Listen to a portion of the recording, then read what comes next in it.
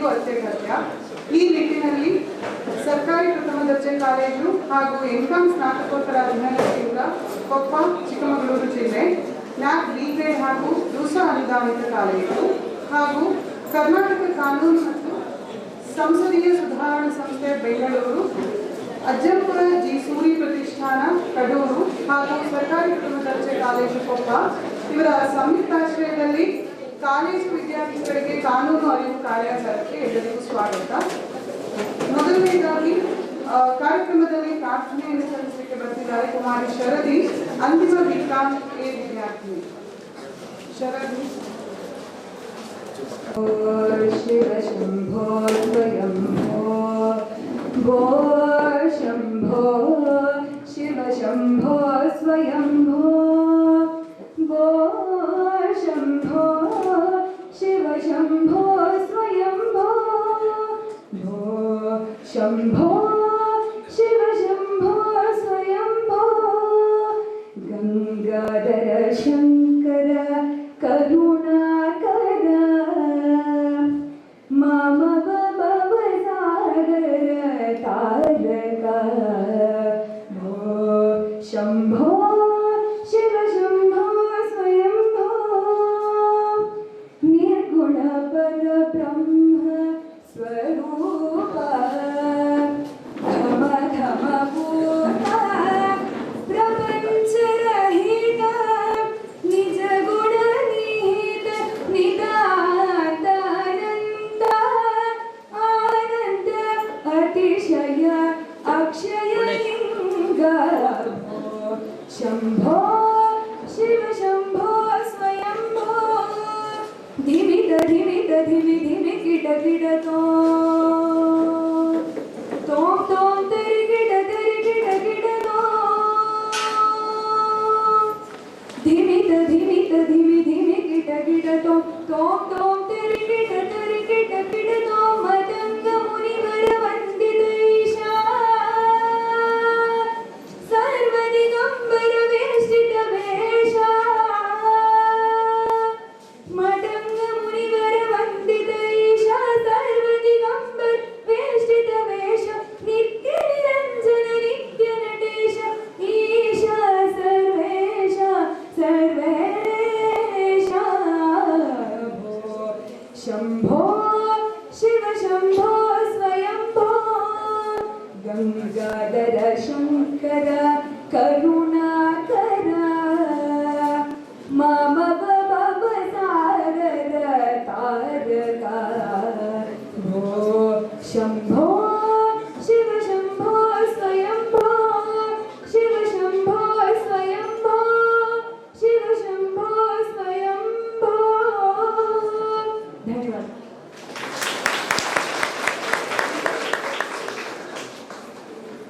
ಕುಮಾರಿ ಶರದಿ ಅವರಿಗೆ ಧನ್ಯವಾದಗಳು. ಕಾರ್ಯಕ್ರಮದಲ್ಲಿ ಉಪಸ್ಥಿತರಿರುವಂತಹ ಎಲ್ಲ ಗಣ್ಯರನ್ನು ಸ್ವಾಗತಿಸುವುದಕ್ಕಾಗಿ ಶ್ರೀಮತಿ ಡಾಕ್ಟರ್ ರಿಜ್ವಾನಾ ಬೇಗಂ, BVM ವಿಭಾಗ ಮುಖ್ಯಸ್ಥರು, ಇವರನ್ನ ಕೇಳ್ಬೋದು.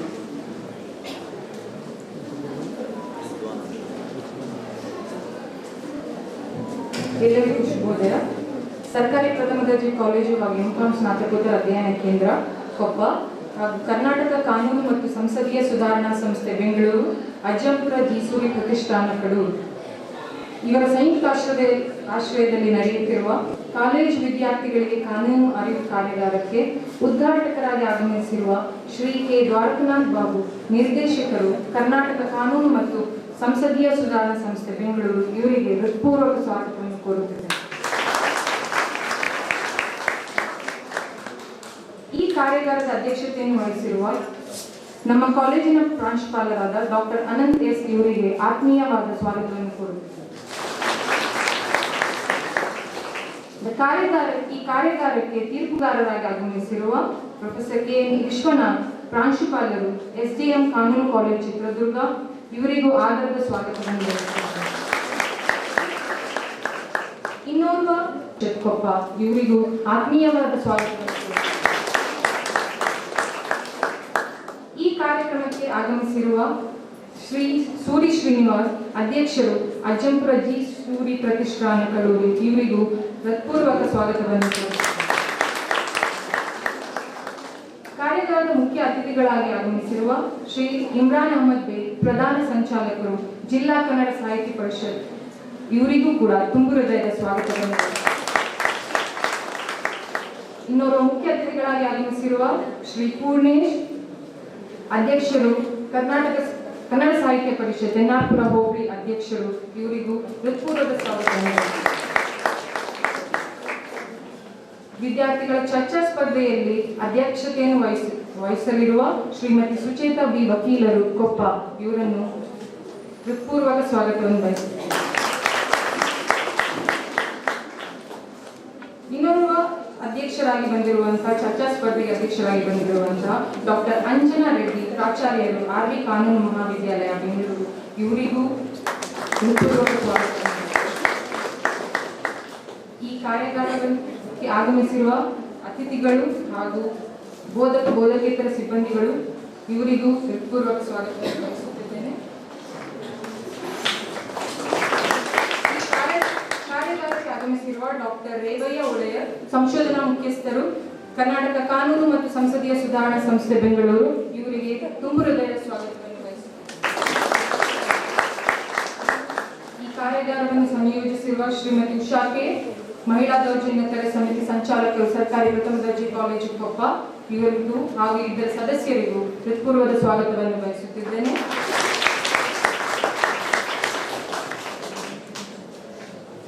ಇಲ್ಲಿ ನೆರೆದಿರುವ ಎಲ್ಲ ವಿದ್ಯಾರ್ಥಿಗಳು ಹಾಗೂ ಸರ್ವರಿಗೂ ಸ್ವಾಗತಿಸುತ್ತಾ, ಈ ಸ್ವಾಗತವನ್ನು ಮಾಡಿಕೊಟ್ಟ ಸಂಯೋಜಕರಿಗೆ ಧನ್ಯವಾದಗಳನ್ನು ಹೇಳುತ್ತಾ ಈ ಕಾರ್ಯಾಗಾರವು ಯಶಸ್ವಿಯಾಗಲಿ ಎಂದು ಹಾರೈಸುತ್ತಿದ್ದೇನೆ. ಧನ್ಯವಾದ. ಶ್ರೀ ಸೂರಿ ಶ್ರೀನಿವಾಸ್, ಅಧ್ಯಕ್ಷರು, ಅಜ್ಜಂಪುರ ಜಿ ಸೂರಿ ಪ್ರತಿಷ್ಠಾನ, ಇವರನ್ನು ಕೇಳ್ತಾರೆ.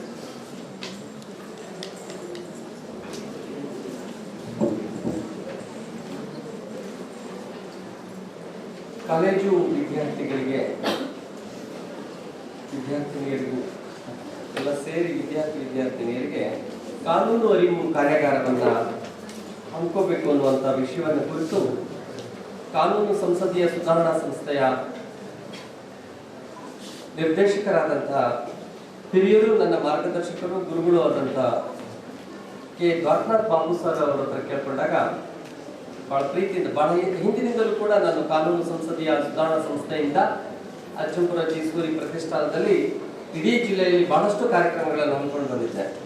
ನಮ್ಮ ಗುರುಗಳನ್ನ ನಾನು ಕೇಳ್ಕೊಂಡಾಗ ಪ್ರೀತಿಯಿಂದ ಒಪ್ಪಿ ಈ ಕಾರ್ಯಕ್ರಮವನ್ನು ಆಯೋಜನೆ ಮಾಡಬೇಕು ಅಂತ ಹೇಳಿದಾಗ ಕೊಪ್ಪ ಕಾಲೇಜಿನಲ್ಲಿ ಅದನ್ನು ಮಾಡಿದರೆ ಸೂಕ್ತ ಅಂತ ಹೇಳಿ ನಮ್ಮ ಕಾಲೇಜಿನ ಪ್ರಾಂಶುಪಾಲರಾದಂಥ, ನಿಜವಾಗ್ಲೂ ನಾನು ಮುಖಸ್ತುತಿ ಹೇಳುವಂಥದ್ದಲ್ಲ, ಅಲ್ಲಲ್ಲಿ ಇಂಥ ಪ್ರಾಧ್ಯಾಪಕರು, ಪ್ರಿನ್ಸಿಪಾಲರು, ಶಿಕ್ಷಕರು ಅಲ್ಲಲ್ಲಿ ಸಿಗ್ತಾರೆ ಅನ್ನೋದಕ್ಕೆ ಡಾಕ್ಟರ್ ಅನಂತ್ ಸರ್ ಅವರು ಸಾಕ್ಷಿ ಅಂತೇಳಿ ನಾನು ಹೇಳ್ತೇನೆ.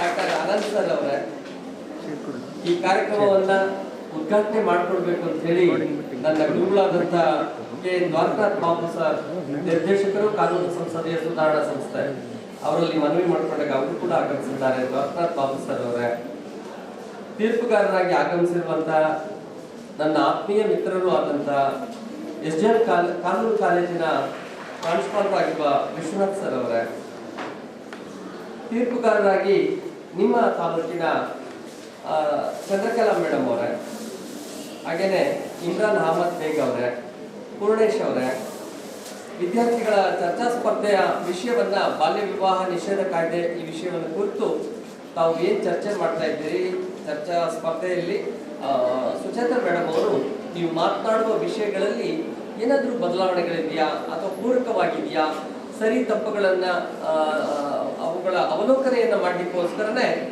ನಮ್ಮ ಕೊಪ್ಪದ ಉತ್ತಮವಾದಂಥ ವಕೀಲರು ಆಗಿರುವ ಖ್ಯಾತ ವಕೀಲರಾದ ಸುಚೇತಾ ಮೇಡಮ್ ಅವರು ಆಗಮಿಸಿದ್ದಾರೆ. ಸುಚೇತಾ ಮೇಡಮ್ ಅವರೇ, ಹಾಗೇನೆ ಆರ್ವಿ ಕಾನೂನು ಕಾಲೇಜಿನ ಪ್ರಾಚಾರ್ಯರು, ಆತ್ಮೀಯರು ಆಗಿರುವಂಥ ಡಾಕ್ಟರ್ ಅಂಜನಾ ರೆಡ್ಡಿ ಅವರೇ, ಹಾಗೇನೆ ಈ ಕಾರ್ಯಕ್ರಮದ ಮುಖ್ಯಸ್ಥರಾಗಿರುವಂತಹ ಶ್ರೀಯುತ ಸಂಶೋಧನಾ ಮುಖ್ಯಸ್ಥರಾದ ಡಾಕ್ಟರ್ ರೇವಯ್ಯ ಒಡೆಯರ್ ಅವರೇ, ಇಲ್ಲಿ ಆಗಮಿಸಿರುವಂತಹ ಉಪಸ್ಥಿತರಿರುವಂತಹ ಎಲ್ಲ ನನ್ನ ಅಧ್ಯಾಪಕರುಗಳವರೇ, ಪ್ರೀತಿಯ ವಿದ್ಯಾರ್ಥಿನಿಯರೇ, ಹಾಗೇನೆ ಮಾಧ್ಯಮ ಮಿತ್ರರೇ, ಕಾನೂನು ಅನ್ನುವಂಥದ್ದು ನಾವೆಲ್ಲರೂ ಅಂದ್ಕೊಂಡಿದ್ದೀವಿ, ನಮಗೆ ಅದರ ಪರಿಕಲ್ಪನೆ ಬಹಳ ಕಮ್ಮಿ ಅಂತ ಹೇಳಿ ಅಂದ್ಕೊಂಡಿದ್ದೀವಿ. ನಾವೆಲ್ಲ ಅಂದ್ಕೊಂಡಿರೋದು ಕಾನೂನು ಅನ್ನುವಂಥದ್ದು ಇದೆಯಲ್ಲ, ಅದರ ವಿಸ್ತಾರ ಬಹಳ, ಅದರ ಸ್ವರೂಪ ಮತ್ತು ಅದರ ವಿಸ್ತಾರ ಸ್ವಲ್ಪ ಮಟ್ಟದಷ್ಟೇ ಅಂತ ಅಂದ್ಕೊಂಡಿದ್ದೀವಿ.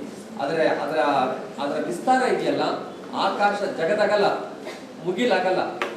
ನಾವು ಎಲ್ಲಿ ಅದನ್ನ ಯಾವ ರೀತಿ ಅದರ ಆಯಾಮವನ್ನು ನಾವು ನೋಡ್ತಾ ಹೋಗ್ತೀವಿ, ಅಷ್ಟು ವಿಸ್ತಾರವನ್ನು ಹೊಂದತಾನೇ ಹೋಗುತ್ತದೆ. ಹಾಗಾಗಿ ಕಾನೂನಿನ ತಿಳುವಳಿಕೆ ಇಲ್ಲ ಅಂತ ಹೇಳಿ ನಾವು ತಪ್ಪು ಮಾಡೋದಿದೆಯಲ್ಲ, ಅದು ನಿಜವಾದ ಅಪರಾಧ. ನಮ್ಗೆ ಗೊತ್ತೇ ಇರಲಿಲ್ಲ ಕಣ್ರಿ, ಆಕಸ್ಮಿಕ ಇದು ಅಂತನೋ ಕಾನೂನಲ್ಲಿ ಕ್ಷಮಿಸೋದಕ್ಕೆ ಸಾಧ್ಯನೇ ಇಲ್ಲ. ನಾವು ಪ್ರತಿ ವಿಷಯವನ್ನು ಕೂಡ ನಾವು ಅವಲೋಕನೆಯನ್ನು ಮಾಡಲೇಬೇಕಾಗುತ್ತೆ, ಅದನ್ನು ತಿಳ್ಕೊಳ್ಳೇಬೇಕಾಗುತ್ತೆ. ಹಾಗಾಗಿ ಕಾನೂನು ಅನ್ನುವಂಥದ್ದು ಬಹಳ ಅದರ ಡೆಫಿನೇಷನ್ ನಾವು ಹಾಗೆ ಅರ್ಥೈಸ್ತಾ ಹೋದ್ರೆ ಬಹಳ ಸೂಕ್ಷ್ಮವಾದ್ದು. ಏನಿಲ್ಲ, ನಾವು ಬೆಳಗ್ಗೆ ನಮ್ಮ ಕಾಲೇಜಿಗೆ ಬರಬೇಕಾದಂಥ ಸಮಯ 10 ಗಂಟೆ ಅಂತಂದ್ರೆ ನಾವು 10:10ಕ್ಕೆ ಬಂದ್ರೆ ಅದನ್ನ ನಾವು ಕಾನೂನನ್ನ ಉಲ್ಲಂಘನೆ ಮಾಡ್ತಾ ಇದ್ದೀವಿ. ಮನೆಗೆ ನಾವು ಹೋಗ್ಬೇಕಾಗಿರೋ ಸಮಯ ಕಾಲೇಜೆಲ್ಲ ಮುಗಿದು 4:30ಕ್ಕೆ ಮುಗಿಯುತ್ತೆ. ನಾವು ಮನೆ ಅಂಗಳ ತಲುಪೋ ಸಮಯ 5 ಗಂಟೆಗೆ ನಾವು ಹೋಗಿ ತಲುಪಬೇಕು.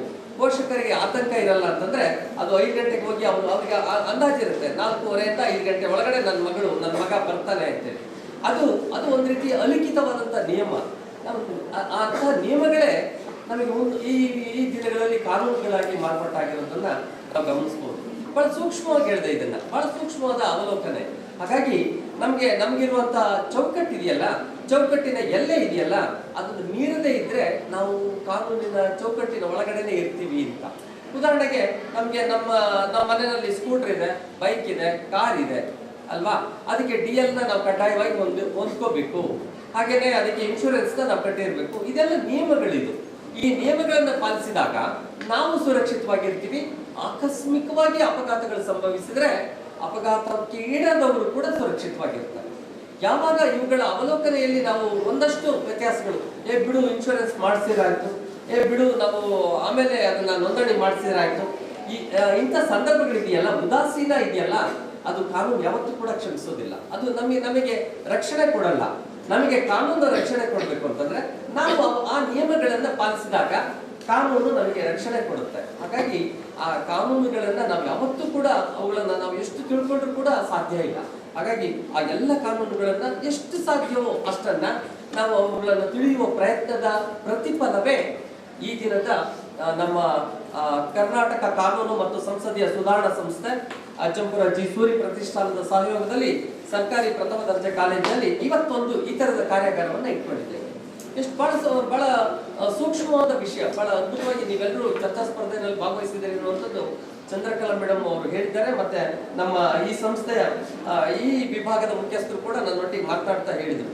ಹಾಗಾಗಿ ಇಲ್ಲಿ ಬಹಳ ಸೂಕ್ಷ್ಮವಾಗಿ ಗಮನಿಸಬೇಕು. ಬಾಲ್ಯ ವಿವಾಹ ನಿಷೇಧ ಕಾಯ್ದೆ 2016 ಹೊಸದಾಗಿ ಬಂದಂತ ಒಂದು ಕಾನೂನು. ಮಕ್ಕಳಿಗೆ ನಮಗೆ ಒಂದು ನಿಯಮ ಇದೆ, ಇಷ್ಟು ವರ್ಷದ ಒಳಗಡೆ ನಮಗೆ ಮದುವೆ ಆದ್ರೆ ಅದು ಕಾನೂನಿನ ಬಾಹಿರ ಅಂತೇಳಿ. ಆ ವರ್ಷಗಳನ್ನ ಮೀರಿ ಆದ್ರೆ ನಮಗೆ ಕಾನೂನು, ಅದೆಲ್ಲ ಮೇಡಮ್ ಹೇಳ್ತಾರೆ. ಅಂತಹ ನಿಯಮಗಳೇನಿದೆ ಆ ನಿಯಮಗಳನ್ನ ನಾವು ಪಾಲಿಸ್ಬೇಕು. ಇನ್ನು ಕೆಲವು ಕಡೆ ಎಲ್ಲ ಯಾವ್ಯಾವುದೋ ಕಾರಣಗಳಿಗೆ ಬೇಗ ವಿವಾಹವನ್ನ ಮಾಡ್ತಾರೆ. ಅವರ ತಂದೆ ತಾಯಿಗಳು ಏನೋ ಅವರ ಪೋಷಕರ ಒತ್ತಾಯದ ಮೇರೆಗೆ ಈ ಎಲ್ಲ ಕಾರಣಗಳಿಗೆ ವಿವಾಹ ಮಾಡುವಂಥದ್ದು ಇದೆಯಲ್ಲ, ಬೇರೆ ಕಾರಣಗಳು, ದೈಹಿಕವಾಗಿ ಮತ್ತೆ ಆರ್ಥಿಕವಾಗಿ ಮತ್ತೆ ಸಾಮಾಜಿಕವಾಗಿ ಈ ಎಲ್ಲ ಪರಿಕಲ್ಪನೆಗಳು ಕೂಡ ಆ ಮದುವೆ ಆದಂತ ಬಾಲ್ಯ ವಿವಾಹ ಆದಂತವರಿಗೆ ಅದು ಪರಿಣಾಮವನ್ನು ಬೀರುತ್ತೆ ಅನ್ನೋ ಕಾರಣಕ್ಕೋಸ್ಕರನೇ ಅದಕ್ಕೊಂದು ನಿಯಮ ಮಾಡಿದ್ದಾರೆ. ಈ ನಿಯಮದ ಅಡಿಯಲ್ಲಿ ನೀವು ವಿವಾಹ ಆಗಿ ಅಂತೇಳಿ. ಹಾಗೇನೆ ಇನ್ನೊಂದು ವಿಷಯದಲ್ಲಿ ಕೌಟುಂಬಿಕ ದೌರ್ಜನ್ಯದಿಂದ ಮಹಿಳೆಯರ ಸಂರಕ್ಷಣಾ ಕಾಯ್ದೆ ಅಂತೇಳಿ ಅದೊಂದು ಕೂಡ ಹೊಸದಾಗಿ ನಮಗೆ 2005ರಲ್ಲಿ ತಂದಿದ್ದಾರೆ. ಮಕ್ಕಳೇ, ನೀವು ಸೂಕ್ಷ್ಮವಾಗಿ ಗಮನಿಸಿ. ಒಂದು ವಿಷಯವನ್ನು ನಾನು ಪ್ರಸ್ತುತಪಡಿಸಿ ನಾನು ಮಾತು ಮುಗಿಸ್ತೇನೆ. ಯಾವತ್ತೂ ಕೂಡ ಯಾವ ಸ್ತ್ರೀನ ನಾವು ಅಥವಾ ಮಹಿಳೆಯನ್ನ ನಾವು ಆರಾಧಿಸ್ತೀವಿ ಅಲ್ಲಿ ಆ ಕುಟುಂಬ ಸುಶಿಕ್ಷಿತವಾಗಿರುತ್ತೆ.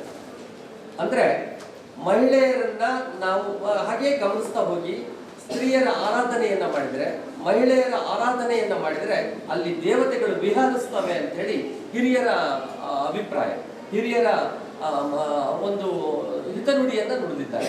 ಹಾಗಾಗಿ ನಾವು ಯಾವತ್ತೂ ಕೂಡ ನಮ್ಮ ಕುಟುಂಬದಲ್ಲಿ ನಾವೆಲ್ಲರೂ, ನಮ್ಮ ಕುಟುಂಬ ಕ್ಷೇಮವಾಗಿದ್ರೆ ಸಮಾಜ ಕ್ಷೇಮವಾಗಿರುತ್ತೆ, ಸಮಾಜ ಕ್ಷೇಮವಾಗಿದ್ರೆ ಇಡೀ ವ್ಯವಸ್ಥೆ ಕ್ಷೇಮವಾಗಿರುತ್ತೆ.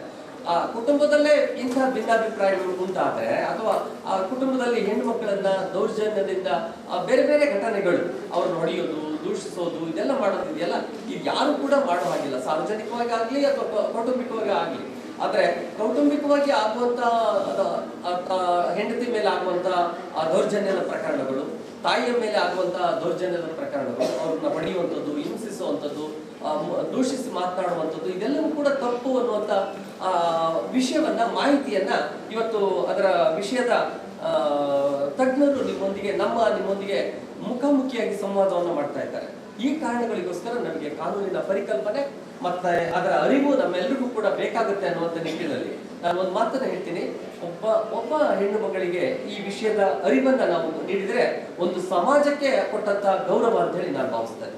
ಒಬ್ಬ ಮಹಿಳೆಗೆ, ನಿಮ್ಮ ವಿದ್ಯಾರ್ಥಿನಿಯರಿಗೆ, ವಿಶೇಷವಾಗಿ ವಿದ್ಯಾರ್ಥಿನಿಯರಿಗೆ ಈ ಕಾನೂನು ಅರಿವು ಪರಿಕಲ್ಪನೆ ತಲುಪಿದ್ರೆ ಒಂದು ಗ್ರಾಮಗಳಿಗೆ ಅದನ್ನ ನಾವು ತಲುಪಿದಷ್ಟು ಒಂದು ಪ್ರಾಯೋಜಕತ್ವವನ್ನು ಪಡೆಯುತ್ತೆ, ಅದರ ಸತ್ಫಲತೆಯನ್ನ ಪಡೆಯುತ್ತೆ ಅಂತೇಳಿ ನಾವೆಲ್ಲರೂ ಭಾವಿಸಿರುವಂಥದ್ದು. ಹಾಗಾಗಿ ಸೂಕ್ಷ್ಮವಾಗಿ ತಾವೆಲ್ಲರೂ ಶಾಂತಚಿತ್ತರಾಗಿ ಇದರ ವಿಷಯವನ್ನ ಅವಲೋಕನೆಯನ್ನು ಮಾಡಿ, ನಿಮ್ಮ ವಿದ್ಯಾರ್ಥಿನಿ ಮಿತ್ರರೇ ಇಲ್ಲಿ ಚರ್ಚಾ ಸ್ಪರ್ಧೆಯಲ್ಲಿ ಭಾಗವಹಿಸ್ತಾರೆ, ಅದನ್ನು ಕೂಡ ನಾವು ಗಮನಿಸೋಣ ಅನ್ನುವಂಥ ಮಾತನ್ನು ಹೇಳ್ತಾ, ಅವರಿಗೂ ಕೂಡ ಮೊದಲು ಮತ್ತೆ 2 ಮತ್ತು 3ನೇ ಬಹುಮಾನ ಬಂದ್ರೆ ಅವರಿಗೆ ಬಹುಮಾನವನ್ನು ಕೂಡ ನಮ್ಮ ಸಂಸ್ಥೆ ನೀಡ್ತಾ ಇದೆ. ಅದನ್ನ ಹಾಗೇನೆ ಭಾಗವಹಿಸಿದ ಎಲ್ಲರಿಗೂ ಕೂಡ ಪ್ರಶಸ್ತಿ ಪತ್ರಗಳನ್ನ ನಮ್ಮ ಮೇಡಮ್ ಅವ್ರ ಮುಖಾಂತರ ಅದನ್ನ ನಿಮಗೆ ಕೊಡ್ಲಿಕ್ಕೆ ವ್ಯವಸ್ಥೆ ಮಾಡ್ತೇವೆ ಅನ್ನುವಂಥ ಮಾತನ್ನು ಕೂಡ ಹೇಳ್ತಾ, ಇವತ್ತು ಈ ಕಾರ್ಯಕ್ರಮವನ್ನು ಆಯೋಜನೆ ಮಾಡಲಿಕ್ಕೆ ಅವಕಾಶವನ್ನು ಕೊಟ್ಟಂತಹ ನಮ್ಮ ಹೆಮ್ಮೆಯ ಪ್ರಾಂಶುಪಾಲರಿಗೆ ಡಾಕ್ಟರ್ ಅನಂತ್ ಸರ್ಗೆ ಮತ್ತೆ ವಿಶೇಷವಾಗಿ ಈ ವಿಭಾಗದ ಎಲ್ಲ ಮುಖ್ಯಸ್ಥರಿಗೆ, ಎಲ್ಲ ನನ್ನ ಪ್ರಾಧ್ಯಾಪಕ ಮಿತ್ರರಿಗೆ ಎಲ್ಲರಿಗೂ ಕೂಡ ವಿಶೇಷವಾಗಿ ತಮಗೆ ಅಭಿನಂದಿಸಿ, ಮಾಧ್ಯಮ ಮಿತ್ರರಿಗೆ ಅಭಿನಂದಿಸಿ ವಂದಿಸಿ ನನ್ನ ಮಾತು ಮುಗಿಸ್ತಾನೆ. ಜೈ ಹಿಂದ್. ಕಾರ್ಯಕ್ರಮದ ಪ್ರಮುಖ ಘಟ್ಟ ಗಿಡಕ್ಕೆ ನೀರು ಉಣಿಸುವ ಮೂಲಕ ಕಾರ್ಯಕ್ರಮವನ್ನು ಉದ್ಘಾಟಿಸಬೇಕಾಗಿ ಶ್ರೀ ಕೆ ದ್ವಾರಕನಾಥ್ ಬಾಬು, ನಿರ್ದೇಶಕರು, ಕಾನೂನು ಹಾಗೂ ಸಂಸದೀಯ ಸಂಸ್ಥೆ. ಒಬ್ರು ಆ ಕಡೆ ಬನ್ನಿ, ಒಬ್ರು ಈ ಕಡೆ ಬನ್ನಿ. ಈ ಕಡೆ ಬನ್ನಿ. ಬನ್ನಿ ಬೇಗ ಎಲ್ಲ ಬನ್ನಿ.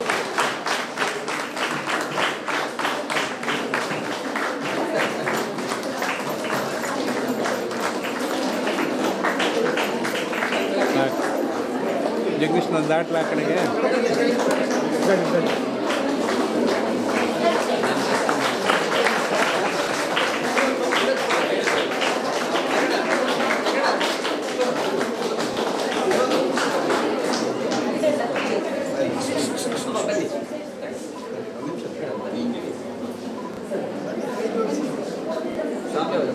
ಸರ್ ಬನ್ನಿ, ನೀವು ಕೈ ಜೋಡಿಸಿ.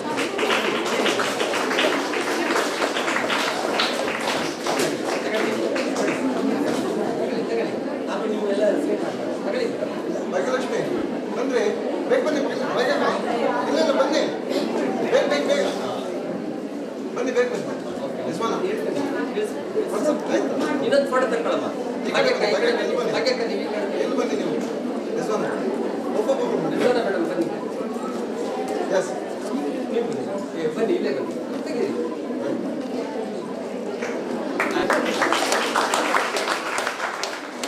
ಅರಿವು ಕಾರ್ಯಾಗಾರ ಹಮ್ಮಿಕೊಂಡಿದ್ದೀವಿ.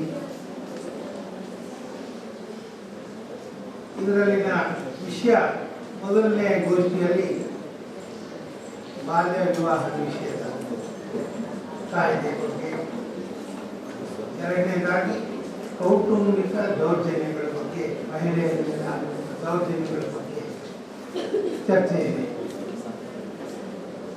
ಇಲ್ಲಿ ನೆರೆದಿರ್ತಕ್ಕಂಥ ಎಲ್ಲ ವಿದ್ಯಾರ್ಥಿನಿಯನ್ನು ನೋಡಿದರೆ ವಿದ್ಯಾರ್ಥಿಗಳೇ ಅಂದರೆ ಗಂಡು ಮಕ್ಕಳೇ ಇಲ್ಲ, ಎಲ್ಲ ಹೆಣ್ಮಕ್ಳೇ ಇದೆ. ಒಂದು ಸಂತೋಷದ ವಿಚಾರ ಅಂದರೆ ಈ ವಿಚಾರ ನಿಮಗೆ ಮುಟ್ಟಬೇಕಾದ್ರೆ ಇದ್ರ ಬಗ್ಗೆ ಏನು ಚರ್ಚೆ ಆಗುತ್ತೆ ಇದು ನೀವು ತಿಳ್ಕೊಬೇಕಾದ್ರೆ ಮುಖ್ಯವಾಗಿ ಯಾತಕ್ಕೆ ಈ ಕಾನೂನು ತಂದರು ನೋಡಿ. 1929 ಇತ್ತು ಈ ಕಾನೂನು. ಅದಾದಮೇಲೆ 2006 ಬಾಲ್ಯ ವಿವಾಹ ನಿಷೇಧ 29 ಕಾನೂನನ್ನ ನಿರಸನಗೊಳಿಸಿ ಹೊಸ ಕಾನೂನು ತಂದರು. ಆಗ 1929ರಲ್ಲಿ ಬ್ರಿಟಿಷರ ಕಾಲದಲ್ಲೇ ಈ ಕಾನೂನು ಬಂತು. ಯಾಕೆ ತಂದರು? ತಮಗೆಲ್ಲ ಗೊತ್ತಿದೆ, ಹೆಣ್ಮಕ್ಳಿಗೆ 8 ವಯಸ್ಸಿಗೆ ಮದುವೆ ಮಾಡ್ತಿರೋರು. ಆಗ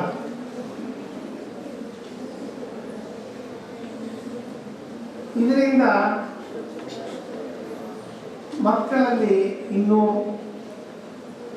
ಪ್ರಬುದ್ಧತೆ ಬಂದಿರಲ್ಲ, ಜ್ಞಾನ ಹರಳಿರಲ್ಲ, ದೈಹಿಕವಾಗಿ ಅವರು ಸಮರ್ಥರಿರಲ್ಲ. ಅಷ್ಟು ಬೇಗ ಮದುವೆಗಳು ಮಾಡಿ ಅವ್ರ ಭವಿಷ್ಯ ರೂಪಿಸ್ಕೊಳ್ಳೋಕ್ಕೆ ಅಡ್ಡ ಆಗ್ತಾಯಿತ್ತು. ಅವ್ರು ಓದಿ ಅವರ ಕಾಲ ಮೇಲೆ ಅವ್ರು ನಿಲ್ಲುವಂಥ ಅವಕಾಶ ಇಲ್ದಿರ ಹೋಗ್ತಾ ಇತ್ತು. ಹಾಗೆ ಅವರ ಭಾಳ ಸಂಗಾತಿನ ಆಯ್ಕೆ ಮಾಡ್ಕೊಳ್ಳೋಕ್ಕೂ ಅವಕಾಶ ಇಲ್ಲದೆ ಹೋಗ್ತಾ ಇತ್ತು. ಇದೆಲ್ಲ ಗಮನದಲ್ಲಿಟ್ಕೊಂಡು 8 ವರ್ಷ ಇದ್ದಿದ್ದು ಮೊದಲು 14 ವರ್ಷಕ್ಕೆ ಮಾಡಿದ್ರು, 15 ಆಯಿತು. ಆಮೇಲೆ 18 ವರ್ಷಕ್ಕೆ ಬದಲಾವಣೆ ಮಾಡಿದ್ದಾರೆ. ಇತ್ತೀಚೆಗೆ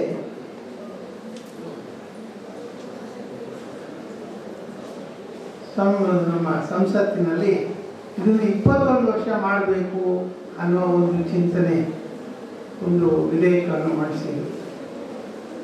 ಆ ನಂತರ ಅದು ಜಾಯಿಂಟ್ ಸೆಲೆಕ್ಟ್ ಕಮಿಟಿಗೆ ಹೋಯಿತು. ಅದು ಇನ್ನೂ ಬಾಕಿ ಇದೆ. ಗಂಡು ಮಕ್ಕಳಿಗೆ 21, ಹೆಣ್ಣು ಮಕ್ಕಳಿಗೆ 15. ಇದು ಈಗಿರುವ ಕಾನೂನು.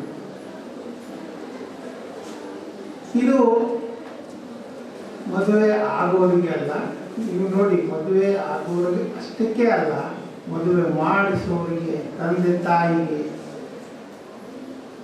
ಯಾರು ಪುರೋಹಿತ ಇದನ್ನೆಲ್ಲ ಸಾಲ್ಮನೈಸ್ ಮಾಡ್ತಾರೆ ಅವರಿಗೂ ದಂಡ, ಎಲ್ಲರಿಗೂ ದಂಡ ಇದೆ. ಅದರಿಂದ ಇದರ ಜೊತೆಗೆ ನೀವು 18 ವರ್ಷ ಪೂರೈಸಕ್ಕೆ ಮುಂಚೆ ತಂದೆ ತಾಯಿ ಗೊತ್ತಾಗದೆ ನೀವು ಮದುವೆ ಆಗಬೇಕು ಹೋದ್ರೂ ತಪ್ಪೆ. ಎಲ್ಲರೂ ತಂದೆ ತಾಯಿನ ದೂಷಣೆ ಮಾಡ್ತಾರೆ, ಚಿಕ್ಕ ವಯಸ್ಸಿಗೆ ಮದುವೆ ಮಾಡಿಬಿಟ್ರು. ಮಾಡಬಾರ್ದು. ನಿಮ್ಮನ್ನ 18 ವಯಸ್ಸುವರೆಗೂ ಚೆನ್ನಾಗಿ ಓದಿ, ವಿದ್ಯಾವಂತರಾಗಿ, ಪ್ರಬುದ್ಧರಾಗಿ, ನಿಮ್ಮ ಕಾಲ ಮೇಲೆ ನೀವು ನಿಲ್ಲುವವರೆಗೆ ಈ ವಿವಾಹ ಮಾಡಿಸುವುದು ತಪ್ಪು. ಹಾಗೆ ನೀವು ಕೂಡ ತಂದೆ ತಾಯಿ ಹೇಳದೆ ಮದುವೆ ಆಗೋದಾದರೂ ಅದು ತಪ್ಪು. 2 ವರ್ಷ ಜೈಲಿದೆ, ಇದನ್ನು ಅರ್ಥ ಮಾಡ್ಕೊಳ್ಳಿ.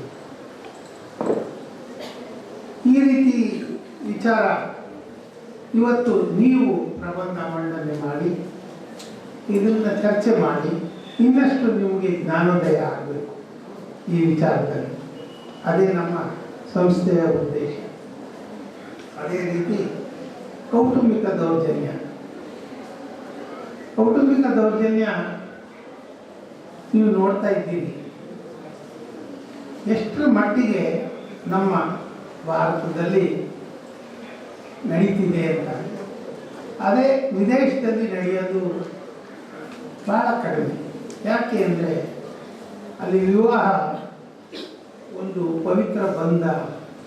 ನಾವು ಒಂದು ಸರಿ ವಿವಾಹ ಅಲ್ಲೇ ಜೀವನ ಪರ್ಯಂತ ಆ ಗಂಡನ ಜೊತೆ ಅಥವಾ ಹೆಂಡತಿ ಜೊತೆ ಇರಬೇಕು ಅನ್ನೋ ನಿರ್ಬಂಧ ಆಗಲಿಲ್ಲ. ಮದುವೆಯಾಗಿ 1 ವರ್ಷ ಇದ್ದರೆ ಹೆಚ್ಚು, 5 ವರ್ಷ ಇದ್ದರೆ ಹೆಚ್ಚು, ಆಮೇಲೆ ಡೈವರ್ಸ್. ಇಲ್ಲ, ಆಗಲ್ಲ. ಮದುವೆ ಆದರೆ ಜೀವನ ಪರ್ಯಂತ ಇರಬೇಕನ್ನೋ ನಮ್ಮ ಸಾಮಾಜಿಕ ಪದ್ಧತಿ ಎಲ್ಲರೂ ಒಪ್ಪುವಂಥದ್ದೇ, ಅಪ್ರಿಷಿಯೇಟ್ ಮಾಡುವಂಥದ್ದೇ. ಆದರೆ ಆ ಸಾಮಾಜಿಕ ಪದ್ಧತಿನ ದುರುಪಯೋಗ ಮಾಡಿಕೊಂಡು ಒಂದು ಹೆಣ್ಣನ್ನು ಶೋಷಣೆ ಮಾಡ್ತಾರಲ್ಲ, ಆ ಶೋಷಣೆಯನ್ನು ನಾವು ತಡೆಗಟ್ಟಬೇಕಾಗಿದೆ. ಅದಕ್ಕಾಗಿ ಈ ಕಾನೂನು. ಅಂದರೆ ಕಾನೂನು ಇರಲಿಲ್ವಾ? ಈ ಮೊದಲು ಕಾನೂನು ಇರಲಿಲ್ಲ. ಇದೆ. ನೋಡಿ IPCಯಲ್ಲಿ 498A ಇದೆ. ಅದರಲ್ಲಿ ಕೂಡ ಒಂದು ಹೆಣ್ಮಗಳಿಗೆ ಮದುವೆ ಆದವರಿಗೆ ಶೋಷಣೆ ಮಾಡಿದರೆ ಅವರಿಗೆಲ್ಲ ಅಪರಾಧ ಶಿಕ್ಷೆ ಇದೆ. ಅದಕ್ಕೆ ಪೂರಕವಾಗಿ ಈ ಕೌಟುಂಬಿಕ ದೌರ್ಜನ್ಯ ಕಾಯ್ದೆ ಬಂದಿದೆ. ಇದರಲ್ಲಿ ದೌರ್ಜನ್ಯ ಅಂದ್ರೆ ಏನು ಬಹಳ ವಿವರವಾಗಿ ಡಿಫೈನ್ ಮಾಡಿದ್ದಾರೆ. ಮಾನಸಿಕ ದೌರ್ಜನ್ಯ, ದೈಹಿಕ ದೌರ್ಜನ್ಯ, ಆರ್ಥಿಕವಾಗಿ ದೌರ್ಜನ್ಯ, ಗೌರವ ಕೊಡಲ್ಲ. ಮನೆಯಲ್ಲಿ ಗಂಡ ಆದವರು ಹೆಂಡತಿಗೆ ಗೌರವ ಕೊಡಲ್ಲ. ಒಂದು ಭೋಗದ ವಸ್ತುವಾಗಿ ಅಷ್ಟೇ ಬಳಸ್ಕೊತಾರೆ. ಆ ರೀತಿ ಮಾಡಬಾರ್ದು. ಅದನ್ನು ಕೂಡ ಕಾನೂನು ಸರಳೀಕರಿಸಿ ಬೇಗ ನ್ಯಾಯ ಸಿಗುವಂತೆ ಮಾಡುವಂಥ ಕಾನೂನೇ ಈ ದೌರ್ಜನ್ಯ, ಕೌಟುಂಬಿಕ ದೌರ್ಜನ್ಯ ಈ ಕಾಯ್ದೆ. ಇವೆರಡು ಮುಖ್ಯವಾಗಿ ಹೆಣ್ಮಕ್ಳಿಗೆ ಬೇಕಾದಂಥ ಕಾನೂನುಗಳು. ಹೆಚ್ಚಿನ ಸಂಖ್ಯೆಯಲ್ಲಿ ಹೆಣ್ಮಕ್ಳು ಭಾಗವಹಿಸಿರುವುದು ಬಹಳ ಸಂತೋಷದ ವಿಚಾರ. ನೀವೆಲ್ಲ ಇದ್ರ ಬಗ್ಗೆ ಚರ್ಚೆ ಮಾಡಿ ಇವತ್ತು ನಿಮ್ಮ ವಿಚಾರಗೋಷ್ಠಿಯಲ್ಲಿ ಯಾರು ಚೆನ್ನಾಗಿ ಪರ್ಫಾರ್ಮ್ ಮಾಡ್ತಿದ್ದಾರೆ ನೋಡೋಣ. ಇಷ್ಟು ಹೇಳ್ತಾ ನಾನು ನಿಮಗೆಲ್ಲ ಈ ಕಾರ್ಯಕ್ರಮಕ್ಕೆ ಸ್ವಾಗತ ಮಾಡಿ ನನ್ನ ಮಾತು ಮುಗಿಸ್ತೀನಿ. ನಮಸ್ಕಾರ. ಅಂತಕ್ಕಂಥದ್ದು ಜರುಗ್ತಾ ಇದೆ. ಅದಕ್ಕೆಲ್ಲ ನೀವೆಲ್ಲ ಸೇರಿಲ್ಲ. ಇದಕ್ಕೆ ಕಾನೂನು ಅಂತ ಇರುವಂತಹ ವಿಷಯಕ್ಕೆ ತಾತ್ವಿಕವಾಗಿ, ಸೈದ್ಧಾಂತಿಕವಾಗಿ, ಗ್ರಾಂಥಿಕವಾಗಿ ಇರ್ತಕ್ಕಂತಹ ವಿವರಣೆಗಳನ್ನ ಇಲ್ಲಿರ್ತಕ್ಕಂತಹ ಎಲ್ಲ ಕಾನೂನಿನ ವಿದ್ವಾಂಸರು ನಿಮಗೆ ನೀಡ್ತಾರೆ. ಒಂದು ಸಾಮಾಜಿಕವಾಗಿ ಕಾನೂನನ್ನು ನಾವು ಯಾವ ರೀತಿ ಅರ್ಥ ಮಾಡ್ಕೋಬಹುದು ಅಂತಕ್ಕಂಥ ವಿಚಾರವನ್ನ ಒಂದೆರಡು ನಿಮಿಷದಲ್ಲಿ ನಾನು ನಿಮ್ಮೊಂದಿಗೆ ಹಂಚಿಕೊಳ್ಳಿಕ್ಕೆ ಇಷ್ಟಪಡ್ತೇನೆ. ಕಾನೂನಿಗೆ ತನ್ನದೇ ಆಗಿರ್ತಕ್ಕಂಥ ಒಂದು ವಿಶ್ಲೇಷಣೆ ಇದೆ.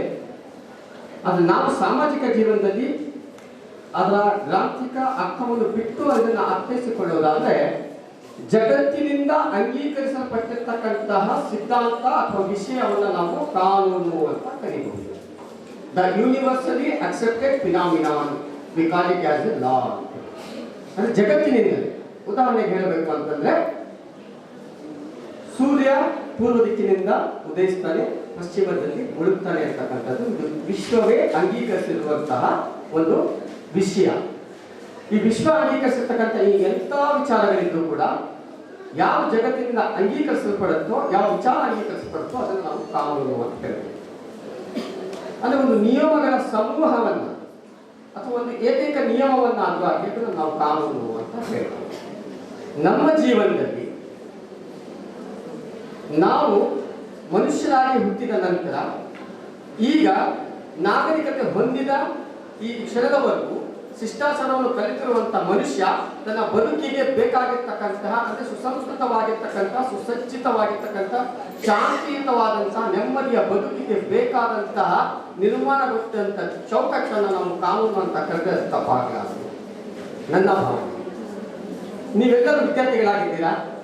ಇವತ್ತು ವಿಶೇಷವಾಗಿ ನಿಮಗೆ ಈ ಕಾರ್ಯಕ್ರಮ ಯಾಕೆ ಆಯೋಜನೆಗೊಳ್ತಾ ಇದೆ ಅಂತಂದ್ರೆ ಕಾನೂನುಗಳನ್ನ ರೂಪಿಸ್ತಾರೆ, ಆದರೆ ಅದನ್ನ ಪಾಲಿಸೋದ್ರಲ್ಲಿ ನಾವು ಎಲ್ಲ ಕಡೆ ಬಹುತೇಕ ಕಡೆ ನಾವು ಅದನ್ನು ಹೇಳುತ್ತಾ ಇದೆ.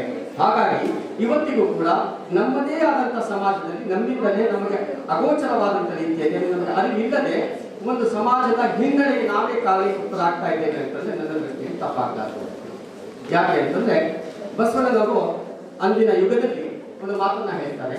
ಎನ್ನ ನಡೆಯೊಂದು ಪರಿ ಎನ್ನ ನುಡಿಯೊಂದು ಪರಿ ಎನ್ನೊಳಗೇನು ಶುದ್ಧವಿಲ್ಲ ನೋಡಿಯ ಎನ್ನ ನಡೆ ನುಡಿ ಒಂದಾದರೆ ಆ ಕೂಡಲ ಸಂಗಮ ದೇವನೇ ತನ್ನೊಳಗಿರ್ಪದಯ್ಯ. ಇವತ್ತು ಜಗತ್ತಿನಲ್ಲಿ ವಿದ್ಯಾರ್ಥಿಗಳಾಗಿರ್ಬೋದು, ಶಿಕ್ಷಿತರಾಗಿರ್ಬೋದು ಅಥವಾ ಅಶಿಕ್ಷಿತರಾಗಿರ್ಬೋದು, ವಿದ್ವಾಂಸರಾಗಿರ್ಬೋದು, ಸಾಕಷ್ಟು ಜನ ಹೇಳೋದು ಒಂದಾಗ್ತಾ ಇದೆ. ಆ ನುಡಿಗೆ ತಕ್ಕಂಥ ನಡೆ ಇಲ್ಲದೆ ಇರುವಂತಹ ಕಾರಣ ನಮ್ಮ ಸಮಾಜದಲ್ಲಿ ಗೊಂದಲಗಳ ನಿರ್ಮಾಣ ಆಗ್ತಾ ಇದೆ ಅಂತಕ್ಕಂಥದ್ದು ನನ್ನ ಅಭಿಪ್ರಾಯ. ಯಾವ ಕ್ಷಣದಲ್ಲಿ ನಾವು ಹೇಳಿದಂತೆ ನುಡಿದಂತೆ ನಡೆಯಕ್ಕೆ ಆರಂಭಿಸ್ತೀವೋ ಆವಾಗ ನಾವು ಕಾನೂನನ್ನ ಪಾಲಿಸುವುದು ಆಗ್ತೇವೆ ಅಂತಕ್ಕಂಥದ್ದು ಇದು ಸತ್ಯ. ಇದನ್ನು ಅಂಗೀಕರಿಸಬೇಕು. ನೋಡಿ, ಜೀವನ ನಮ್ಮ ದೇಹ ಇದೆ, ನಮಗೆ ದೇವರು ಬಾಯಿ ಕೊಟ್ಟಿದ್ದಾನೆ, ನಾವು ಊಟವನ್ನು ಮಾಡ್ತೇನೆ, ಬಾಯಿಯೂ ನಮ್ಮದೇ, ಕೈಯೂ ನಮ್ಮದೇ, ತಟ್ಟೆಯೂ ನಮ್ಮದೇ, ಆ ಅನ್ನವೂ ನಮ್ಮದೇ. ಅದು ಊಟ ಮಾಡ್ಬೇಕಾದ್ರೆ ನಾವು ಬಾಯಿ ಜಾಗದಲ್ಲಿ ಕಿವಿ ಇಟ್ಕೊಂಡಿದೀವಿ ಅಂತಂದ್ರೆ ಅದು ಸಭ್ಯತೆಯೂ ಅಲ್ಲ, ಅದು ನಿಯಮ ಅಲ್ಲ. ಅಂದ್ರೆ ಊಟವನ್ನ ಬಾಯಿಂದಲೇ ಮಾಡಬೇಕು ಅನ್ನೋದಿದೆಯಲ್ಲ, ಇದು ನಿಯಮ. ಅದೇ ಸಾಮಾಜಿಕ ಜೀವನಕ್ಕೆ ಸರ್ಕಾರ ಆಗಲಿ ಅಥವಾ ನಮಗೆ ಬದುಕಲು ಕಟ್ಟಿಕೊಟ್ಟಿರ್ತಕ್ಕಂತಹ ಇಂಥ ಧುರೀಣರಾಗಿ ನಮ್ಮ ಸುಸಜ್ಜಿತ ಬದುಕಿಗೆ ನಮಗೆ ಹಾಕಿಕೊಟ್ಟಿರ್ತಕ್ಕಂತಹ ಆಯಾ ಕಟ್ಟೆಗಳನ್ನ, ಚೌಕಟ್ಟುಗಳನ್ನ, ನಿಯಮಗಳನ್ನ ನಾವು ಕಾನೂನು ಅಂತ ಹೇಳ್ತೀವಿ. ಹಿಂದೊಮ್ಮೆ ಜಪಾನ್ ದೇಶಕ್ಕೆ ಭಾರತದ ಒಬ್ಬರು ಮಂತ್ರಿಗಳು ಭೇಟಿ ಕೊಡ್ತಾರೆ. ಅಲ್ಲಿ ಭೇಟಿ ಕೊಟ್ಟಂತ ಸಂದರ್ಭದಲ್ಲಿ ಏನಾಗುತ್ತೆ, ಅವ್ರು ತುಂಬಾ ಅಭಿವೃದ್ಧಿನ ಹಿಂದೆ ಸಾಧಿಸ್ತಾನೆ ಇರ್ತಾರೆ. ಇವ್ರು ಹೇಳ್ತಾರೆ, ನಮ್ಮ ದೇಶದ ಜನಸಂಖ್ಯೆ ನಿಮ್ಮ ದೇಶಕ್ಕಿಂತ ತುಂಬಾ ಜಾಸ್ತಿ ಇದೆ, ಆದ್ರೂ ನೀವು ಬೇಗ ಅಭಿವೃದ್ಧಿನ ಸಾಧಿಸ್ತಾ ಇದ್ದೀರಾ, ನಮ್ಮ ದೇಶ ಇನ್ನೂ ಅಭಿವೃದ್ಧಿಯಲ್ಲಿ ಹಿಂದಿದೆ, ಇದು ಹೇಗೆ ಸಾಧ್ಯ ಅಂತಂದಾಗ ಅಲ್ಲಿ ಒಬ್ಬ ಅಧಿಕಾರಿ ಉತ್ತರಿಸ್ತಾರೆ, ಸ್ವಾಮಿ ನಿಮ್ಮ ದೇಶದಲ್ಲಿರೋದು ಜನಸಂಖ್ಯೆ ಮಾತ್ರ, ನಮ್ಮ ದೇಶದಲ್ಲಿರೋದು ನಾಗರಿಕರು. ಅಂದ್ರೆ ಕಾನೂನನ್ನು ನಾವು ಯಾವಾಗ ಪಾಲಿಸಲಿಕ್ಕೆ ಆರಂಭಿಸ್ತೇವೋ ಆಗ ನಾವು ನಾಗರಿಕರಾಗಿ ಪರಿವರ್ತನೆಗೊಳ್ತೇವೆ. ಯಾವಾಗ ನಾವು ನಾಗರಿಕರಾಗ್ತೇವೋ ಆಗ ನಮ್ಮ ಸಮಾಜ ಸಮೃದ್ಧವಾಗಿರ್ತಕ್ಕಂಥ, ಸಂಬಂಧವಾಗಿರ್ತಕ್ಕಂಥ ಸಮಾಜವಾಗಿ ನಿರ್ಮಾಣವಾಗ್ತದೆ. ಕಾನೂನನ್ನ ಅರ್ಥ ಮಾಡ್ಕೋಬೇಕಾದ್ರೆ ಧರ್ಮನಿಷ್ಠೆ ಬರಬೇಕಾಗಿರೋದು ಅನಿವಾರ್ಯ ಅಂತಕ್ಕಂಥದ್ದು ನನ್ನ ಒಂದು ಭಾವನೆ. ಯಾಕೆ ಅಂತಂದ್ರೆ ಸರ್ವಪ್ರಥಮವಾಗಿ ನೀವು ಯಾವುದೇ ಧರ್ಮವನ್ನು ಪಾಲಿಸ್ತಾ ಇದ್ದೀವಿ. ಉದಾಹರಣೆಗೆ ನಮ್ಮ ದೇಶದ ಭವ್ಯ ಗ್ರಂಥವಾಗಿರ್ತಕ್ಕಂಥ ಭಗವದ್ಗೀತೆಯನ್ನು ನಾವು ಉದಾಹರಣೆಗೆ ತೆಗೆದುಕೊಂಡ್ರೆ ಅದರಲ್ಲಿ ಪರಮಾತ್ಮ ಶ್ರೀಕೃಷ್ಣ ಹೇಳ್ತಾನೆ, ವ್ಯವಸಾಯಾತ್ಮಿಕ ಬುದ್ಧಿ ಹೇ ಏಕೇಹ ಕುಂದನ ಬಹುಶಾಖ ಹೆಣಂತಾಶ್ಚ ಬುದ್ಧಿಯೇ ವ್ಯವಸಾಯಿನ. ಅಂದ್ರೆ ಎಲ್ಲಾದ್ರೂ ಒಂದು ಅಭಿವೃದ್ಧಿ ಬರಬೇಕು ಅಂದ್ರೆ ಅಲ್ಲಿ ಐಕ್ಯತೆ ಮತ್ತು ವ್ಯವಸ್ಥೆ ಇರಬೇಕು. ಎಲ್ಲಿ ಐಕ್ಯತೆ ಮತ್ತು ವ್ಯವಸ್ಥೆ ಇರುತ್ತೆ ಅಲ್ಲಿ ಅಭಿವೃದ್ಧಿ ಇರುತ್ತೆ. ಅಲ್ಲಿ ಐಕ್ಯತೆ ಇಲ್ಲ ಮತ್ತು ವ್ಯವಸ್ಥೆ ಇಲ್ಲ, ನಾವು ಶಾಖೆಯಾಗಿ ವಿಭಜನೆಯಾಗಿ ಹೋದ್ರೆ ಅಲ್ಲಿ ಅಭಿವೃದ್ಧಿ, ಸುವ್ಯವಸ್ಥೆ ಅಥವಾ ಸಮೃದ್ಧಿಯನ್ನು ಕಾಣಲಿಕ್ಕೆ ಸಾಧ್ಯವೇ ಇಲ್ಲ ಅಂತಕ್ಕಂಥ ಮಾತು. ಅಂದ್ರೆ ನಿಯಮವನ್ನು ಪಾಲಿಸಬೇಕು ಅಂತಕ್ಕಂಥ ಸರ್ವಪ್ರಥಮವಾಗಿರ್ತಕ್ಕಂಥ ಬೋಧನೆ ನಮಗೆ ಧರ್ಮಗಳಲ್ಲಿ ಸಿಗ್ತಾ ಇದೆ. ಅದಕ್ಕಾಗಿ ನೀವು ನೋಡಿರ್ಬೋದು, ಇವತ್ತಿಗೂ ಕೂಡ ಕೋಡ್ಗಳಲ್ಲಿ ಆಯಾ ಧರ್ಮಕ್ಕೆ ಸಂಬಂಧಪಟ್ಟಂತ ದಿವ್ಯ ಭವ್ಯ ಗ್ರಂಥಗಳ ಮೇಲೆ ಅವರಿಗೆ ಕೈ ಇಟ್ಟು ಪ್ರತಿಜ್ಞೆಯನ್ನ ಮಾಡ್ತಾರೆ. ಕಾರಣ ಏನಪ್ಪಾ ಅಂತಂದ್ರೆ ಕನಿಷ್ಠ ಧರ್ಮವನ್ನು ಅರ್ಥ ಮಾಡ್ಕೊಂಡಿದ್ರು ಸಹ ಆತನಿಗೆ ನ್ಯಾಯವನ್ನ, ಕಾನೂನನ್ನ ಗೌರವಿಸಬೇಕು ಅಂತಕ್ಕಂಥ ಒಂದು ಪರಿಕಲ್ಪನೆ, ಒಂದು ಮನೋಭಾವನೆ ಬರಲಿ ಹೆಚ್ಚು. ವಿದ್ಯಾರ್ಥಿಗಳೇ, ಕಾನೂನು ಅಂತಂದ್ರೆ ಪುಸ್ತಕದಲ್ಲಿ ಇರ್ತಕ್ಕಂತಹ ಕಟ್ಟಳೆಗಳು ಅಂತಕ್ಕಂಥ ಒಂದು ಭ್ರಮೆಗೆ ನೀವು ಇರಬೇಡಿ. ಬದಲಾಗಿ ಮನುಷ್ಯನಾಗಿ ತನ್ನ ಜೀವನವನ್ನು ಬಾಳಬೇಕಾದ್ರೆ ಅಲ್ಲಿ ಅವಶ್ಯಕವಾಗಿರ್ತಕ್ಕಂಥ ಎಲ್ಲ ವಿಚಾರಗಳನ್ನ ಅರ್ಥೈಸಿಕೊಂಡು ಎಲ್ಲರೂ ಏಕನಿಟ್ಟಿನಲ್ಲಿ ಅಭಿವೃದ್ಧಿಯಿಂದ ಸಾಗುವ ಒಂದು ಅಡಿಪಾಯ ಯಾವುದು ಅಂತಂದ್ರೆ ಅದೇ ಕಾನೂನು. ಈ ಕಾನೂನಿನ ಇವತ್ತು ಎಲ್ಲ ಕಾರ್ಯಗಾರದಲ್ಲಿ ಇರ್ತಕ್ಕಂಥ ಒಂದೊಂದು ಅಂಶವನ್ನು ನೀವು ಕೇಳಿಕೊಂಡು ಅದನ್ನು ಅರ್ಥೈಸಿಕೊಂಡು ಜೀವನದಲ್ಲಿ ಅಳವಡಿಸಿಕೊಳ್ಳಿ. ನಿಮ್ಮ ಜೀವನ ಅಥವಾ ನಿಮ್ಮ ಬಾಳು ಸಾರ್ಥಕ ಜೀವನವಾಗುತ್ತೆ, ಒಂದು ಆದರ್ಶ ಜೀವನ ಆಗುತ್ತೆ ಅಂತ ಹೇಳ್ತಾ ಈ ವಿಚಾರವನ್ನು ಹಂಚಿಕೊಳ್ಳಿಕ್ಕೆ ಅವಕಾಶ ಮಾಡಿರ್ತಕ್ಕಂಥ ಕಾಲೇಜಿನ ಎಲ್ಲರಿಗೂ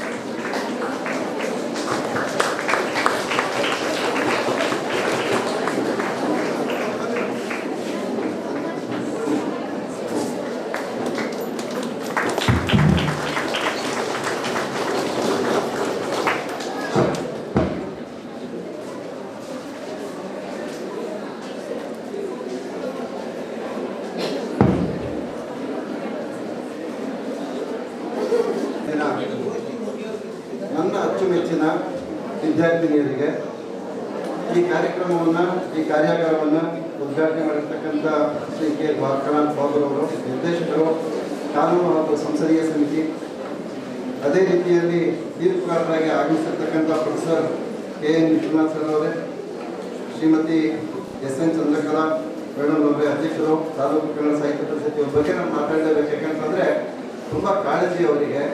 ನಮ್ಮ ಊರು, ನಮ್ಮ ಮಕ್ಕಳು, ನಮ್ಮ ಮಕ್ಕಳಲ್ಲಿ ಆ ಅರಿವು ಮತ್ತು ಜಾಗೃತಿಯನ್ನು ಗ್ರಾಮೀಣ ಭಾಗದಲ್ಲಿ, ಮಲೆನಾಡಿನ ಭಾಗದಲ್ಲಿ ಮೂಡಿಸಬೇಕು ಅಂತಕ್ಕಂಥದ್ದು ಮತ್ತು ಅವರಲ್ಲಿ ಸೂಕ್ತವಾಗಿ ಹುದುಗಿರ್ತಕ್ಕಂಥ ಆ ಪ್ರತಿಭೆ ಏನಿದೆ, ಎರಡು ಪ್ರಮುಖ ವಿಷಯಗಳ ಬಗ್ಗೆ ಏನು ಇವತ್ತು ನೀವು ನಿಮ್ಮ ಒಂದು ಪ್ರಬುದ್ಧವಾದ ಪ್ರಬಂಧವನ್ನು ಚರ್ಚೆಯ ರೂಪದಲ್ಲಿ ಮಂಡಿಸ್ತಾ ಇದ್ದೀರಾ. ಆ ಎರಡು ವಿಷಯಗಳೇನಿದೆ, ಬಾಲ್ಯ ವಿವಾಹ ನಿಷೇಧ ಕಾಯ್ದೆ ಅದಾಗ್ಬೋದು, ಮಹಿಳಾ ದೌರ್ಜನ್ಯ, ಕೌಟುಂಬಿಕ ದೌರ್ಜನ್ಯ ತಡೆ ಕಾಯ್ದೆ ಆಗ್ಬೋದು, ನಮ್ಮ ಕಾಲೇಜಿನ ವಿದ್ಯಾರ್ಥಿನಿಯರು ಬರೀತಾರೋ ಇಲ್ವೋ ಅಂತಕ್ಕಂಥ ಒಂದು ಅಳುಕು ಅಂಜಿಕೆ ಕೂಡ ನನಗಿತ್ತು. ಅದರಲ್ಲೂ ಕೂಡ 2 ದಿನಗಳ ಕಾಲಾವಕಾಶದಲ್ಲೇ 14 ಜನ ಅದರಲ್ಲಿ ಪಾಲ್ಗೊಂಡು ಈ ಕಾರ್ಯಕ್ರಮದ ಯಶಸ್ಸಿನ ರೂವಾರಿಗಳು ಕೂಡ ನೀವು ಆಗಿದ್ದೀರಾ. ಅದೇ ರೀತಿಯಲ್ಲಿ ಸೂರಿ ಪ್ರತಿಷ್ಠಾನದ ಮುಖ್ಯಸ್ಥರಾಗಿರ್ತಕ್ಕಂಥ ಶ್ರೀ ಸೂರಿ ಶ್ರೀನಿವಾಸ ಅವರೇ ಹಾಗೂ ಪ್ರಧಾನ ಸಂಪಾದಕರು ಜಿಲ್ಲಾ ಕನ್ನಡ ಸಾಹಿತ್ಯ ಪರಿಷತ್ ಇಮ್ರಾನ್ ಅಹಮದ್ ಬೇಗ್ ಅವರೇ, ಸಂಘಟನಾ ಕಾರ್ಯದರ್ಶಿ ಜಿಲ್ಲಾ ಕನ್ನಡ ಸಾಹಿತ್ಯ ಪರಿಷತ್ ರವಿ ದಳವಾಯಿ ಅವರೇ, ಶ್ರೀಮತಿ ಸುಚೇತಾ ಮೇಡಮ್ ಅವರೇ ವಕೀಲರು, ಜೊತೆಗೆ ಡಾಕ್ಟರ್ ಅಂಜನಾ ರೆಡ್ಡಿ ಆಚಾರ್ಯರು ಆರ್ವಿ ಕಾನೂನು ಮಹಾವಿದ್ಯಾಲಯ, ಮುಖ್ಯವಾಗಿ ನಮ್ಮ ಕಾಲೇಜಿನ ಮಹಿಳಾ ದೌರ್ಜನ್ಯ ತಡೆ ಸಮಿತಿ ಏನಿದೆ, ಒಂದು ಫೋರಂ ಏನಿದೆ, ಅದರ ಸಂಚಾಲಕರಾಗಿರ್ತಕ್ಕಂಥ ಶ್ರೀಮತಿ ವಿಶಾಲ್ ಅವರೇ ಹಾಗೂ ಎಲ್ಲ ನನ್ನ ಮಹಿಳಾ ಅಧ್ಯಾಪಕ ಬಂಧುಗಳೇ, ಅಧ್ಯಾಪಕ ಸ್ನೇಹಿತರೆ, ಮಾಧ್ಯಮ ಪ್ರತಿನಿಧಿಗಳೇ, ಜೊತೆಗೆ ಈ ಒಂದು ಕಾರ್ಯಕ್ರಮ ಸ್ವಲ್ಪ ನಡೀತಕ್ಕಂಥ ಸಂದರ್ಭದಲ್ಲಿ ಸ್ವಲ್ಪ ಇನ್ಎಕ್ಸ್ಕ್ಯೂಸಬಲ್ ಅಂತ ಹೇಳ್ತಾರೆ. ಸೊ ನನಗೆ ಕಾನೂನಿನ ಬಗ್ಗೆ ಗೊತ್ತಿಲ್ಲ, ಕಾನೂನಿನ ತಿಳುವಳಿಕೆ ಇಲ್ಲ, ವಾಹನದ ಒಂದು ಉದಾಹರಣೆಯನ್ನು ಕೊಡುವಾಗ ತುಂಬ ಚೆನ್ನಾಗಿ ಅದನ್ನು ಅರ್ಥಪೂರ್ಣವಾಗಿ ವಿವರಿಸಿದ್ರು. ಆದ್ದರಿಂದ ಕಾನೂನಿನ ತಿಳುವಳಿಕೆ, ಕಾನೂನಿನ ಅರಿವು, ಇದ್ರ ಬಗ್ಗೆ ನನಗೆ ಗೊತ್ತಿಲ್ಲ ಅಂತಕ್ಕಂಥ ಮಾತು ಅದು ಬುದ್ಧಿಜೀವಿಗಳಾಗ್ಬೋದು, ವಿದ್ಯಾವಂತರಾಗ್ಬೋದು, ಶಿಕ್ಷಿತರಾಗ್ಬೋದು, ಅಶಿಕ್ಷಿತರಾಗಿರ್ಬೋದು, ಯಾರೇ ಆಗಿರ್ಬೋದು, ಯಾರು ಕೂಡ ಹೇಳೋದಿಲ್ಲ. ಸ್ನೇಹಿತರೆ, ಭಾರತದಂಥ ಒಂದು ರಾಷ್ಟ್ರ ಏನಿದೆ, ತುಂಬ ಹೆಮ್ಮೆ ನಾವು ಪಡಬೇಕಾಗಿರ್ತಕ್ಕಂಥದ್ದು ಏನು ಅಂತಂದರೆ, ಇಂಥ ಒಂದು ಅತ್ಯದ್ಭುತವಾದಂಥ ಒಂದು ಸಂವಿಧಾನವನ್ನು ಬಾಬಾ ಸಾಹೇಬ್ರವರು ನಮಗೆ ನೀಡಿದ್ದಾರೆ. ಜಗತ್ತಿನಲ್ಲಿ ಅತ್ಯಂತ ದೊಡ್ಡ ಸಂವಿಧಾನ. ಜಗತ್ತಿನ ಇನ್ಯಾವ ಸಂವಿಧಾನಗಳಲ್ಲೂ ಇಷ್ಟು ಕಾನೂನುಗಳು, ಇಷ್ಟು ನಿಯಮಗಳು, ಇಷ್ಟು ನಿಬಂಧನೆಗಳು ಎಲ್ಲೂ ಕಂಡುಬರುವುದಿಲ್ಲ. ಜೊತೆಗೆ ಸಂಸತ್ತು ಮತ್ತು ಇತರ ಶಾಸನ ಸಭೆಗಳು ಕಾಲಕಾಲಕ್ಕೆ ಸಾಕಷ್ಟು ಪೂರಕ ಕಾಯ್ದೆಗಳಿಗೆ ಸಂಬಂಧಪಟ್ಟಂತೆ ರೂಪಿಸಿದೆ. ಆದರೆ ಹೀಗೆ ಮಾತನಾಡ್ತಕ್ಕಂಥ ಸಂದರ್ಭದಲ್ಲಿ, ತರಗತಿಗಳನ್ನು ಪಾಠ ಮಾಡ್ತಕ್ಕಂಥ ಸಂದರ್ಭದಲ್ಲಿ, ಬ್ರಿಟನ್ನಲ್ಲಿ ಒಂದು ಅಲಿಖಿತ ಸಂವಿಧಾನ ಇದೆ. ಬೇರೆ ದೇಶದ ಉದಾಹರಣೆಯನ್ನು ಕೂಡ ಸ್ನೇಹಿತರು ಕೊಟ್ಟರು. ಬ್ರಿಟನ್ ಜಗತ್ತಿನಲ್ಲಿ ಹೊಂದಿರತಕ್ಕಂಥ ಏಕೈಕ ಅಲಿಖಿತ ಸಂವಿಧಾನ ಹೊಂದಿರತಕ್ಕಂಥ ರಾಷ್ಟ್ರ. In that country people are enjoying and exercising maximum liberties and rights and where the violation of rights and liberties are at the minimum level. ತುಂಬ ಕಡಿಮೆ ಇದೆ ಅದರ ಉಲ್ಲಂಘನೆ, ಮತ್ತು ಅದನ್ನು ತುಂಬ 100% ಅದನ್ನು ಅವರು ಅನುಭವಿಸ್ತಾ ಇದ್ದಾರೆ, ಆನಂದಿಸ್ತಾ ಇದ್ದಾರೆ. In that having that unwritten constitution. ನಮ್ಮ ದೇಶದೊಳಗೆ ಲಿಖಿತವಾಗಿ ಎಲ್ಲ ಇದೆ, ಎಲ್ಲವೂ ಕಾಣ್ತದೆ. ಅದೇ ರೀತಿಯಲ್ಲಿ ಜಿಲ್ಲಾ ಸಾಹಿತ್ಯ ಪರಿಷತ್ತಿನ ಅಧ್ಯಕ್ಷರು ಕೂಡ ಅದಕ್ಕೆ ಸಂಬಂಧಪಟ್ಟಂತ ಹೇಳಿದ್ರು, ಅರಿವು ಬಹಳ ಮುಖ್ಯ ನಮಗೆ ಅಂತಕ್ಕಂಥದ್ದನ್ನ. ಆದರೆ ಭಾರತದಲ್ಲಿ ಯಾಕೆ ಇಷ್ಟು ಕಷ್ಟ ಕೋಟಲೆಗಳಿದೆ ಅಂತಂದ್ರೆ, ನಾವು ಸಿವಿಲಿಯನ್ಸ್ಗಳಾಗಿ, ನಾಗರಿಕರಾಗಿ ಅದನ್ನು ಅರ್ಥ ಮಾಡಿಕೊಳ್ಳುವಲ್ಲಿ ವಿಫಲರಾಗಿದ್ದೇವೆ. ಆದ್ದರಿಂದ ನಾಗರಿಕರಾಗಿ ನಾವೆಲ್ಲವನ್ನು ಅರ್ಥ ಮಾಡಿಕೊಂಡಲ್ಲಿ ಭಾರತ ದೇಶದ ಈ ಒಂದು ಭವ್ಯವಾದಂಥ ಸಂವಿಧಾನದ ಒಂದು ಆಶ್ರಯದಲ್ಲಿ ನಮ್ಮ ಒಂದು ಸುಂದರ ಬದುಕನ್ನು ಕಟ್ಟಿಕೊಳ್ತಕ್ಕಂಥ ಒಂದು ಅವಕಾಶಗಳು ಯಥೇಚ್ಛವಾಗಿದೆ ಅಂತ ಅಂದ್ಬಿಟ್ಟು ಲಭ್ಯವಿದೆ ಅಂತಕ್ಕಂಥ ಮಾತನ್ನು ಹೇಳಲಿಕ್ಕೆ ಇಷ್ಟಪಡ್ತೇನೆ. ಮಾಡ್ತಾರೆ. ಅದೇ ರೀತಿಯಲ್ಲಿ ಮತ್ತೊಂದು ಮಾತು ಹೇಳಿದರು, ಎಲ್ಲಿ ಸ್ತ್ರೀ ಆರಾಧಿಸಲ್ಪಡ್ತಾಳೋ ಅಲ್ಲಿ ನಾವು ಆರಾಧಿಸ್ತಕ್ಕಂಥ ಎಲ್ಲ ದೇವತೆಗಳು ಕೂಡ ಅಲ್ಲಿ ನೆಲೆಸಿರ್ತಾರೆ ಅಂತಕ್ಕಂಥದ್ದು ಎಲ್ಲವೂ ಸರಿ. ಆದರೆ ಅದಕ್ಕೆ ಸಂಬಂಧಪಟ್ಟಂತೆ ಇಂದಿನ ಈ ಒಂದು ಪುರುಷ ಪ್ರಧಾನ ವ್ಯವಸ್ಥೆ ಏನಿದೆ, ಅದರಲ್ಲಿಯೂ ಕೂಡ ಭಾರತದಂಥ ರಾಷ್ಟ್ರದಲ್ಲಿ, ಸಾಂಪ್ರದಾಯಿಕ ರಾಷ್ಟ್ರದಲ್ಲಿ ಪುರುಷ ಪ್ರಧಾನ ವ್ಯವಸ್ಥೆಯ ಒಂದು ಫ್ರೇಮ್ವರ್ಕ್ ಒಳಗೆ ಎಷ್ಟು ಕಾನೂನುಗಳಿದ್ರೂ ಕೂಡ ಅವುಗಳು ದುರ್ಬಲವಾಗ್ತಾ ಇದೆ. ಕಾರಣ ಏನು ಅಂತಂದರೆ, ಮುಖ್ಯವಾದಂಥ ಕಾರಣ ಏನು ಅಂತಂದರೆ ನಮ್ಮ ಮನಸ್ಸು, ಹೆಣ್ಣು ಮಕ್ಕಳ ಮನಸ್ಸು. ಇಷ್ಟು ಕಾನೂನುಗಳಿದೆ ಅಂತಕ್ಕಂಥ ತಿಳುವಳಿಕೆ, ಅರಿವು ನಿಮ್ಮಲ್ಲಿ ಇತ್ತು ಅಂತಂದರೆ ಪತಿ ಮುಂದೆ ನೀವು ಮದುವೆ ಆದಂಥ ಸಂದರ್ಭದಲ್ಲಿ ಗಂಡನಾಗ್ಬೋದು, ಮಕ್ಕಳಾಗ್ಬೋದು, ಪೋಷಕರಾಗ್ಬೋದು, ಸಾರ್ವಜನಿಕರಾಗ್ಬೋದು, ಬಂಧುಗಳಾಗ್ಬೋದು, ಸ್ನೇಹಿತರಾಗ್ಬೋದು, ವ್ಯಾವಹಾರಿಕವಾಗಿ ನೀವು ಸಂಪರ್ಕದಲ್ಲಿರುವ ವ್ಯಕ್ತಿಗಳಾಗ್ಬೋದು, ಯಾರೇ ನಿಮ್ಮನ್ನು ಶೋಷಿಸಿದರೋ, ಯಾರೇ ನಿಮಗೆ ನೋಯಿಸಿದರೋ ಅದು ಶಿಕ್ಷಾರ್ಹವಾಗಿರ್ತದೆ. ಕೇವಲ ಮೊದಲಿದ್ದಂಥದ್ದು ದೈಹಿಕವಾಗಿ ಹಲ್ಲೆ ಮಾಡಿದಂಥ ಸಂದರ್ಭದಲ್ಲಿ ಮಾತ್ರ ಶಿಕ್ಷೆಯನ್ನು ವಿಧಿಸ್ತಕ್ಕಂಥದ್ದು ಅಂತಿತ್ತು. ಆದರೆ ಇವತ್ತು ಒಬ್ಬ ಪತಿ ಪತ್ನಿಗೆ ಮಾನಸಿಕವಾಗಿ ಕಿರುಕುಳ ಕೊಡ್ತಾನೆ ಅಂದ್ರೂ ಕೂಡ ಅವನು ಶಿಕ್ಷಾರ್ಹನಾಗಿರ್ತಾನೆ. ಆದ್ದರಿಂದ ಮಾನಸಿಕ ಕಿರುಕುಳ, ಮನಸ್ಸಿಗೆ ನೋವಾಗುವ ರೀತಿಯಲ್ಲಿ ಮಾತನಾಡುವುದರಿಂದ ಹಿಡಿದು ಯಾವುದೇ ರೀತಿಯ ದೌರ್ಜನ್ಯಗಳಾದಂಥ ಸಂದರ್ಭದಲ್ಲಿ ಅದರಿಂದ ನಿಮ್ಮನ್ನ, ಹೆಣ್ಣು ಮಕ್ಕಳನ್ನು ರಕ್ಷಿಸುವ ಒಂದು ನಿಟ್ಟಿನಲ್ಲಿ ಅನೇಕ ಕಾನೂನುಗಳಿದೆ. ಅಂತಹ ಒಂದು ವಿಚಾರಗಳು ಇಲ್ಲಿ ಪ್ರಸ್ತಾಪವಾಗ್ತದೆ, ಆ ವಿಚಾರ ಮಂಥನಗಳು ನಡೀತಾ ಇದೆ. ಇಂತಹ ಒಂದು ಉತ್ತಮವಾದಂಥ, ಅರ್ಥಪೂರ್ಣವಾದಂಥ ಒಂದು ಉತ್ತಮ ಗುಣಮಟ್ಟದ ಕಾರ್ಯಕ್ರಮವನ್ನು ನಮ್ಮ ಮಹಿಳಾ ದೌರ್ಜನ್ಯ ತಡೆ ಸಮಿತಿಯ ಒಂದು ಘಟಕ ಇದನ್ನು ಆಯೋಜಿಸಿದೆ. ಆದ್ದರಿಂದ ಎಲ್ಲರಿಗೂ ಕೂಡ ನಾನು ಈ ಒಂದು ಕಾರ್ಯಕ್ರಮದ ಯಶಸ್ಸಿನ ಬೆನ್ನೆಲುಬುಗಳು ಅಂತ ಹೇಳ್ತೇನೆ. ಕಾರ್ಯಕ್ರಮ ಏನಿಲ್ಲ ಆಯೋಜಿಸಲಾಗಿದೆ ಇದು ಅರ್ಥಪೂರ್ಣವಾಗಲಿ, ಯಶಸ್ವಿಯಾಗಲಿ. ಇದರಿಂದ ಸಾಕಷ್ಟು ವಿಚಾರಗಳು, ಕಾನೂನಿನ ಒಂದು ಜಾಗೃತಿಯ ಒಂದು ಅರಿವು ನಿಮ್ಮಲ್ಲೆಲ್ಲರಲ್ಲೂ ಮೂಡಲಿ ಅಂತ ಅಂದ್ಬಿಟ್ಟು ತಮಗೆಲ್ಲರಿಗೂ ಶುಭ ಕೋರುತ್ತಾ, ಕಾನೂನನ್ನು ಎಲ್ಲರೂ ಅರಿತಿರಬೇಕು. ಅದೆಲ್ಲರಿಗೂ ನಿಮಗೆಲ್ಲ ತಿಳಿದಿರುವಂತಹ ವಿಷಯ. ಕಾನೂನು ಅಂದ್ರೆ ಏನು? ಈ ಕಾನೂನಿಗೆ ಯಾಕೆ ಇಷ್ಟೊಂದು ಪ್ರಾಧಾನ್ಯತೆಯನ್ನು ಕೊಡ್ತಾರೆ? ಕಾನೂನು ಅಂದ್ರೆ ಎಲ್ಲರೂ ಯಾಕೆ ತಿಳಿದಿರಬೇಕು? ಕಾನೂನಿಂದ ಆಗುವಂತಹ ನಮಗೆ ಉಪಯೋಗಗಳೇನು? ಇದು ಯಾಕೆ ಬೇಕು ಕಾನೂನು? ಕಾನೂನಿಂದ ಏನು ಸಾಧ್ಯ? ಕಾನೂನಿಂದ ಏನು ಮಾಡಲು ಸಾಧ್ಯ? ಅದರಿಂದ ನಾವು ಹೇಗೆ ಆರ್ಥಿಕವಾಗಿ ಮುಂದುವರಿತೇವ? ಇಲ್ಲ. ಯಾಕಪ್ಪ ಇದು ಕಾನೂನು ಕಾನೂನು ಅಂತ ಹೇಳ್ತಾರೆ. ಅದರ ಅರಿವು ನೆರವು ಕಾರ್ಯಕ್ರಮ ಇದಕ್ಕಿಂತ ಮೊದಲೇ ನಾವು ಬಂದಿದ್ದೇವೆ, ಮಾಡಿಕೊಂಡಿದ್ದೇವೆ. ನಿಮಗೆ ನೆನಪಿರ್ಬೋದು, ಕೆಲವು ವಿದ್ಯಾರ್ಥಿಗಳು ಇದರಲ್ಲಿ. ಆದರೆ ಈ ಕಾನೂನು ಅರಿಯುವುದಿಲ್ಲ. ಒಂದು ದೇಶ, ಒಂದು ರಾಷ್ಟ್ರ ನಾವು ಪ್ರಗತಿ ಪಥದಲ್ಲಿ ನಡೆಯಬೇಕಾದ್ರೆ, ಅದು ಅಭಿವೃದ್ಧಿಯನ್ನು ಹೊಂದಿರಬೇಕಾದ್ರೆ ನಾವು ಕಾನೂನನ್ನು ಅರಿತಿರಬೇಕು. ಕಾನೂನನ್ನು ಅರಿವು ಇಲ್ಲ, ನಾವು ಇಂಥ ಒಂದು ತಪ್ಪು ಮಾಡಿದ್ದೇವೆ ಅಂದ್ರೆ ಅದರಿಂದ ಶಿಕ್ಷೆಯಿಂದ ತಪ್ಪಿಸಿಕೊಳ್ಳಿಕ್ಕೆ ನಾವು ಸಾಧ್ಯವಿಲ್ಲ. ಕಾನೂನನ್ನು ಇರಲೇಬೇಕು. ಯಾಕೆ ಕಾನೂನು ಬೇಕಂದ್ರೆ, ಒಂದು ಸಂಸಾರದಲ್ಲಿ ಯಜಮಾನನ ಹೆದರಿಕೆ ಇರುತ್ತೆ. ಒಂದು ಸಂಸಾರ ಚೆನ್ನಾಗಿ ಸಾಗಿಸಬೇಕಾದ್ರೆ ಪತಿಗೆ ಗಂಡನ ಹೆದರಿಕೆ ಇರುತ್ತೆ, ಮಕ್ಕಳಿಗೆ ತಂದೆ ತಾಯಿಯ ಹೆದರಿಕೆ ಇರುತ್ತೆ. ಆ ಹೆದರಿಕೆ ದಂಡಂ ದಶಗುಣ, ಎಲ್ಲಿ ಶಿಕ್ಷೆ ಇದೆ ಅಲ್ಲಿ ಮಾತ್ರ ನಾವು ಸರಿಯಾಗಿ ಒಂದು ನಿಯಮಾವಳಿಯ ಪ್ರಕಾರ ಜೀವನವನ್ನು ಮಾಡಲಿಕ್ಕೆ ಸಾಧ್ಯ. ಈ ಜೀವನವನ್ನು ಮಾಡಬೇಕಾದ್ರೆ ನಾವು ಒಟ್ಟೆ ಸಿಕ್ಕಾಪಟ್ಟಿಯಾಗಿ ಜೀವನ ಮಾಡಲಿಕ್ಕೆ ಸಾಧ್ಯತೆ ಇದೆಯಾ? ಖಂಡಿತವಾಗಿ ಇಲ್ಲ. ಸಿಕ್ಕಾಪಟ್ಟಿ ಜೀವನ ಮಾಡಿದ್ರೇನು? ನಾವು ಯಾರಿಗೆ? ನಾವು ನಾಗರಿಕರಾಗ್ತದ? ಇಲ್ಲ.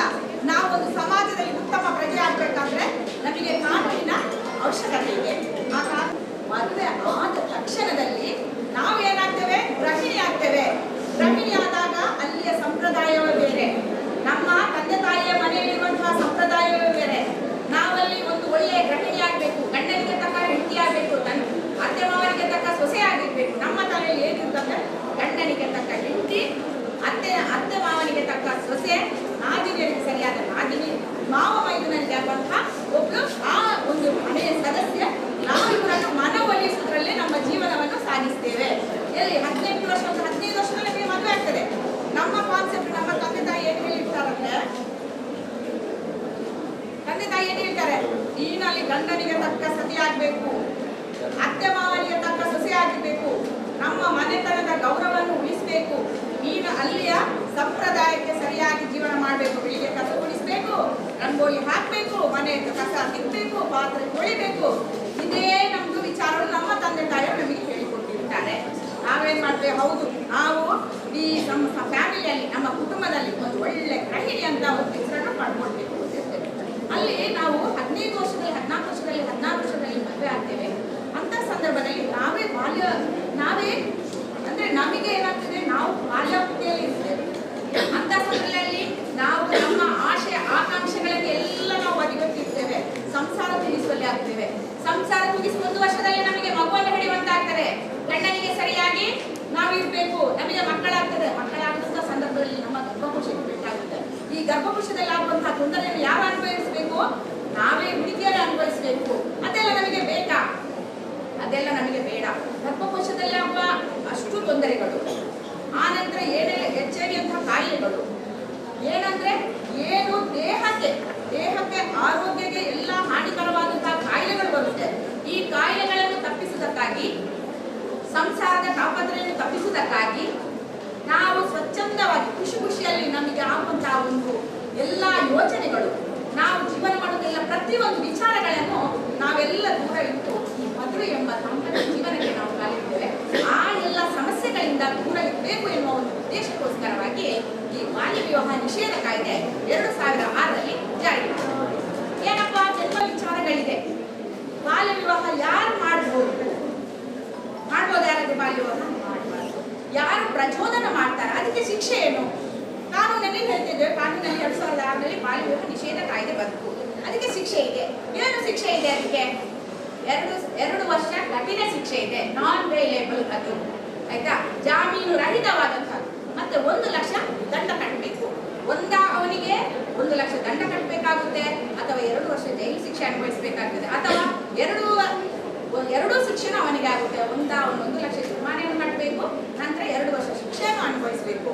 ಇದು ತಂದೆ ತಾಯಿಯವರಿಗೆ ಮಾತ್ರ ಅಲ್ಲ, ಅದನ್ನು ಯಾರು ಪ್ರಚೋದನೆ ಶಿಕ್ಷೆ ಇದೆ. ಎರಡೂ ಪಾರ್ಟಿಗಳಿಗೂ ಶಿಕ್ಷೆ ಇದೆ. ಒಂದು ವೇಳೆ ಗಂಡು ಮಗು 25 ವರ್ಷ ಆಗಿದ್ರೆ, ಹೆಣ್ಣು ಮಗು 18 ವರ್ಷಕ್ಕಿಂತ ಕಡಿಮೆ ಇದ್ದಂತ ಸಂದರ್ಭದಲ್ಲಿ ಆ ಗಂಡು ಮಗುವಿನ ಮೇಲೆ ಸಹ FIR ದಾಖಲಾತಿ ಆಗುತ್ತೆ, ಅವನು ಶಿಕ್ಷೆಗೆ ಒಳಪಡ್ತಾನೆ. ಇದನ್ನು ಯಾರು ನೋಡಿ, ಈಗ ಬಾಲ್ಯ ವಿವಾಹ ಆಗ್ತಾ ಇರ್ತದೆ. ಈ ಲಾಕ್ಡೌನ್ ಸಮಯದಲ್ಲಿ ಎಷ್ಟೋ ಬಾಲ್ಯ ವಿವಾಹಗಳಾಗಿದೆ, ಗೊತ್ತಿದೆಯಾ ನಿಮಗೆಲ್ಲ? ಎಷ್ಟೋ ಬಾಲ್ಯ ವಿವಾಹಗಳು ಯಾಕಾಗಿದೆ? ಅಲ್ಲಿ ಅಂದ್ರೆ ಒಂದು ಕಡೆ ಏನಾಗ್ತದೆ, ಆರ್ಥಿಕವಾಗಿ ಮುಗ್ಗಟ್ಟು ಶುರುವಾಗಿತ್ತು.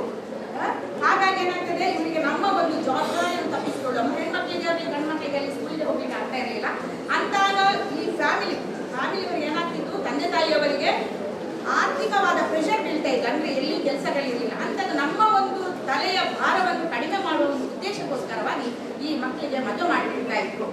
ಆದ್ರೆ ಏನು ಅಂದ್ರೆ ಇದರಲ್ಲಿ ಇಷ್ಟು ಶಿಕ್ಷೆಯನ್ನು ನಾನು ಹೇಳಿದೆ, ಇದರ ದುಷ್ಪರಿಣಾಮಗಳನ್ನು ಹೇಳಿದೆ. ಇದು ಯಾಕಾಗಿ ಬಾಲ್ಯ ವಿವಾಹ ಮಾಡ್ತಾರೆ? ಬಾಲ್ಯ ವಿವಾಹ ಮಾಡಿದಂತಹ ಸಂದರ್ಭದಲ್ಲಿ ತಂದೆ ತಾಯಿಯವರು ಅನ್ಕೊಳ್ಳೋದು ಒಂದೇ, ಏನಂದ್ರೆ ನಮ್ಮದೊಂದು ತಲೆಯ ಭಾರ ಕಡಿಮೆ ಆಯಿತು, ನಮ್ಮದೊಂದು ಜವಾಬ್ದಾರಿ ಮುಗಿಯಿತು. ಮತ್ತೆ ಸೊಸೈಟಿಯ ಒಂದು ಸ್ಟೇಟಸ್, ನನ್ನ ಮಗಳಿಗೆ 18 ವರ್ಷ ತುಂಬಲಿಕ್ಕೆ ಮೊದಲೇ ನಾನು ಮದುವೆ ಮಾಡಿದೆ, ಅದೇ ಅವ್ರದ್ದು. ಯಾಕೆಂದ್ರೆ ತಂದೆ ತಾಯಿಯವರು ಅವರ ಜವಾಬ್ದಾರಿಯನ್ನು ತಪ್ಪಿಸಿಕೊಳ್ಳಿಕ್ಕೋಸ್ಕರ, ಅಥವಾ ಅವರನ್ನು ಪೋಷಕರಾಗಿ ಯಾರು ಸಾಕು ತಾಯಿಗಳಾಗಿರ್ತಾರ, ಸಾಕು ತಂದೆ ತಾಯಿಗಳಿರ್ತಾರ, ತನ್ನದೊಂದು ಜವಾಬ್ದಾರಿ ಮುಗಿಬೇಕು ಅಂತ ಯೋಚನೆ ಮಾಡ್ತಾರೆ. ಇದಲ್ಲದೆ ಒಂದು ವೇಳೆ ಪೋಷಕರು ಅಂದ್ರೆ ಬೇರೆ ಮಕ್ಕಳನ್ನು ಸಾಕಿದಂತಹ ಸಂದರ್ಭದಲ್ಲಿ ಇನ್ನೊಬ್ಬ ಅಗರ್ಭ ಶ್ರೀಮಂತನಿರ್ತಾನೆ, ಅವನಿಗೊಂದು 60 ವರ್ಷ ಆಗಿರುತ್ತೆ ಅಥವಾ 55 ವರ್ಷ ಆಗಿರುತ್ತೆ. ಅವನೇನ್ ಮಾಡ್ತಾರೆ, ಇದು 18 ವರ್ಷಕ್ಕಿಂತ ಸಣ್ಣ ಹುಡುಗಿ, ಅವನೇನ್ ಹೇಳ್ತಾನೆ, ನಿಮ್ಮ ಮಗುವನ್ನು ನಮಗೆ ಮದುವೆ ಮಾಡಿಕೊಟ್ಟು ನಿಮಗೆ ಸ್ವಲ್ಪ ಆಸ್ತಿ ಪಾಸ್ತಿ ಕೊಡ್ತೇವೆ ಅಂತ. ಇವಳು ಏನ್ ಮಾಡ್ತಾಳೆ ಅಂದ್ರೆ ಮಲತಾಯಿ ಜಾಸ್ತಿಯಾಗಿ ಮಾಡೋದು. ನಾವೆಲ್ಲಾ ವಿಚಾರಗಳನ್ನು ನೋಡಿದ್ದೇವೆ ಅಲ್ವಾ, ಎಷ್ಟೋ ವಿಚಾರಗಳು ನ್ಯೂಸ್ಗಳಿಗೆ ಬರ್ತಾ ಇದೆ, ಅದನ್ನು ನಾವು ನೋಡ್ತೇವೆ. ಆಗ ನಾವು ಸ್ವಲ್ಪ ಧನಿಕರಾಗಬಹುದು ಎನ್ನುವಂತ ಒಂದು ಆಶೆಯಿಂದ 18 ವರ್ಷದ ಹುಡುಗಿ, 18 ವರ್ಷಕ್ಕಿಂತ ಕಡಿಮೆ ವಯಸ್ಸಿನ ಹುಡುಗಿಯನ್ನು 60 ವರ್ಷದ ಮುದುಕನಿಗೆ ಕೊಟ್ಟು ಮದುವೆ ಮಾಡಿದ್ರೆ ನಿಮಗೆ ಗೊತ್ತಿರ್ಬೋದಲ್ವಾ? ಎಷ್ಟೋ ವಿಚಾರಗಳಿದೆಲ್ಲ, ಅದೆಲ್ಲವೇ. ಅಂತಹ ಸಂದರ್ಭಗಳು ಕಂಡು ಬಂದಂತಹ ಸಂದರ್ಭದಲ್ಲಿ ನೀವು ಯಾರಿಗೆ ಈ ದೂರನ್ನು ಕೊಡ್ಬೇಕು? ಆರೋಗ್ಯ ಇಲಾಖೆಯವರಿಗೆ ಕೊಡ್ಬೇಕು ಅಲ್ವಾ, ಆ ನಂತರ ಪೊಲೀಸ್ ಇಲಾಖೆಯಲ್ಲಿ ಕೊಡ್ಬೇಕು, ಶಿಕ್ಷಕ ಇಲಾಖೆಯಲ್ಲಿ ಕೊಡ್ಬೇಕು, ಅನೇಕ ಇಲಾಖೆಗಳಿದೆ. ನಿಮಗೆ ಯಾರು ಗೊತ್ತಿದೆಯಾ ಅಲ್ಲಿ ಫಸ್ಟ್ ಆಫ್ ಆಲ್ ಹೋಗಿ ನೀವು ದೂರನ್ನು ಕೊಟ್ಟಂತಹ ಸಂದರ್ಭದಲ್ಲಿ ಯಾರು ಈ ಮದುವೆಗೆ ಪ್ರಚೋದನೆ ಮಾಡಿದಾರಾ, ಯಾರು ಈ ಬಾಲ್ಯ ವಿವಾಹವನ್ನು ಮಾಡಿದಾರಾ ಅಂತವರಿಗೆ ಶಿಕ್ಷೆ ಖಂಡಿತವಾಗಿ ಆಗುತ್ತೆ. ಯಾರು ಸಹ ಇದು ಕೇವಲ ನಾನು ಹೇಳ್ತಿರೋದು ಮದುವೆ ವಿಚಾರ, ಬಾಲ್ಯ ವಿವಾಹ ನಿಷೇಧ ಕಾಯ್ದೆ ಆಯಿತು. ಇನ್ನು ಪ್ರೇಮ ಪ್ರಕರಣಗಳಿಗೆ ನೀವು ಯಾರೂ ಬೀಳಬಾರ್ದು. ಅದು ಇನ್ನೊಂದು ದಿನ ಮದುವೆಯಾಗಿ ನಾವೆಲ್ಲವನ್ನೂ ಅನುಭವಿಸುವಂತ ಜೀವನ ನಮಗೆ ಇದೆ. ಅದಕ್ಕಿಂತ ಮೊದಲು ನೀವು ಪ್ರೇಮ ಪ್ರಕರಣಗಳಿಗೆ ಬಿದ್ದು ನಿಮ್ಮ ಜೀವನವನ್ನು ಹಾಳು ಮಾಡ್ಕೊಳ್ಬೇಡಿ. ಚೆನ್ನಾಗಿ ವಿದ್ಯಾಭ್ಯಾಸ ಮಾಡಿ ಯಾವುದಾದ್ರೂ ಒಂದು ಒಳ್ಳೆಯ ಉನ್ನತವಾದ ಹುದ್ದೆಗೆ ಹೋಗಿ ಅಂತ ಹೇಳಿ ನಾನು ಎಲ್ರಿಗೂ ನಿಮಗೆ ಹೇಳ್ತೇನೆ. ಅವಕಾಶಕ್ಕಾಗಿ ನಾನು ಎಲ್ಲರಿಗೂ ಧನ್ಯವಾದಗಳು. ಧನ್ಯವಾದಗಳು. ಈಗ ಕಾರ್ಯಕ್ರಮದಲ್ಲಿ ವಂದನಾ ಆದರೆ ಶ್ರೀಮತಿ ಭಾಗ್ಯಲಕ್ಷ್ಮಿ ರಾಜ್ಯಶಾಸ್ತ್ರ ವಿಭಾಗದ ಸಹಾಯಕ ಪ್ರಾಂಶುಪಾಲರಾದ ಡಾಕ್ಟರ್ ಎಸ್ ಅನಂತ್ ಸರ್ ಅವರಿಗೆ ಪೂರಕ ಧನ್ಯವಾದಗಳು. ಉದ್ಘಾಟಿಸಿ ಕಾರ್ಯಕ್ರಮವನ್ನು ಯಶಸ್ವಿಗೊಳಿಸಿದ ಶ್ರೀ ಕೆ ದ್ವಾರಕನಾಥ್ ಬಾಬು, ನಿರ್ದೇಶಕರು, ಕಾನೂನು ಸಂಸದೀಯ ಸುಧಾರಣಾ ಸಂಸ್ಥೆ, ಇವರಿಗೆ ಎಲ್ಲರ ಪರವಾಗಿ ಆತ್ಮೀಯ ವಂದನೆಗಳು. ಕಾರ್ಯಕ್ರಮಕ್ಕೆ ಮುಖ್ಯ ಅತಿಥಿಗಳಾಗಿ ಆಗಮಿಸಿದ ಶ್ರೀ ಇಮ್ರಾನ್ ಅಹಮದ್, ಪ್ರಧಾನ ಸಂಚಾಲಕರು, ಜಿಲ್ಲಾ ಕನ್ನಡ ಸಾಹಿತ್ಯ ಪರಿಷತ್, ಇವರಿಗೆ ಹೃತ್ಪೂರ್ವಕ ಧನ್ಯವಾದಗಳು. ಕಾಯ್ದೆ ಬಗ್ಗೆ ನಮಗೆ ಮಾಹಿತಿಗಳನ್ನು ನೀಡಿದ್ದಾರೆ. ಸುಚೇತಾ ಮೇಡಮ್ ಅವರಿಗೆ ಹೃತ್ಪೂರ್ವಕವಾದ ಧನ್ಯವಾದಗಳು.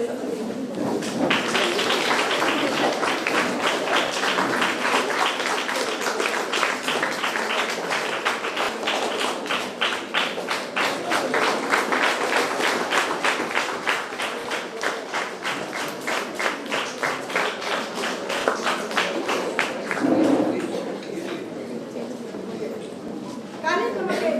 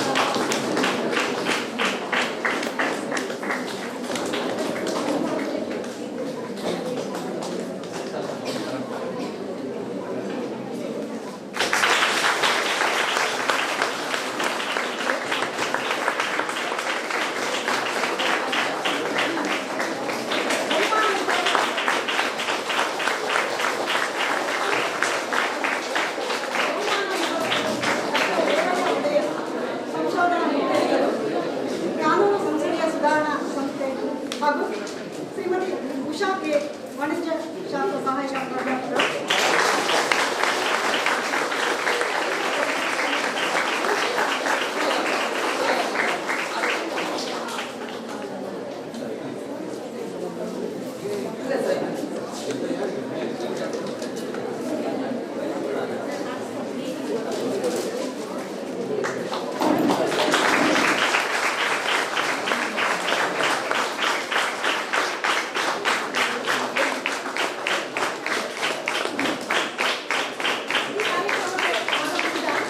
ಮಾಧ್ಯಮ ಮಿತ್ರರಿಗೂ ಆತ್ಮೀಯವಾದ ವಂದನೆಗಳನ್ನು.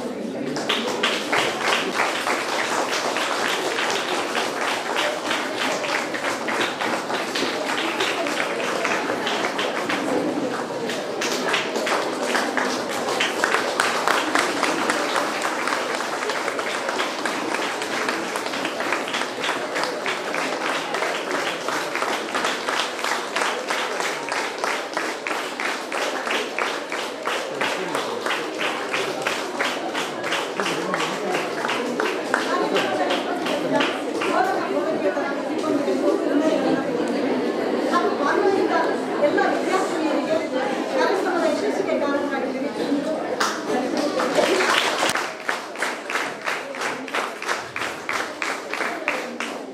ಎಲ್ಲ ಹೆಚ್ಚಿನ ವಿದ್ಯಾರ್ಥಿನಿಯರೇ, ಈಗ ನಮ್ಮ ಭಾಷಣ ಕೇಳಿದ್ದೀರಿ, ಈಗ ನಾವು ನಿಮ್ಮ ಭಾಷಣ ಕೇಳ್ತಿದ್ದೀವಿ. ನೀವು ಯಾರು ಉತ್ತಮ ಭಾಷಣ ಮಾಡ್ತೀರೋ ಅವರಿಗೆ ಮೊದಲ ಬಹುಮಾನ 1,000 ರೂಪಾಯಿ, ಎರಡನೇ ಬಹುಮಾನ 700 ರೂಪಾಯಿ, ಮೂರನೇ ಬಹುಮಾನ 500 ರೂಪಾಯಿ. ಉತ್ತಮವಾಗಿ 3 ಬಹುಮಾನ ಘೋಷಿಸಲಾಗಿದೆ. ಇದು ಕರ್ನಾಟಕ ಕಾನೂನು ಮತ್ತು ಸಂಸದೀಯ ಸುಧಾರಣಾ ಸಂಸ್ಥೆ ಹಾಗೂ ಅಜ್ಜಂಪುರ ಜಿ ಸೂರಿ ಪ್ರತಿಷ್ಠಾನ ಜೊತೆಗೆ ಸರ್ಕಾರಿ ಪ್ರಥಮ ದರ್ಜೆ ಕಾನೂನು ಕಾಲೇಜು ಈ 3. ಇನ್ನೊಂದು ಕೌಟುಂಬಿಕ ದೌರ್ಜನ್ಯಗಳಿಂದ ಮಹಿಳೆಯರ ಸಂರಕ್ಷಣಾ ಕಾಯ್ದೆ. ಈ 2 ಕಾಯ್ದೆ ಕುರಿತಾಗಿ ನೀವು ಇಲ್ಲಿ ಭಾಷಣವನ್ನ ಮಾಡಬೇಕು. ನೀವು ಮಾಡಿದ ಭಾಷಣವನ್ನ 3 ಜನ ಮಾರ್ಕ್ಸ್ ಹಾಕ್ತಾರೆ. ಆ 3 ಜನ ಮಾರ್ಕ್ಸ್ ಹಾಕಿರೋದನ್ನ ಪರಿಗಣಿಸಿ 3 ಬಹುಮಾನಗಳನ್ನ ಡಿಕ್ಲೇರ್ ಮಾಡಲಾಗುವುದು. ಆ ಭಾಷಣ ಹೇಗಿರಬೇಕು? ನೀವು ಇಲ್ಲಿ ಬಂದು ಓದುವಂತಿಲ್ಲ, ಕಾನೂನನ್ನ ಅಥವಾ ಪ್ರಬಂಧವನ್ನ ಓದುವಂತಿಲ್ಲ. ನಿಮ್ಮದೇ ಆದ ಭಾಷೆಯಲ್ಲಿ ಆಶುಭಾಷಣದ ರೀತಿಯಲ್ಲಿ ನೋಡಿಕೊಳ್ಳಲಾರದೆ ಹೇಳಿ. ನೋಡಿಕೊಳ್ಳದೆ ಏನೋ ಒಂದು ಪಾಯಿಂಟ್ ನೋಡ್ಕೋಬಹುದು, 1-2 ಪಾಯಿಂಟ್ಗಳನ್ನು ನೋಡಿಕೊಳ್ಳುವುದಿದೆ. ಚರ್ಚಾ ಸ್ಪರ್ಧೆ. ಮೊದಲ ವಿಷಯ ಬಾಲ್ಯ ವಿವಾಹ ನಿಷೇಧ ಕಾಯ್ದೆ 2016. ಇದಕ್ಕೆ ತೀರ್ಪುಗಾರರಾಗಿ ಶ್ರೀಮತಿ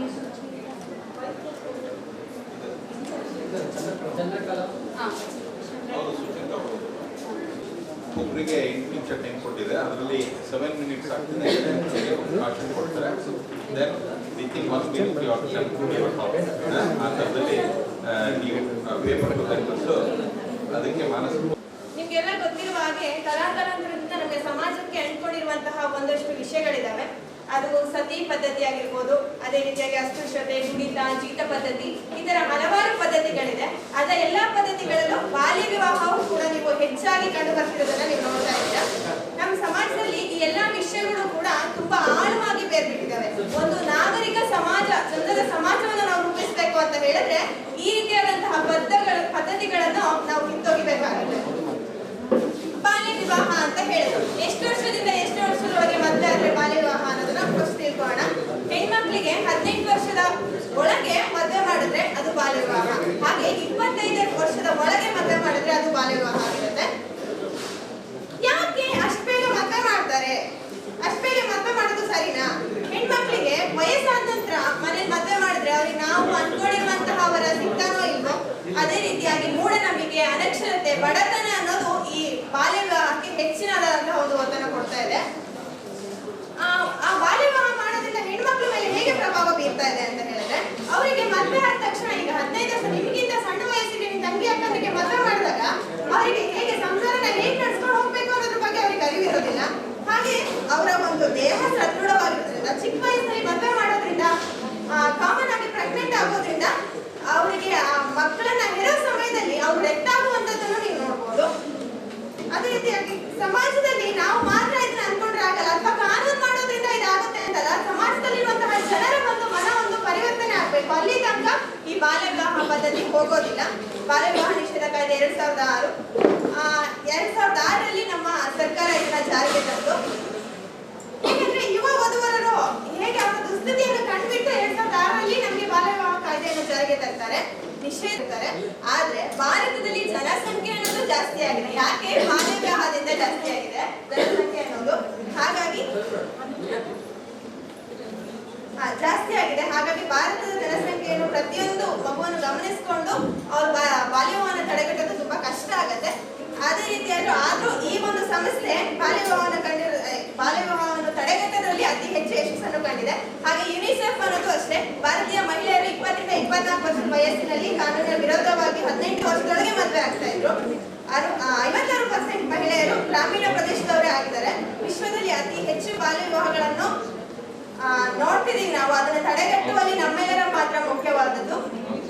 ಬಾಲ್ಯ ವಿವಾಹದಿಂದ ಆಗುವಂತಹ ದುಷ್ಪರಿಣಾಮಗಳನ್ನು ಜನರಿಗೆ ನಾವು ಅರಿವು ಮೂಡಿಸಬೇಕು. ನಿಮ್ಮ ಮನೇಲಿ ಅಕ್ಕಂಗೋ ತಂಗಿಗೋ ಮದುವೆ ಮಾಡ್ತಿದ್ದಾರೆ ಅಂದ ತಕ್ಷಣ ಅವ್ರಿಗೆ ಎಷ್ಟು ವರ್ಷ ಆಗಿದೆ, ಯಾಕೆ ಮದುವೆ ಮಾಡ್ತೀರಾ, ಅದನ್ನ ನೀವು ತಡೆಗಟ್ಟಬೇಕು. ನೀವು ಮುಂದೆ ಹೋಗೋ ತನಕ ಯಾರು ಕೂಡ ಮುಂದೆ ಬರಲ್ಲ ಬಾಲ್ಯ ವಿವಾಹನ ತಡೆಗಟ್ಟಕ್ಕೆ. Thank you for watching.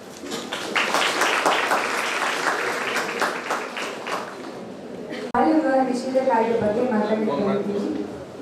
ಬಾಲ್ಯ ವಿವಾಹ ಅಂದ್ರೆ ಒಂದು ಸಮಾಜದ ಒಂದು ದೊಡ್ಡ ಸಂಸ್ಕೃತಿ ಆಗಿತ್ತು ಆ ಕಾಲದಲ್ಲಿ. ಈಗಲೂ ಅಲ್ಲಲ್ಲಿ ಇದೆ, ಆದರೆ ಇವಾಗ ಮಾಡಿದ್ರೆ ಅದು ಕ್ರೈಮ್ ಅಂತ ಪರಿಗಣಿಸಿ ಅವ್ರನ್ನ ಶಿಕ್ಷೆ ವಿಧಿಸಲಾಗುತ್ತೆ. ಆಗಿನ ಕಾಲದಲ್ಲಿ ಇದು ಆಪ್ಯಾಯಮಾನವಾಗಿ ಬೆಳ್ಕೊಂಡು ಬಂದಿತ್ತು. ಮಕ್ಕಳಿಗೆ ತಮ್ಮ ಸ್ವಾತಂತ್ರ್ಯವೇ ಇಲ್ಲ, ಯಾರನ್ನ ಗಂಡನಾಗಿ ಸೆಲೆಕ್ಟ್ ಮಾಡಬೇಕು ಅನ್ನೋ ಒಂದು ಸ್ವಾತಂತ್ರ್ಯ ಇಲ್ಲ, ಅಥವಾ ಹೆಂಡತಿಯಾಗಿ ಯಾಕೆ ಬರ್ತಾಳೆ ಅನ್ನೋದಿಲ್ಲ. ಒಟ್ಟು ತಂದೆ ತಾಯಿ ಯಾವುದೋ ಕಟ್ಟುಪಾಡಿಗೆ ಹೇಳಿದವ್ರನ್ನ ಮದುವೆ ಆಗ್ತಾ ಇದ್ರು. ಆ ಸಣ್ಣ ವಯಸ್ಸಿನಲ್ಲಿ ಏನು ತಿಳಿತಾರಲ್ಲ, ಪ್ರಬುದ್ಧತೆನೇ ಇಲ್ಲದಂತ ವಯಸ್ಸಿನಲ್ಲಿ ಯಾರಿಗಾದ್ರೂ ಕೊಟ್ಟು ಮದುವೆ ಮಾಡ್ತಿದ್ರು. ಕಣ್ಮುಚ್ಕೊಂಡು ಇವರು ಮದುವೆ ಆಗಿ ಜೀವನವನ್ನ ಸವಿಸ್ತಿದ್ರು. ಇದರಿಂದ ಅದು ಎಷ್ಟೋ ಒಂದು ಕ್ರಿಯಾಶೀಲ ಮಕ್ಕಳು ಏನೋ ಒಂದು ಕ್ರಿಯಾಶೀಲತೆನ ಮುಂದೆ ತರಬೇಕು ಅಂತ ಅನ್ಕೊಂಡವ್ರ ಕ್ರಿಯಾಶೀಲತೆ ಅಲ್ಲಿ ಕುಂಠಿತ ಹೋಗಿದೆ. ಅವರ ಜೀವನದಲ್ಲಿ ಈಗ ಮುಂದೆ ಇವಾಗ ನಾವೆಲ್ಲರೂ ಡಿಗ್ರಿಲಿ ಅನ್ಕೊಂಡಿದ್ದೀವಿ, ಮುಂದೆ ಹಿಂಗಾಗ್ಬೇಕೇನೋ, ಬ್ಯಾಂಕಲ್ಲಿ ಕೆಲಸ ಸಿಗಬೇಕು, ಡಾಕ್ಟರ್ ಆಗಬೇಕು, ಇಂಜಿನಿಯರ್ ಆಗಬೇಕು, ಇಂಥ ಕನಸು ಪ್ರತಿಯೊಬ್ಬರಲ್ಲೂ ಇರುತ್ತೆ, ಅವರಲ್ಲೂ ಇತ್ತು. ಆದರೆ ಮದುವೆ ಆದ ಕಾರಣದಿಂದ ಅವ್ರಿಗೆ ಅಲ್ಲೇ ಅದು ಕುಂಠಿತಾಗಿದೆ. ಮದುವೆ ಆದರೆ ಹಾಗಾದ್ರೆ ಕ್ರಿಯಾಶೀಲತೆ ಇಲ್ವಾ ಅಂತ ಖಂಡಿತ ಅಲ್ಲ. ಮದುವೆ ಆದ್ಮೇಲೆ ಅವ್ರಿಗೆ ಸಂಸಾರದ ಜವಾಬ್ದಾರಿಗಳು ಅಂತಿರುತ್ತೆ, ಮಕ್ಕಳು, ಮನೆ, ಇಂಥದ್ರಿಂದ ನಮಗೆ ಮುಂದೆ ಬೆಳೆಯೋಕ್ಕಾಗಲ್ಲ, ನಮ್ಗೆ ಯಾವುದೇ ಕ್ರಿಯೇಟಿವಿಟಿನ ಮುಂದೆ ತರೋಕ್ಕಾಗಲ್ಲ, ಹೊರ ಹೊಂದಿಸೋಕ್ಕಾಗಲ್ಲ. ಇಂಥ ಒಂದು ದೊಡ್ಡ ಸಂಸ್ಕೃತಿ ಬಾಲ್ಯ ವಿವಾಹ ಆಗಿರುತ್ತೆ. ಇದನ್ನ ತಡೀಲಿಕ್ಕೆ 2006ರಲ್ಲಿ ಬಾಲ್ಯ ವಿವಾಹ ಪದ್ಧತಿ ಜಾರಿಗೆ ಬಂತು. ಬಾಲ್ಯ ವಿವಾಹ ಪದ್ಧತಿ ಜಾರಿಗೆ ಬಂದಿದ್ರಿಂದ ಎಷ್ಟೋ ಮಕ್ಕಳಿಗೆ ತಮ್ಮ ಟ್ಯಾಲೆಂಟ್ ತೋರಿಸೋಕೆ ಮತ್ತು ಏನೇ ಆಗಿರ್ಬೋದು ಎಲ್ಲ ರೀತಿಯ ಗಂಡು ಮಕ್ಕಳ ದೃಷ್ಟಿಯಿಂದ ಯೋಚನೆ ಮಾಡೋದಾದ್ರೆ ಅವರಿಗೂ ತಮ್ಮ ಹೆಂಡತಿ ಆಗೋಳು ಬುದ್ಧಿವಂತೆ ಆಗಿರ್ಬೇಕು, ಏನೋ ಒಂದಷ್ಟು ಆಸೆ ಇರುತ್ತೆ. ಆದರೆ ಯಾವುದೋ ಒಂದು ಅಪ್ರಬುದ್ಧ ಹೆಣ್ಣನ್ನು ತಂದು ಕಟ್ಟಿದಾಗ ಅವ್ರಿಗೆ ಅವ್ರ ಮೇಲೆ ಜಿಗುಪ್ಸೆ ಬಂದ್ಬಿಟ್ಟು ಅವರು ಜೀವನದಲ್ಲಿ ಏನು ಸಂತೋಷವನ್ನು ಕಾಣದೆ ಬೇರೆಯವ್ರನ್ನ ಮದುವೆ ಆಗೋ ಚಾನ್ಸಸ್ ಕೂಡ ಇರುತ್ತೆ.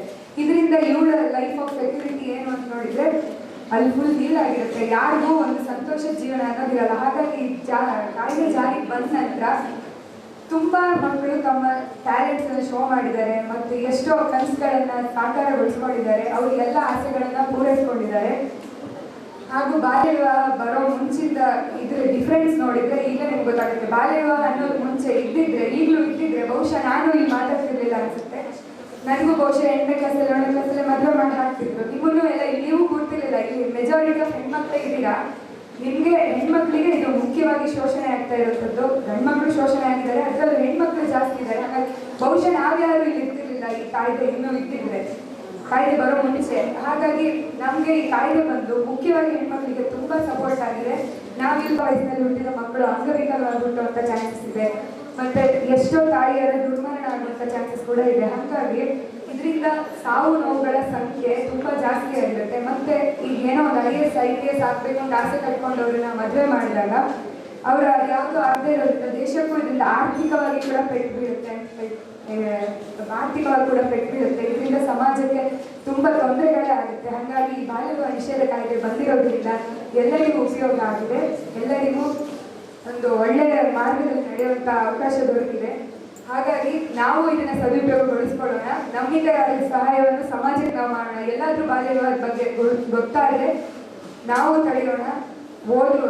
ವಿದ್ಯಾವಂತರಾಗಿ ನಾವು ಇದಕ್ಕೆ ಎಲ್ಲ ಸಹಾಯ ಮಾಡೋಣ ಅಂತ ಹೇಳ್ತಾ ನನ್ನ ಮಾತು ಮುಗಿಸ್ತೇನೆ. ಧನ್ಯವಾದಗಳು.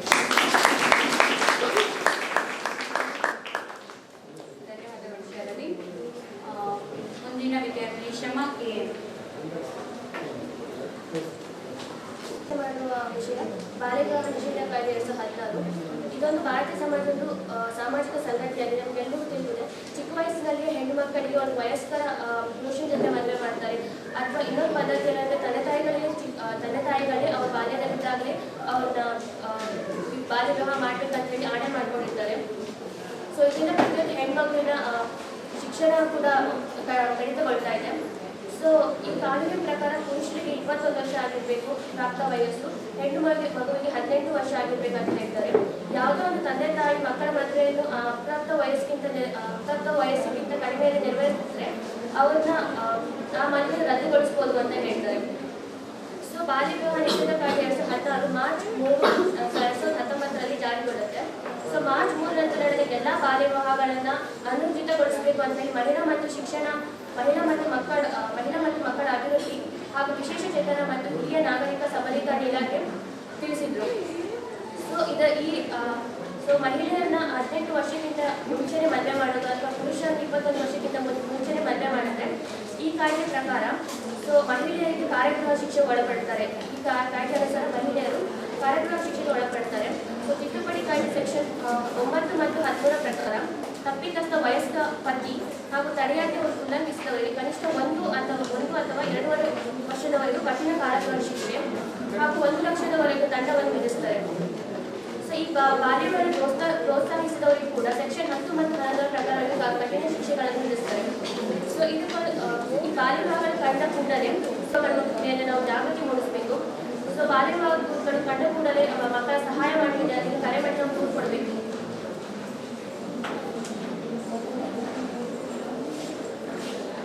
ಸೊ ಬಾಲ್ಯ ವಿವಾಹ ಮಾಡೋದ್ರಿಂದ ಹೆಣ್ಮಕ್ಳಿಗೆ ಅವರು ದೈಹಿಕವಾಗಿ ಪ್ರಬಲರಾಗುವುದಿಲ್ಲ ಮತ್ತು ಮಾನಸಿಕವಾಗಿಯೂ ಕೂಡ ಪ್ರಬಲರಾಗಿರುವುದಿಲ್ಲ.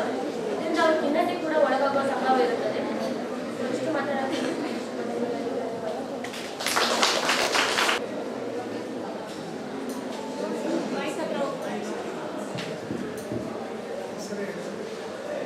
ನನ್ನ ಹೆಸರು ನಮನ. ನಾನು ಮಾತಾಡ್ತಿರೋ ಟಾಪಿಕ್ ಬಂದ್ಬಿಟ್ಟು ಬಾಲ್ಯ ವಿವಾಹ ನಿಷೇಧ ಕಾಯ್ದೆ. ಬಾಲ್ಯ ವಿವಾಹ ಅಂದರೆ 18 ವಯಸ್ಸಿಂದ ಮಹಿಳೆಯರಿಗೆ 18 ವಯಸ್ಸಿನ ಒಳಗೆ ಮದುವೆ ಆಗ್ತಾರೆ, ಬಾಲ್ಯ ಮಾಡ್ತಾರೆ. 21 ವಯಸ್ಸಿನ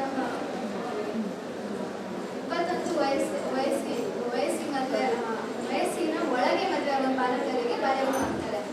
ಬಾಲ್ಯ ವಿವಾಹ ಅಂತ ಎಲ್ಲ ನಮಗೆ ಗೊತ್ತಿದೆ. ಆದರೆ ನಮ್ಮ ಸುತ್ತಮುತ್ತಲಿನ ಈ ನಡೀತಕ್ಕಂಥ ಬಾಲ್ಯ ವಿವಾಹ ಆಗ್ತಾ ಇದ್ರು ಕೂಡ ಯಾರೂ ತಡೆಯಲ್ಲ. ಹಾಗಾಗಿ ನಾವು ಫಸ್ಟು ಕಾನೂನೆಲ್ಲ ಬಂದಿದೆ, ಎಲ್ಲ ತಿಳ್ಕೊಂಡಿದ್ರೆ ಹೌದು. ಎಷ್ಟೆಲ್ಲ ನಿಮ್ಮ ನಿಯರೆಸ್ಟು ನಿಮ್ಮ ಮನೆಗಳ ಹತ್ರ ಕೂಡ ಆಗ್ತಾ ಇದ್ರು. ಯಾರು ಈಗ ಯಾಕೆ ಮಾಡ್ತಿದ್ದಾರೆ, ವಯಸ್ಸು ಎಷ್ಟು, ನಿಮ್ಮದು ತಂಗಿ ವಯಸ್ಸಿನ ಒಂದು ಮಹಿಳೆಗೆ ಮದುವೆ, ಒಂದು ಬಾಲಕಿಗೆ ಮದುವೆ ಆದರೆ ಅವನಿಗೆ ನೋಡ್ಕೊತಾಳೆ ಅಂತ ಯಾರು ಥಿಂಕ್ ಮಾಡಲ್ಲ. ಸೊ ನಾವು ಇಷ್ಟೆಲ್ಲ ಬಂದಿದೆ. ನಾವು ನಮ್ಮ ಜೊತೆಗೆ ನಮ್ಮ ಹಿಂದೆ ಊರು ಇವನ್ನೆಲ್ಲ ಬಾಲ್ಯ ವಿವಾಹ ಆಗಿದ್ರೆ ನಾವು ಮುಕ್ತಿ ಮಾಡಿದ್ರೆ ನಮ್ಮ ದೇಶಕ್ಕೆ ಈಗ ಹೆಚ್ಚಾಗಿ ಜನಸಂಖ್ಯೆ ಬಂದಿದೆ. ಹೌದು, ಅದರಿಂದ ಏನು ಯೂಸ್ ಇದೆ? ನಮ್ಮ ದೇಶ ಯಾವುದಿದ್ರು ಜನಸಂಖ್ಯೆ ಮುಂದಿದೆ. ಹೌದು, ಟ್ಯಾಲೆಂಟಲ್ಲಿ ಮುಂದಿರೋ ದೇಶ ಯಾವುದು ನೋಡಿಲ್ಲ. ಅದಕ್ಕೆ ನಾವು ಹೆಚ್ಚಿನ ಎಫರ್ಟ್ಸ್ ಹಾಕಬೇಕಂದ್ರೆ ನಾವು ಕಲಿತಿರೋ ಶಿಕ್ಷಣ ಜೊತೆಗೆ ನಾವು ನಮ್ಮ ಜೀವನದಲ್ಲಿ ಕೂಡ ಕಾನೂನನ್ನ ಅಳವಡಿಸ್ಕೊಳ್ಬೇಕು. ಈ ಕಾಯ್ದೆಗಳು ಎಲ್ಲ ಸರಿ ಇದೆ, ಆದರೆ ಎಷ್ಟು ನಿಮ್ಮ ಮನೆಗಳಲ್ಲೂ ಕೂಡ ಈ ಥರ ಆಗಿದೆ. ಆದರೆ ಯಾಕೆ ಕಾನೂನಿನ ಪ್ರಕಾರ ಹೋಗ್ತಾ ಇಲ್ಲ ಅನ್ನೋದು 2026 ನವೆಂಬರ್ 1, 2020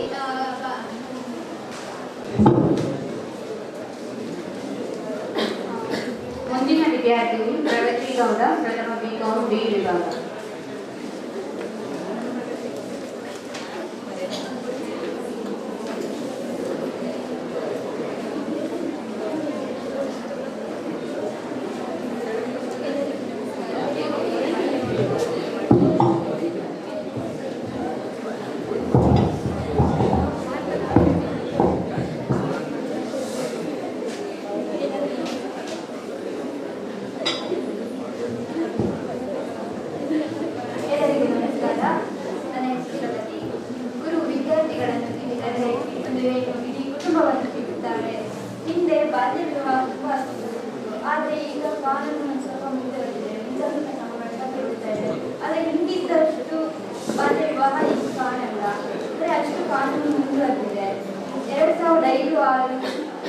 ವಿಶ್ವ ರಾಷ್ಟ್ರೀಯ ಕುಟುಂಬ ಆರೋಗ್ಯ ಸಮೀಕ್ಷೆಯ ಪ್ರಕಾರ 29 ರಾಜ್ಯಗಳ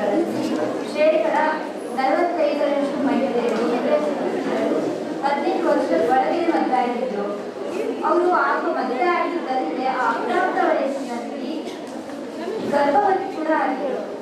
ಹಾಗಾಗಿ ಆ ದೇವರಿಗೆ ದೇಹನೇ ಬೆಳವಣಿಗೆ ಆಗಿರಲ್ಲ, ದೇಹ ಮಾನಸಿಕ ಎರಡು ಬೆಳವಣಿಗೆ ಆಗಿರಲ್ಲ. ಹಾಗಾಗಿ ಅವರು ಆ ಜೀವ ಇನ್ನೊಂದು ಜೀವಕ್ಕೆ ಹೇಗೆ ಜೀವ ಕೊಡಕ್ಕೆ ಸಾಧ್ಯ? ಅದು ದೇಹಕ್ಕೂ ಹಾಗೂ ಮನಸ್ಸಿಗೂ ಆಗುವುದಿಲ್ಲ. ಬಾಲ್ಯ ವಿವಾಹ ಈ ಅನಿಷ್ಟ ಪದ್ಧತಿಯನ್ನು ಸರ್ಕಾರ ನಿರ್ಮೂಲನೆ ಮಾಡಲಿಕ್ಕೆ ಸಾಕಷ್ಟು ನಿರ್ಮೂಲನಾ ಕ್ರಮಗಳನ್ನು ಕೈಗೊಳ್ತಿದೆ.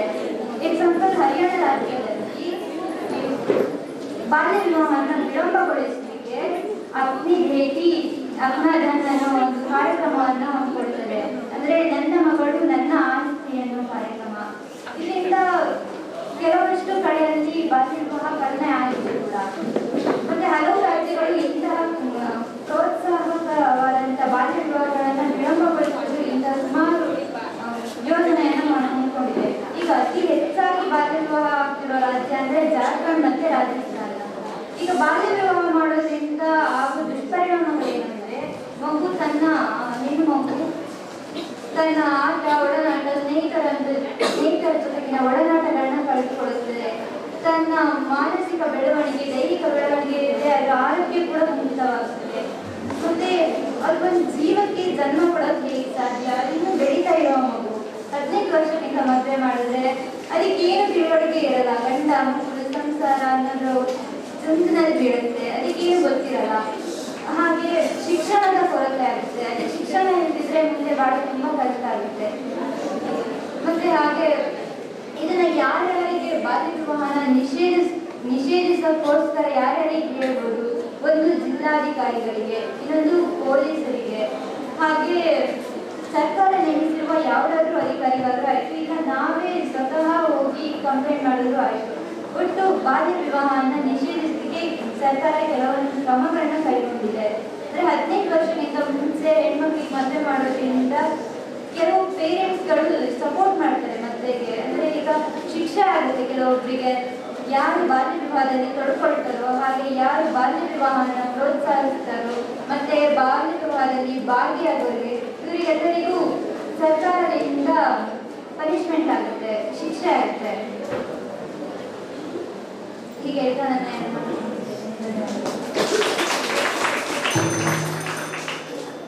ಬಾಲ್ಯ ವಿವಾಹ ನಿಷೇಧ ಕಾಯ್ದೆ 2016.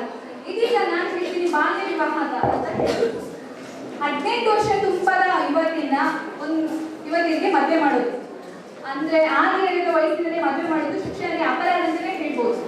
ಅಂದ್ರೆ ಒಂದು ಆದಿಯರಿದ ವಯಸ್ಸಿನಲ್ಲಿ ಹೆಣ್ಣಿಗೆ ಯಾವುದೇ ತರದ ವಿಷಯಗಳೇ ತಿಳಿದಿರುವುದಿಲ್ಲ, ಹಾಗೆ ಮದುವೆ ಮಾಡೋದು ತಪ್ಪಾಗುತ್ತೆ. ನಾವು ನೋಡ್ಬೋದು ಕಳೆದ 2 ವರ್ಷಗಳಿಂದ ಲಾಕ್ಡೌನ್ ಅಲ್ಲಿ ಏನೇನಾಗ್ತಾ ಇದೆ ಅಂತ ಹೇಳಿದ್ರೆ 18 ವರ್ಷದ ತುಂಬದ ಯುವತಿಯನ್ನ ಮದುವೆ ಮಾಡೋದು ಅದು ಅಪರಾಧ ಆಗುತ್ತೆ. ಮನೆ ಹುಡುಗಿಗೆ ಒಪ್ಪಿಗೆನೇ ಇರಲ್ಲ. ಏನ್ ಮಾಡ್ತಾರೆ, ಮನೆಯವರು ಬಲಾತ್ಕಾರಕ್ಕಾಗಿ ಹೆಣ್ಣು ಮದುವೆಗೆ ಒಪ್ಪುವುದನ್ನ ಕೂಡ ನಾವು ನೋಡ್ಬೋದು. ಕೇವಲ ಬಾಲ್ಯ ವಿವಾಹ 18 ವರ್ಷದ ಒಳಗೆ ಮಾತ್ರ ಮದುವೆ ಆದ್ರೆ ಅದು ಅಪರಾಧ ಅಂತ ಅಲ್ಲ. ಕೆಲವೊಬ್ಬರು ಹೈಸ್ಕೂಲ್ ಹೋಗೋರಾಗಿರ್ಬೋದು, ಕಾಲೇಜ್ ವಯಸ್ಸರಾಗಿರ್ಬೋದು, 18 ವರ್ಷ ತುಂಬದೊಳಗಡೆ ಯಾರನ್ನಾದ್ರೂ ಪ್ರೀತಿಸ್ತಿರ್ತಾರೆ, ಮನೆಗೆ ಏನು ಹೇಳಿದ್ರೆ ಮದುವೆ ಆಗೋದು, ಅದು ಕೂಡ ಒಂದು ಅಪರಾಧನೇ ಆಗಿರುತ್ತೆ. ಯಾಕಂದ್ರೆ ಹೇಳಿದ್ರೆ 18 ವರ್ಷ ಆದ್ಮೇಲೆ ಮದುವೆಗೆ ಒಂದು ಇದಿರುತ್ತೆ. ಆದ್ರೆ ಬೇಗ ಮದುವೆ ಆಗೋದ್ರಿಂದ ಮುಂದೆ ಮದುವೆ ಆದ್ರೆ ಮಕ್ಕಳು ಹುಟ್ಟೇ ಇರ್ಬೋದು, ಮಕ್ಕಳು ಹುಟ್ಟಿದ್ರೆ ಮಕ್ಕಳಿಗೆ ಏನಾದ್ರು ಪ್ರಾಬ್ಲಮ್ ಆಗಿರ್ಬೋದು, ಆಮೇಲೆ ಡೆಲಿವರಿ ಟೈಮಲ್ಲಿ ಡೆತ್ ಆಗೋದು, ಇದನ್ನೆಲ್ಲ ನಾವು ನೋಡ್ಬೋದು. ಅದಕ್ಕೆ ಏನ್ ಮಾಡ್ಬೇಕು ಅಂತ ಹೇಳಿದ್ರೆ ಇಂಥ ವಿಚಾರಗಳಿಗೆ ನಾವು ಹೋರಾಡಬೇಕಾಗುತ್ತೆ. ಹೆಣ್ಣನ್ನ ಪೂಜಿಸಬೇಕಾಗುತ್ತೆ. ಹೆಣ್ಣಿಗೆ ಈ ತರ ಪ್ರಾಬ್ಲಮ್ ಅಂದ್ರೆ ನಾವೇನ್ ಮಾಡ್ಬೇಕು, ಮೊದಲು ಹೋಗಿ ಪೊಲೀಸ್ ಸ್ಟೇಷನ್ ಅಲ್ಲಿ ಇನ್ಫಾರ್ಮ್ ಮಾಡ್ಬೇಕಾಗುತ್ತೆ. ಆದ್ರೆ ನಾವೇನ್ ಮಾಡ್ತಾ ಇದ್ದೀವಿ ಅಂತ ಹೇಳಿದ್ರೆ ಏನು ಮಾಡ್ತಾ ಇಲ್ಲ. ಇದೆ ಕಳೆದ 2 ವರ್ಷದಿಂದ ಲಾಕ್ಡೌನ್ ಟೈಮಲ್ಲಿ ಏನೇನಾಗಿದೆ, ಎಷ್ಟೋ PU ಮುಗಿದ್ರೆ ಇನ್ನೇನು ಡಿಗ್ರಿಗೆ ಹೋಗ್ಬೇಕು, ಅಷ್ಟು ಕಮ್ಮಿ ಖರ್ಚಲ್ಲಿ ಮದುವೆ ಆಗೋಗುತ್ತಲ್ಲ, ಮದ್ರಪ್ಪ ಬಿಟ್ರಪ್ಪ ಮದುವೆ ಮಾಡಿ ಕಳಿಸ್ರಪ್ಪ. ಆಮೇಲೆ ಇಂಥದ್ದೆಲ್ಲ ಆಗ್ತದೆ. ಅದಕ್ಕೆ ನಾವ್ ಏನ್ ಮಾಡ್ಬೇಕು, ಹೋರಾಡ್ಬೇಕು. ಹೋರಾಡೋದಂತ ಹೇಳಿದ್ರೆ ಮನೇಲಿ ಕೂತು ಹೋರಾಡೋದು ಆಗಲ್ಲ. ಈಗ ನನಗೆ ಈಗ ಮದುವೆ ಫಿಕ್ಸ್ ಆಯ್ತು ಅಂತ ಹೇಳಿದ್ರೆ ನನ್ಗೆ ಇಷ್ಟ ಇಲ್ಲ ಅಂತ ನಾನು ಏನ್ ಮಾಡ್ಬೇಕು, ಡೈರೆಕ್ಟ್ ಹೋಗ್ಬೇಕು. ಏನು ಸತ್ತದಪ್ಪ ಏನು ನೋಡ್ಬಾರ್ದು, ನನ್ಗೆ ಇಷ್ಟ ಇಲ್ಲ ಬಲಾತ್ಕಾರಕ್ಕೆ ಮದುವೆ ಮಾಡಿದ್ರು. ಯಾವನೊಬ್ಬ ಗೌರ್ಮೆಂಟ್ ಜಾಬ್ 40 ವರ್ಷ ಆಗಿದೆ, ಹೆಣ್ಣಿಗಿನ್ನೂ ನನಗಿನ್ನೂ 18 ಎಲ್ಲ ಕಟ್ಟಿದ್ರು, ಮದುವೆ ಹೋಗ್ತಾ ಇರು. ಅದಕ್ಕೆ ಏನ್ ಮಾಡ್ಬೇಕು, ನಾವು ಹೋರಾಡ್ಬೇಕಲ್ಲ. ಯಾವನೊಬ್ಬ ಗೌರ್ಮೆಂಟ್ ಜಾಬ್ ಅಲ್ಲಿದ್ದಾರೆ, ನಾನು 45 ವರ್ಷ ಆಗಿದೆ, ಮದುವೆ ಆಗೋದೇನಾ, ನನಗೆ ಹೋಗಿ ಕೇಳ್ಬೇಡ್ವಾ?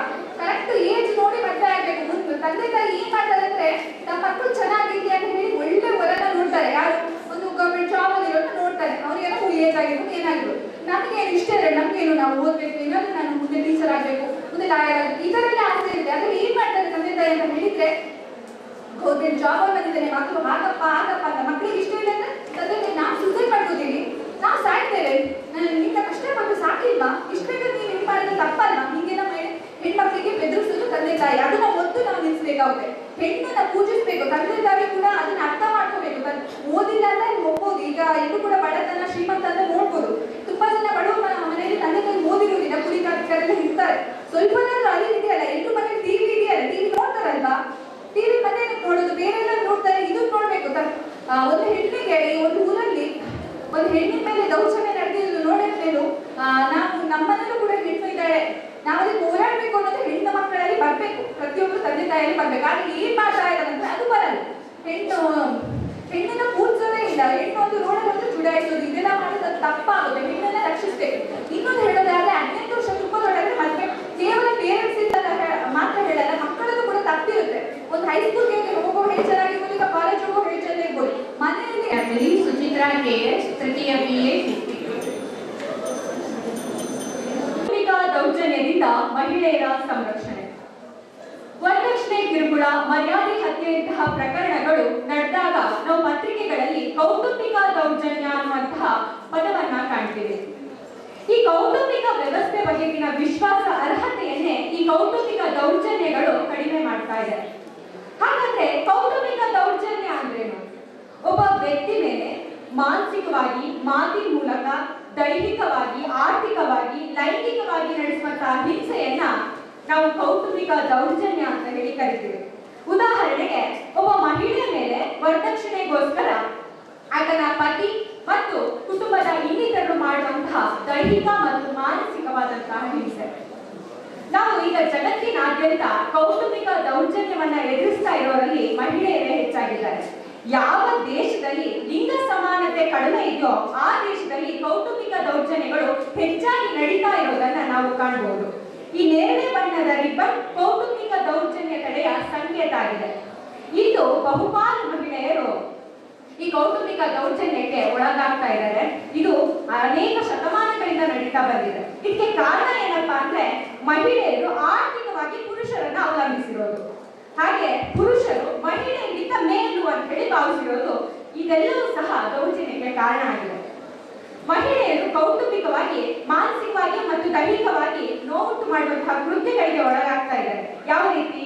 ತಂದೆ ತಾಯಿಯನ್ನ ಭೇಟಿ ಮಾಡಬಾರ್ದು, ಅವ್ರ ಜೊತೆಗೆ ಮಾತನಾಡಬಾರ್ದು ಅನ್ನೋಂಥ ಷರತ್ತನ್ನ ಹಾಕೋದು, ಲೈಂಗಿಕ ಹಿಂಸೆಯನ್ನ ನೀಡೋದು, ಆರ್ಥಿಕ ಹಿಂಸೆಯನ್ನ ನೀಡೋದು, ಗಂಡು ಮಗು ಹೆರಲಿಲ್ಲ ಅಂತ ಹೇಳಿ ಮೂದರಿಸೋದು, ಹೀಯಾಡಿಸೋದು, ವರದಕ್ಷಿಣೆ ತರಬೇಕು ಅಂತ ಹೇಳಿ ಅವಳಿಗೆ ಹಿಂಸೆಯನ್ನ ನೀಡೋದು, ಹೀಗೆ ಹಲವು ರೀತಿಯಲ್ಲಿ ನನಗೆ ಕೌಟುಂಬಿಕ ದೌರ್ಜನ್ಯಗಳು ನಡೀತಾ ಇರೋದನ್ನ ನಾವು ಕಾಣಬಹುದು.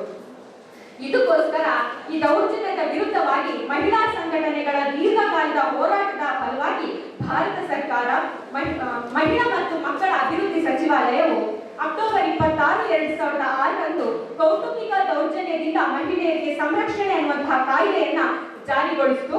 ಈ ಕಾಯ್ದೆ ಭಾರತದ ಸಂಸತ್ತಿನ ಕಾಯ್ದೆಯಾಗಿದ್ದು, ಇದು ಮೊದಲ ಬಾರಿಗೆ ಗೃಹ ಹಿಂಸೆ ಅನ್ನುವಂತಹ ಪದವನ್ನ ವ್ಯಾಖ್ಯಾನಿಸುತ್ತೆ.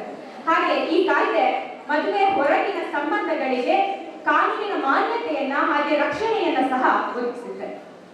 ಈ ಕಾನೂನಿನ ಅನ್ವಯ ಮಹಿಳೆಯರಿಗೆ ಯಾವ ರೀತಿ ರಕ್ಷಣೆ ದೊರೆಯುತ್ತೆ ಅಂದ್ರೆ, ಈಗ ಗಂಡು ಹೆಣ್ಣಿನ ಮೇಲೆ ದೌರ್ಜನ್ಯ ಮಾಡ್ತಾ ಇದ್ರೆ ಅವಳಿಗೆ ದೌರ್ಜನ್ಯ ನಡೆಯೋ ರೀತಿಯ ಗಂಡನಿಗೆ ಎಚ್ಚರಿಕೆಯನ್ನ ನೀಡಬಹುದು.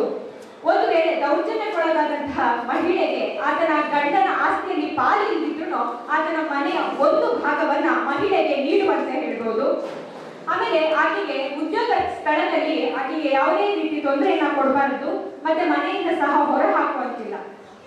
ಹಾಗೆ ಆರೋಪಿ ದೌರ್ಜನ್ಯಕ್ಕೀಡಾದಂತಹ ವ್ಯಕ್ತಿಗೆ ಯಾವುದೇ ರೀತಿಯಾದಂತಹ ದೂರವಾಣಿ ಕರೆಯನ್ನ ಮೌಖಿಕವಾಗಿ, ಲಿಖಿತವಾಗಿ, ವಿದ್ಯುನ್ಮಾನ ಮಾಧ್ಯಮದ ಮೂಲಕ ಯಾವುದೇ ರೀತಿಯ ಸಂದೇಶವನ್ನ ಕಳಿಸಬಾರದು. ತಿಂಗಳ ಜೀವನಾಂಶವನ್ನ ಕೇಳಬಹುದು. ಈ ಕಾಯ್ದೆಯಲ್ಲಿ ಕಾನೂನು ಬಾಹಿರ ಕೃತ್ಯವನ್ನ ಎಸಗಿದ್ರೆ ಅವರಿಗೆ 1 ವರ್ಷ ಸೆರೆವಾಸದ ಶಿಕ್ಷೆ, 20,000ವರೆಗೂ ದಂಡವನ್ನ ವಿಧಿಸಬಹುದು.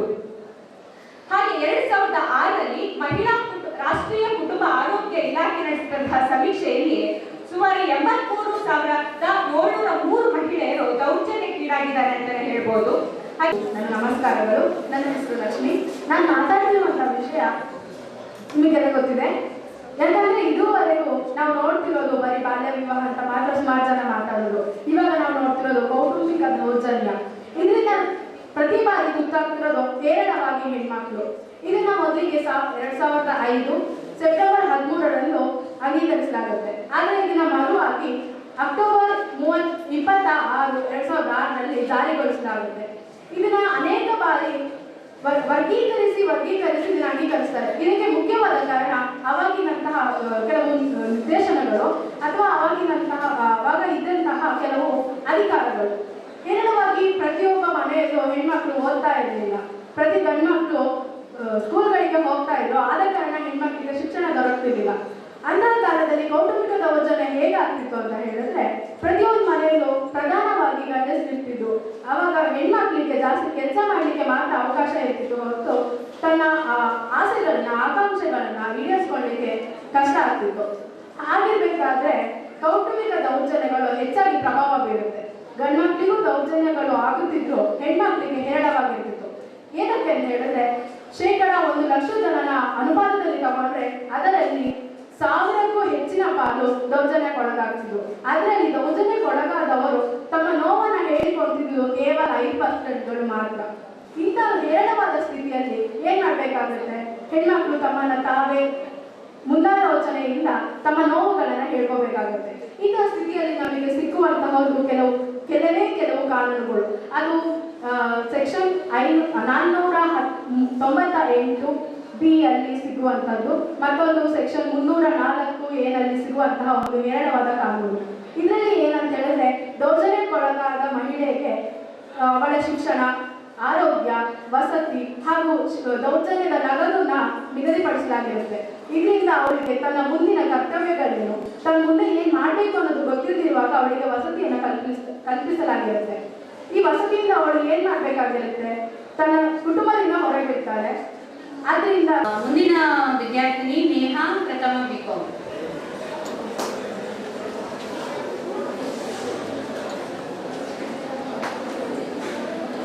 ಎಲ್ಲರಿಗೂ ನನ್ನ ನಮಸ್ಕಾರ. ನನ್ನ ಹೆಸರು ನೇಹಾ. ನಾನು ಇವತ್ತು ಮಾತಾಡಬೇಕು ಅನ್ಕೊಂಡಿರೋ ಟಾಪಿಕ್ ಕೌಟುಂಬಿಕ ದೌರ್ಜನ್ಯದಿಂದ ಮಹಿಳೆಯರ ಸಂರಕ್ಷಣಾ ಕಾಯ್ದೆ 2005.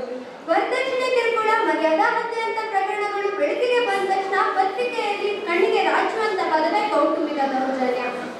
ನಾವೆಲ್ಲ ಒಂದು ಕುಟುಂಬದಲ್ಲಿ ಎಷ್ಟು ಚೆನ್ನಾಗಿರ್ತಿದ್ವಿ ಅಲ್ಲ, ಪ್ರೀತಿ, ವಿಶ್ವಾಸಾರ್ಹ, ಎಂತ ಬಾಂಧವ್ಯಗಳಿಂದ ಕೂಡಿರ್ತಿದ್ವಿ. ಆದ್ರೆ ಇತ್ತೀಚಿನ ದಿನಗಳಲ್ಲಿ ವರದಕ್ಷಿಣೆ ಅಂತ ಅಥವಾ ನನ್ನ ಗಂಡು ಮಗುನೇ ಬೇಕಿತ್ತು, ನಿಂಗೆ ಕೊಡಕ್ಕಾಗಿಲ್ಲ ಅನ್ನೋ ಅನೇಕ ರೀತಿಯಲ್ಲಿ ಮಹಿಳೆಯರ ಮೇಲೆ ಹಿಂಸೆ ಎಸಗಲಾಗ್ತಾ ಇದೆ. ಇದನ್ನೆಲ್ಲವನ್ನು ಮನಗಂಡ ವಿಶ್ವಸಂಸ್ಥೆ ನವೆಂಬರ್ 25 ಅಂತಾರಾಷ್ಟ್ರೀಯ ಮಹಿಳಾ ದೌರ್ಜನ್ಯ ತಡೆ ದಿನವನ್ನಾಗಿ ಆಚರಿಸಲು ನಿರ್ಧರಿಸುತ್ತೆ.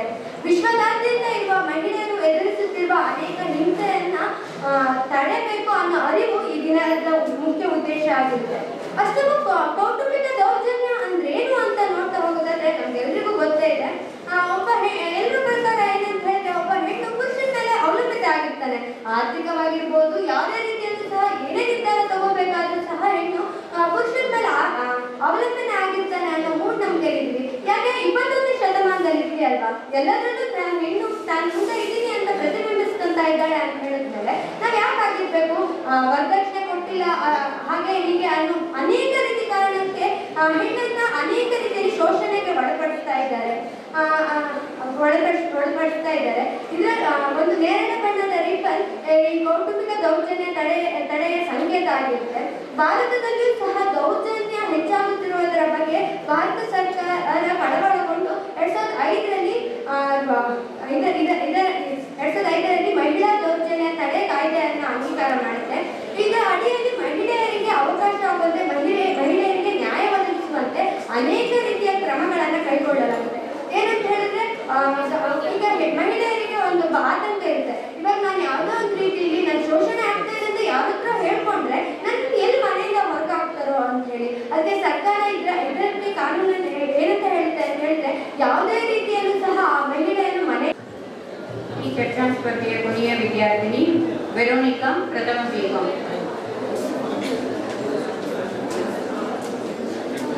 ಎಲ್ಲರಿಗೂ ನಮಸ್ಕಾರ.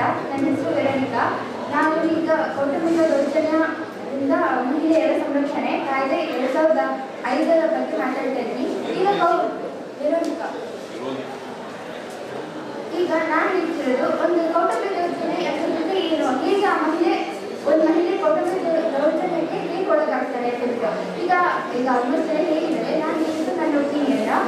ಈಗ ಒಂದು ಮಹಿಳೆ ಒಂದು ಮನೆಯಲ್ಲಿದ್ದಾರೆ, ಒಂದು ಬಡ ಕುಟುಂಬದಿಂದ ಬಂದಿದ್ದಾರೆ ಅಂತ ಹೇಳಿದ್ರೆ ಆ ಮನೆಯಲ್ಲಿ ಏನಾದರೂ ಪ್ರಾಬ್ಲಮ್ ಆಯಿತು ಮುಂದೆ, ಆ ಪ್ರಾಬ್ಲಮ್ಗೆ ಅವ್ರು ಏನು ಹೇಳ್ತಾರೆ, ಆ ಮನೆ ಅತ್ತೆ ಅಥವಾ ಗಂಡ ಎಂತ ಹೇಳ್ತಾರೆ, ನೀವು ಮುಂಚೆ ವರದಕ್ಷಿಣೆ ತಂದಿದ್ದರೆ ನಮಗೆ ಈಗ ಹೆಲ್ಪ್ ಆಗ್ತಿತ್ತು, ಅಥವಾ ನೀವು ಮುಂದೆ ಚಿನ್ನ ಎಲ್ಲ ಮನೆಯಿಂದ ಚಿನ್ನ ಎಲ್ಲ ಮಾಡಿಸ್ಕೊಂಡು ಬಂದಿದ್ದರೆ ನಮಗೆ ಹೆಲ್ಪ್ ಆಗ್ತಿತ್ತು ಈ ಟೈಮಲ್ಲಿ, ಅದನ್ನ ನೀವು ಯಾಕೆ ತಗೋಬೇಕಿಲ್ಲ, ಅದರಿಂದ ಒಂಥರ ಮಾನಸಿಕ ಹಿಂಸೆ, ಅಥವಾ ನಿಮಗೆ ಗಂಡು ಮಗು ಯಾಕಾಗಿಲ್ಲ, ಅದರೆಲ್ಲ ಹಿಂಸೆಗಳನ್ನ ಕೊಡೋಕೆ ಸ್ಟಾರ್ಟ್ ಮಾಡ್ತಾರೆ. ಅದರಿಂದ ನೀವು ಒಂಥರ ಮಾನಸಿಕವಾಗಿ ವೀಕ್ ಆಗ್ತಾ ಹೋಗ್ತಾಳೆ. ಅಯ್ಯೋ ನಾನು ಬಂದಿರೋ ಮನೆಗೆ ಈ ಥರ ಅದೆಲ್ಲ ಹೆದರ್ಕೊಂತಾಳೆ. ಆ ಥರ ಆಗಬಾರ್ದು. ಈಗ ನಮ್ಮಲ್ಲಿ ಯಾರಾದರೂ ನಮ್ಗೆ ಆಗ್ತಾ ಇದ್ರು ಅಕಸ್ಮಾತ್ ನಾವು ಆ ಥರ ಎಲ್ಲ ನೋಡಿದ್ರೆ ನಾವು ಅವ್ರಿಗೆ ಹೋಗ್ಬಿಟ್ಟು ಉರುಳು ತುಂಬಿಸ್ಬೇಕು, ಅವ್ರನ್ನ ಪ್ರೇರೇಪಿಸ್ಬೇಕು, ಹೋಗು ಇದು ವಿರುದ್ಧವಾಗಿ ನಿಲ್ಲು, ಅದು ಬಂದು ನೀವು ಹೆದರ್ಕೋಬೇಡ ಆ ಥರ ಎಲ್ಲ ಹೇಳ್ಬಾರ್ದು. ಅಂತಂದರೆ ನಾವು ಈಗ ಸಹಿಸ್ಕೊಳ್ಳುವಂಥ ಅವಶ್ಯಕತೆ ಯಾರಿದೆ, ಇದು ನಮ್ಮ ಲೈಫ್ ಅಲ್ವಾ, ನಾವೆಲ್ಲದನ್ನು ಸಹಿಸ್ಕೊಳ್ಳುವಂಥ ಅವಶ್ಯಕತೆ ನಮಗೆ ಇಲ್ಲ ಅಲ್ವಾ. ನಾವು ಇದನ್ನು ಹೇಳ್ಬೇಕು, ನಮ್ಗೆ ಅಂತ ಹೇಳಿದ್ರೆ ನನ್ನ ಹಕ್ಕು, ನಾನು ಮಾತಾಡಲೇಬೇಕು, ಇಲ್ಲ ಅಂತ ಹೇಳಿದ್ರೆ ನಾವು ಲೈಫ್ ಲಾಂಗ್ ಹಂಗೆ ಇರಬೇಕಾಗುತ್ತೆ. ಕೆಲವು ಹೆಂಗಸರು ಏನು ಅನ್ಕೋತಾರೆ, ಅಯೋಧ್ಯೆ ಈಗ ನಾನು ಏನಾದರೂ ಇದ್ರ ವಿರುದ್ಧವಾಗಿ ಮಾತಾಡಿದ್ರೆ ನನ್ನ ಮಕ್ಕಳು ಏನು ಅನ್ಕೋತಾರೆ, ನನ್ನ ಮಕ್ಕಳು ಫ್ಯೂಚರ್ ಏನು, ನಾನು ಈಗ ಮನೆಯಿಂದ ಹೊರಗೆ ಮುಂದೆ ನನ್ನ ಗತಿ ಏನು, ಆ ಥರ ಹೆದರ್ಕೊಂತಾರೆ. ಅದ್ರ ಅವಶ್ಯಕತೆ ಇಲ್ಲ. ನಾವು ಕಾನೂನು ಅದು ನಮಗೆ ಸಪೋರ್ಟ್ ಮಾಡುತ್ತೆ. ನಾವು ಯಾಕೆ ನಮಗೆ ಒಬ್ಬರೇ ಬದುಕೋಕ್ಕಾಗಲ್ವಾ, ಅಥವಾ ನಮಗೆ ದುಡಿಯೋಕ್ಕಾಗಲ್ವಾ. ಈಗ ನಾವು ಗಂಡ ಮೇಲೆ ಅವಲಂಬಿತವಾಗಿದ್ದರೆ ಈಗ ನಮಗೆ ಏನಾದರೂ ಪರ್ಸನಲ್ ಖರ್ಚು ಬೇಕು, ನಾವು ಒಪ್ಪಿಗೆ ಆ ಗಂಡನ ಹತ್ರ ಕೇಳಿದ್ರೆ ನೀವು ಮುಂಚೆನೇ ಮನೇಲಿ ಎಲ್ಲ ತಂದಿದ್ರೆ ವರದಕ್ಷಿಣೆ ತಂದಿದ್ರೆ ನಿನಗೀಗ ಹೆಲ್ಪ್ ಆಗ್ತಿಲ್ವಾ, ಪ್ರತಿಯೊಂದಕ್ಕೂ ನನ್ನ ಹತ್ರನೇ ಬರ್ತೀಯಾ, ಅದನ್ನೆಲ್ಲ ಬರೀತಾರೆ. ಅಂಥ ಟೈಮಲ್ಲಿ ನಾವು ಹಿಂಗೆ ಮಾಡ್ಕೊಳ್ಬೇಕು. ಅಥವಾ ಪರವಾಗಿಲ್ಲ ನಾವು ಹೊರಗಡೆ ಹೋಗಿ ಕೆಲಸ ಮಾಡೋಣ. ಈಗ ಯಾಕೆ ಹೆಣ್ಮಕ್ಳು ಎಲ್ಲ ಕೆಲಸಗಳು ಇದ್ದಾರೆ, ಮದುವೆ ಆಗಿದ ತಕ್ಷಣ ನಾವು ಸರಿಯಾಗಿ ಸಿಂಗಲ್ ಕೂರ್ಬೇಕಂತಿಲ್ಲ, ಅಥವಾ ಎಲ್ಲದನ್ನು ಸೇರ್ಕೋಬೇಕು ಅನ್ನೋ ಏನು ರೂಲ್ಸ್ ಇಲ್ಲ ಅಲ್ವಾ. ನಾವೆಲ್ಲ ಮಾತಾಡಬೇಕು. ಈಗ ಕಾಯ್ದೆಗಳು ಇಷ್ಟೆಲ್ಲ ರೂಲ್ಸ್ಗಳೆಲ್ಲ ಬಂದಿದ್ದಾವೆ, ಅದೆಲ್ಲ ನಮಗೆ ಹೆಲ್ಪ್ ಮಾಡುತ್ತೆ. ಹಾಗಾಗಿ ನಾವು ಅದನ್ನ ಅಕಸ್ಮಾತ್ ನಮ್ಗಾಗದೇ ಇರೋ ಸಮೇತ ಆ ಥರ ವೀಕ್ ಆಗಿ ಮೆಂಟಲಿ ವೀಕ್ ಆಗಿರೋ ಹೆಣ್ಮಕ್ಳಿಗೆಲ್ಲ ಅಥವಾ ಮಹಿಳೆಯರಿಗೆ ನಾವು ಹೋಗಿ ಹೇಳಬೇಕು, ನೀವು ಸಹಿಸ್ಕೊಳ್ಳುವಂಥ ಅವಶ್ಯಕತೆ ಇಲ್ಲ, ಅವರಿಗೆ ನಾವು ಹೆಲ್ಪ್ ಮಾಡಬೇಕು, ಅಥವಾ ನಾವು ದೂರವಾಣಿ ಕರೆಗೆಲ್ಲ ಮಾಡಿಬಿಟ್ಟು ಅವ್ರಿಗೆಲ್ಲ ಹೆಲ್ಪ್ ಮಾಡಬೇಕಾಗುತ್ತೆ. ಮಾತಾಡಲಿಕ್ಕೆ ಅವಕಾಶ ಮಾಡಿದ್ದಕ್ಕೆ ಧನ್ಯವಾದಗಳು.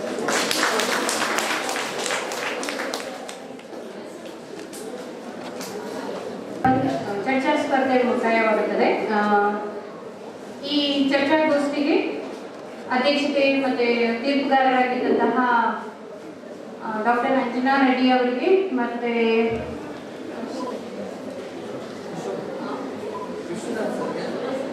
Professor KN. ವಿಶ್ವನಾಥ್ ಸರ್, ಪ್ರಾಂಶುಪಾಲರು, SJM ಕಾನೂನು ಕಾಲೇಜು ಚಿತ್ರದುರ್ಗ, ಇವರಿಗೆ ಧನ್ಯವಾದಗಳನ್ನು ಅರ್ಪಿಸುತ್ತೇನೆ. RD ಕಾನೂನು ಮಹಾವಿದ್ಯಾಲಯ ಬೆಂಗಳೂರು, ಇವರು ತಮ್ಮ ಅನಿಸಿಕೆಯನ್ನು ಹಂಚಿಕೊಳ್ಳಲಿದ್ದಾರೆ.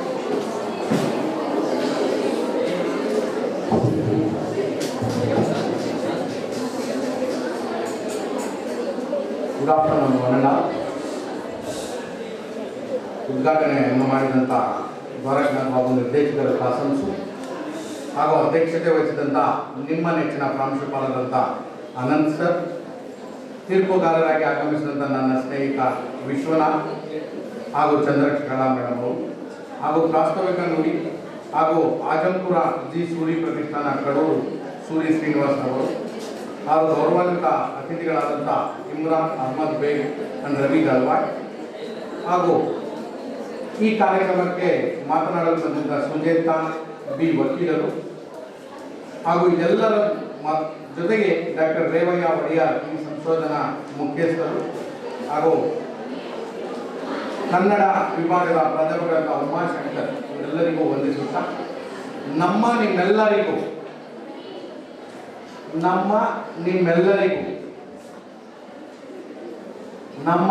ನಿಮ್ಮೆಲ್ಲರಿಗೂ ಅಂತ ಹೇಳ್ತಾರೆ. ಬಟ್ ನೀವೇ ಮಾತಾಡ್ತಾ ಇಲ್ಲ. ನನಗೆ ಮೈ ಕೊಟ್ಟಿದ್ದಾರೆ, ನಿಮ್ಮ ಹತ್ರ ಮಾತಾಡಕ್ಕೆ. ನೀವೇ ಮಾತಾಡಿದ್ರೆ ನಾವು ಆರಾಮಾಗಿರ್ತೀವಿ. ಬಹಳ ಹೊತ್ತಿಂದ ಅಧ್ಯಕ್ಷರು ಅದನ್ನು ಗಮನಿಸ್ತಾ ಇದ್ದೀವಿ. ನಿಮ್ಮ ಸ್ನೇಹಿತರು ಈಗ ತಾನೇ ಬಂದು ಎರಡೂ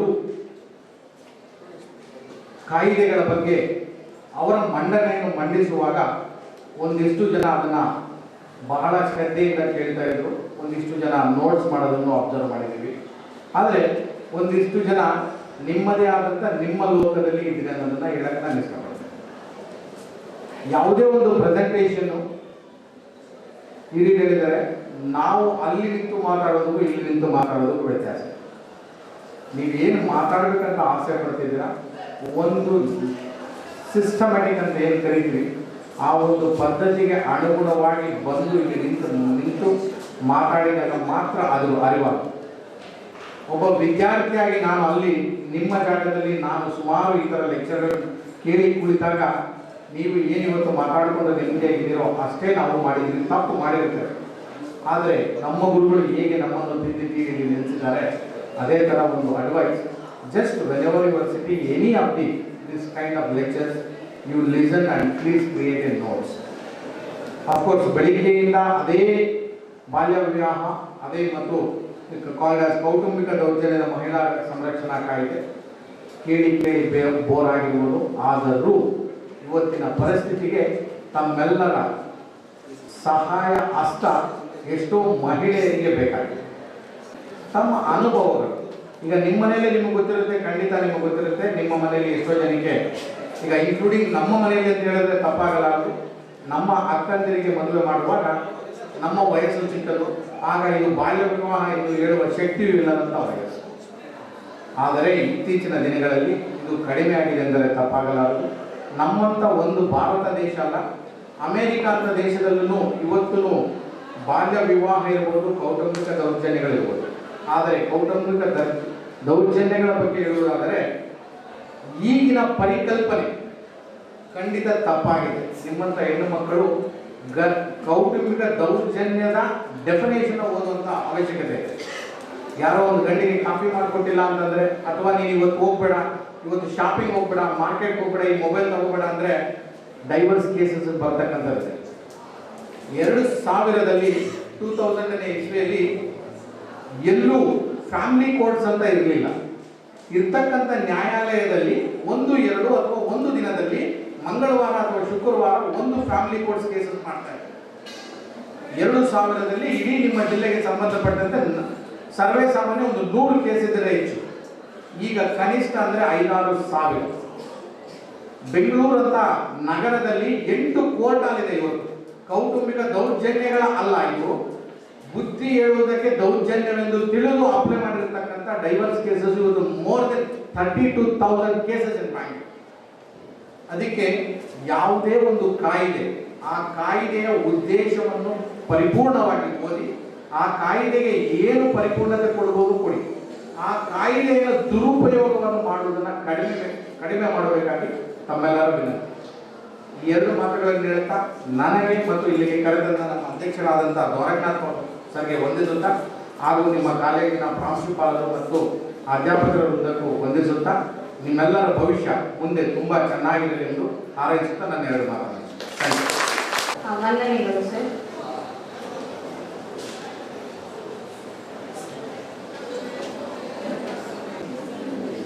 ಈ ಸದ್ಯದಲ್ಲೇ ನಿಮಗೆ ಬಹುಮಾನ ಕೊಡುವ ಕಾರ್ಯಕ್ರಮ ನಡೆಯುತ್ತೆ. ಅದಕ್ಕೆ ಮೊದಲು ಈ ಕಾರ್ಯಕ್ರಮ ಹೇಗೆ ಅನ್ನಿಸ್ತು, ಇದರಿಂದ ಏನಾದರೂ ಪ್ರಯೋಜನ ಆಯ್ತಾ ಇಲ್ವಾ, ಅದ್ರ ಬಗ್ಗೆ ಮಾತಾಡಕ್ಕೆ ಒಂದಿಬ್ರು ಬನ್ನಿ. ವಾಲಂಟಿಯರ್ ಕೈ ಎತ್ತಿ, ಯಾರು ಇಚ್ಛೆ ಪಡ್ತೀರಾ? ಎನಿಬಡಿ. ಈ ಕಾರ್ಯಕ್ರಮದಿಂದ ಪ್ರಯೋಜನ ಆಯ್ತಾ ಆಗಲಿಲ್ವಾ ಅದ್ರ ಬಗ್ಗೆ 2 ಮಾತು. ಎಷ್ಟೋ ಜನಕ್ಕೆ ಚೈಲ್ಡ್ ಮ್ಯಾರೇಜ್ ಆಕ್ಟ್ ಇಷ್ಟಲ್ಲಿ ಬಂದಿದೆ, ಚೈಲ್ಡ್ ಮ್ಯಾರೇಜ್ ಆಕ್ಟ್ ಅಂತ ಇದೆ, ಇದನ್ನ ತಡೆಗಟ್ಟೋದು ಹೇಗೆ ಅಂತಾನೆ ಗೊತ್ತಿರ್ಲಿಲ್ಲ. ಇವತ್ತೊಂದಷ್ಟು ಜನ ಗೊತ್ತಾಯ್ತು. ಎಲ್ಲರಿಗೂ ಗೊತ್ತಿತ್ತಾ ಇದೆ ಆಕ್ಟ್ ಇದೆ ಅಂತ ಹೇಳಿ? ಇನ್ನಾದ್ರೂ ನೀವು ನಿಮ್ ಜೀವನದಲ್ಲಿ ಎಲ್ಲಾದ್ರೂ ಚೈಲ್ಡ್ ಮ್ಯಾರೇಜ್ ಆಗ್ತಾ ಇರೋದನ್ನ ನೋಡಿದ್ರೆ ದಯವಿಟ್ಟು ಎಲ್ಲರಿಗೂ ಇನ್ಫಾರ್ಮ್ ಮಾಡಿ. ನಿಮ್ ಮನೇಲೇ ಇರುತ್ತೆ, ಅದನ್ನ ನೀವು ತಡೆಗಟ್ಟಬೇಕು. ಎಲ್ಲಿ ಕಂಪ್ಲೇಂಟ್ ಮಾಡ್ಬೋದು?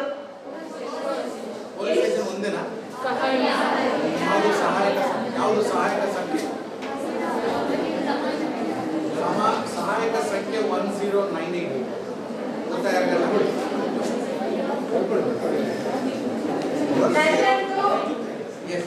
ಸಹಾಯಕ 1098ಗೆ ನೀವು ಫೋನ್ ಮಾಡಿದ್ರೆ ಸಹಾಯಕ 108 ಸಹಾಯಕ 1098 ಆ ಜಿಲ್ಲಾ ಮಟ್ಟದಲ್ಲಿ ನೀವು ಯಾವುದೇ ರೀತಿ ಪೊಲೀಸ್ ಸ್ಟೇಷನ್ ಅಂತೆಲ್ಲ ಜಿಲ್ಲಾ ಮಟ್ಟದ ಕಲ್ಯಾಣ ಇರೋದು ಮಂದಿರ ನನಗೆ ಫೋನ್ ಮಾಡಿದ್ರೆ ಅವರಾಗಿ ಅವರು ಬಂದು ಇದನ್ನ ಕಾಯಂಪಡಿಸಿಕೊಂಡು ಅದರ ಮೇಲೆ ಆಕ್ಷನ್ ತಗೊಳ್ಳೋಕೆ ರೆಡಿ ಇರ್ತಾರೆ 24 ಗಂಟೆ. ನನಗಂತೂ ತುಂಬಾ ಹೆಲ್ಪ್ ಆಯ್ತು ಕಾರ್ಯಕ್ರಮದಿಂದ. ನನಗೆ ಕೆಲವು ಎಷ್ಟೊಂದು ವಿಚಾರಗಳೇ ನನಗೆ ಗೊತ್ತಿರಲಿಲ್ಲ. ನನ್ನ ಫ್ರೆಂಡ್ಸ್ ಇವತ್ತು ನನಗೆ ತಿಳಿಸಿದ್ರು. Thank you so much. ಇಂಥ ಒಂದು ಕಾರ್ಯಕ್ರಮನ ನಮ್ಮ ಕಾಲೇಜಿನಲ್ಲಿ ಆಯೋಜನೆ ಮಾಡಿದಂತ ಪ್ರತಿಯೊಬ್ಬರಿಗೂ ನಾನು ಥ್ಯಾಂಕ್ಸ್ ಹೇಳಲಿಕ್ಕೆ ಇಷ್ಟಪಡ್ತೀನಿ. Thank you for the opportunity. ಕಾನೂನು ಅನ್ನೋದು ದೊಡ್ಡ ಸಮುದ್ರ ಇದ್ದಂತೆ. ಅದರಲ್ಲಿ ಎಷ್ಟು ತಿಳ್ಕೊಂಡ್ರು ಇನ್ನು ತಿಳ್ಕೊಳ್ತಾನೇ ಬೇಕು ಅನ್ಸುತ್ತೆ. ನನಗೂ ತುಂಬಾ ಇಷ್ಟ ಇತ್ತು ಕಾನೂನು ಬಗ್ಗೆ ತಿಳಿಬೇಕು, ಲಾಯರ್ ಆಗ್ಬೇಕು ಅಂತ. ಆದ್ರೆ ಆಗ್ಲಿಲ್ಲ. ನೆಕ್ಸ್ಟ್ ಮಾಡ್ತೀನಿ. ಈ ಕಾರ್ಯಕ್ರಮದಿಂದ 2 ಸಂಗತಿಗಳು ತಿಳಿತು. ಒಂದು, ಬಾಲ್ಯ ವಿವಾಹ ನಿಷೇಧ ಕಾಯ್ದೆ ಕೌಟುಂಬಿಕ ದೌರ್ಜನ್ಯದಿಂದ ಮಹಿಳೆಯರ ಸಂರಕ್ಷಣೆ. ನಾನು ಚರ್ಚಾ ಸ್ಪರ್ಧೆ ಮಾಡಬೇಕು ಅಂತ ಕೌಟುಂಬಿಕ ದೌರ್ಜನ್ಯವನ್ನ ಆರಿಸ್ಕೊಂಡೆ. ಇದ್ರ ಬಗ್ಗೆ ನಾನು ಸರ್ಚ್ ಮಾಡಿದ್ದೀನಿ, ನಾನು ಸ್ವಲ್ಪ ತಿಳ್ಕೊಂಡಿದ್ದೀನಿ. ಬಟ್ ಬಾಲ್ಯ ವಿವಾಹ ನಾನು ತಿಳ್ಕೊಂಡಿಲ್ಲ. ನನಗೆ ಚರ್ಚಾ ಸ್ಪರ್ಧೆ ಇಲ್ವಲ್ಲ ಅಂತ ಹೇಳಿ ಸುಮ್ಮನಾದೆ. ಇಲ್ಲಿ ಬಂದಾದ್ಮೇಲೆ ನನ್ನ ಫ್ರೆಂಡ್ಸ್ ಎಲ್ಲ ಮಾತಾಡಾದ್ಮೇಲೆ ಅದರಲ್ಲಿ ಆ ಕಾಯ್ದೆಯಲ್ಲಿ ಏನಿದೆ, ಅದರಿಂದ ಯಾವ ರೀತಿ ದೌರ್ಜನ್ಯ ಆಗ್ತಾ ಇದೆ, ಅದನ್ನ ಎಲ್ಲರಿಗೂ ಸಹ ಸವಿವರವಾಗಿ ಎಲ್ಲರೂ ಸಹ ತಿಳಿಸಿದ್ದಾರೆ. ಈ ಕಾರ್ಯಕ್ರಮಕ್ಕೆ ಬಂದು ನಾನು 2 ಕಾಯ್ದೆ ಬಗ್ಗೆ ತಿಳ್ಕೊಂಡೆ ಅಂತ ಖುಷಿ ಆಗ್ತಾ ಇದೆ. ಅವಕಾಶಕ್ಕಾಗಿ ಧನ್ಯವಾದಗಳು. ಎಲ್ಲರಿಗೂ ಹಸುವಾಗಿರ್ಬೇಕಲ್ಲ, ಊಟಕ್ಕೆ ಬಿಟ್ಟಿಲ್ಲ. ಈ ಪ್ರೋಗ್ರಾಮ್ ಇಂದ ಎಷ್ಟು ಒಳ್ಳೆ ವಿಷಯಗಳೆಲ್ಲ ತಿಳ್ಕೊಂಡ್ವಿ. ಬಾಲ್ಯ ವಿವಾಹದ ಬಗ್ಗೆ ಏನಾದ್ರು ಮಾಡಬಾರ್ದು ಅಂತ ಎಲ್ಲ ತಿಳ್ಕೊಂಡ್ವಿ. ಸರ್ ಎಲ್ಲ ತುಂಬಾ ವಿಷಯ ಹೇಳಿದ್ರು. ನಾನು ಸ್ವಲ್ಪ ಹೊರಗಡೆ ಕೇಳಿಸ್ಕೊಳಕ್ಕಾಗಿಲ್ಲ, ಆದ್ರೂ ತುಂಬಾ ವಿಷಯ ತಿಳ್ಕೊಂಡೆ. ನಾನು ಬಾಲ್ಯ ವಿವಾಹ ಯಾಕೆ ಮಾಡಬಾರ್ದು, ಈ COVID-19 ಟೈಮಲ್ಲಿ ಎಷ್ಟು ಬಾಲ್ಯ ವಿವಾಹ ಆಗಿದೆ ಅಂದ್ರೆ ಅಲ್ಲಿ ಅಂತ ಎಲ್ಲೆಲ್ಲೋ ಬಾಲ್ಯ ವಿವಾಹ ಆಗಿದೆ. ಅದನ್ನ ತಡಿಬೇಕು, ಯಾಕೆ ತಡಿಬೇಕು, ಏನಕ್ಕೆ ಅಂತ ಹೇಳ್ಬಿಟ್ಟೆಲ್ಲ ತುಂಬಾ ಹೇಳ್ಕೊಟ್ಟಿದ್ದಾರೆ. ಅದ್ರ ಪ್ರಕಾರ ನಡ್ಕೋಬೇಕು. ಮತ್ತೆ ನಿಮಗೂ ಎಲ್ಲರೂ ಗೊತ್ತಿದೆ, ತಡೆಯೋ ಪ್ರಯತ್ನ ಪಡಿ. ಮತ್ತೆ ನಿಮ್ ಫ್ಯಾಮಿಲೀಸ್ ಅಲ್ಲಿ ಅಥವಾ ಇದು ಕೌಟುಂಬಿಕ ಪ್ರಕ್ರಿಯೆ ಎಲ್ಲ ಇರುತ್ತಲ್ಲ, ಅದ್ರ ಬಗ್ಗೆನೂ ತಿಳಿಸ್ಕೊಟ್ಟಿದ್ದಾರೆ ಅವರು. ಧನ್ಯವಾದ.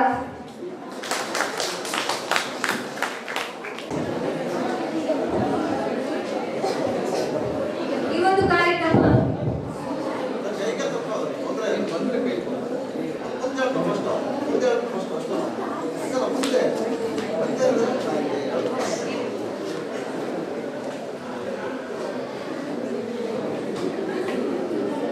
ಈ ಒಂದು ವಿಷಯ ಎಲ್ಲರೂ ಕೂಡ ತಿಳ್ಕೊಂಡಿರ್ತೀರ. ಏನು ಹೇಳೋದು ಬೇಡ, ಎಲ್ಲರೂ ಕೂಡ ಮೆಚುರಿಟಿ ಬಂದಾದ್ಮೇಲೆ ಎಲ್ಲರೂ ತಿಳ್ಕೊಂಡಿರ್ತೀರ. ಬಾಲ್ಯ ವಿವಾಹ ಏನು ಅಂತ ಎಲ್ರಿಗೂ ಕೂಡ ಗೊತ್ತಿದೆ. ಆದ್ರೂ ಕೂಡ ಇವತ್ತು ಕಾರ್ಯಕ್ರಮದ ಮೂಲಕ ಇನ್ನಷ್ಟು ವಿಚಾರ ತಿಳ್ಕೊಂಡೆ, ಹೌದಲ್ಲ? ಈ ಕಾರ್ಯಕ್ರಮನ ಆಯೋಜಿಸಿದಂತಹ ನಮ್ಮ ಕಾಲೇಜಿನಲ್ಲಿ ಮಾಡಿರೋದು ಒಂದು ಬಹಳ ಒಂದು ಖುಷಿ ವಿಚಾರ. ಎಲ್ಲರೂ ಕೂಡ ಇವತ್ತು ಕ್ಲಾಸ್ನ ಬಿಟ್ಟು ಬಂದಿರೋ ಫಂಕ್ಷನ್ಗೆ ಅಟೆಂಡ್ ಆದ್ರೆ, ಹಾಗೆ ಫಂಕ್ಷನ್ ನೋಡ್ತಾ ಇದ್ರಿ. ಈ ಫಂಕ್ಷನ್ ಇಷ್ಟು ಚೆನ್ನಾಗಿ ಮಾಡಲು ಅವಕಾಶ ಮಾಡಿಕೊಟ್ಟಂತಹ ನೀವೆಲ್ಲರೂ ಸಪೋರ್ಟ್ ಆಗಿರ್ಬೋದು, ಪ್ರಿನ್ಸಿಪಾಲ್ ಆಗಿರ್ಬೋದು, ಹಾಗೆ ಈ ಒಂದು ಮುಖ್ಯ ಅತಿಥಿಗಳಾಗಿ ಬಂದಂತಹ ಎಲ್ಲರೂ ಕೂಡ ಅಭಿನಂದನೆಗಳ ಸಹಿತ ನನ್ನ ಮಾತು ಎಲ್ಲರೂ ಸಹ ಸುಮಾರು ಸಲ ಕಾರ್ಯಕ್ರಮ ಕುತ್ಕೊಂಡಿರ್ತೀವಿ, ಎಷ್ಟು ಬೇಜಾರಾಗ್ತಿರುತ್ತೆ ಅಲ್ವಾ? ಆದ್ರೆ ಇವತ್ತು ಮಾತ್ರ ನಾನ್ ತಿಳ್ಕೊಳ್ಳೋದು ಏನೋ ಇದೆ, ಇನ್ನೂ ನಾನ್ ತಿಳ್ಕೊಳ್ಳೋದು ಸುಮಾರಿದೆ. ಅದನ್ನ ಏನೋ ಹೇಳ್ತಾರೆ, ನಾನು ತಿಳ್ಕೊಬೇಕು ಅನ್ನೋ ಕುತೂಹಲ ಕುತ್ಕೊಂಡಾಗ ಜಾಸ್ತಿ ಆಗ್ತಿತ್ತು. ಕುತ್ಕೊಂಡು ಕೇಳಿಸ್ಕೊಳ್ಳುವಾಗ ಸುಮಾರು ಬೇಜಾರು ಅನಿಸ್ತಿರ್ಬೋದೇನೋ. ಆದ್ರೆ ಇಲ್ಲಿ ನಿಂತು ಬಂದು ಮಾತಾಡೋ ಒಂದು ಅವಕಾಶ ಆಗಿರ್ಬೋದು, ಆ ಎಕ್ಸ್ಪೀರಿಯನ್ಸ್ ಇದೆಯಲ್ಲ, ಅದು ಯಾವತ್ತೂ ಮರೆಯಕ್ಕಾಗಲ್ಲ. ಅದು ಆ ಎಕ್ಸ್ಪೀರಿಯನ್ಸ್ ಇಲ್ಲಿ ನಾವು ಮಾತಾಡೋ ಸುಮಾರು ಜನಕ್ಕೆ ಸಿಕ್ತು ಅಂತ ಅನ್ಕೋತೀನಿ. ಈ ಕಾರ್ಯಕ್ರಮ ನಮ್ಮ ಕಾಲೇಜಲ್ಲಿ ಆಯೋಜಿಸಿದ್ದು ನಮ್ಮೆಲ್ಲರ ಪುಣ್ಯ ಅಂತಾನೆ ಹೇಳ್ಬೋದು. ಇಂಥ ಅವಕಾಶ ಎಷ್ಟು ಜನಕ್ಕೆ ಸಿಗುತ್ತೋ ಇಲ್ಲೋ ಗೊತ್ತಿಲ್ಲ, ಆದ್ರೆ ಅವಕಾಶ ನಮಗೆ ಸಿಕ್ಕಿದೆ. ಅದನ್ನ ಬಳಸ್ಕೊಂಡಿರೋದು ನನಗೆ ತುಂಬಾ ಹೆಮ್ಮೆ ಇದೆ. ಇದೇ ರೀತಿ ತುಂಬಾ ಕಾರ್ಯಕ್ರಮಗಳು ನಮ್ಮ ಕಾಲೇಜಲ್ಲಿ ಆಗಲಿ, ಇದೇ ತರ ಎಲ್ಲ ಕಾರ್ಯಕ್ರಮಗಳು ಯಶಸ್ವಿ ಆಗಲಿ ಅಂತ ಭಾವಿಸ್ತಾ ಇಂತಹ ಕಾರ್ಯಕ್ರಮವನ್ನು ನಮ್ಮ ಕಾಲೇಜಲ್ಲಿ ನಡೆಸಿಕೊಟ್ಟಿದ್ದಂತಹ ಪ್ರತಿಯೊಬ್ಬರಿಗೂ ತುಂಬಾ ಧನ್ಯವಾದಗಳು. ಅಪ್ರೂವಲ್ ಆಗಿ ಮಾಡಿಕೊಟ್ಟಿದ್ದು ಸರ್ಕಾರದಿಂದ ಅಂತ ಹೇಳೋದಕ್ಕೆ ಇಷ್ಟಪಡ್ತೇನೆ.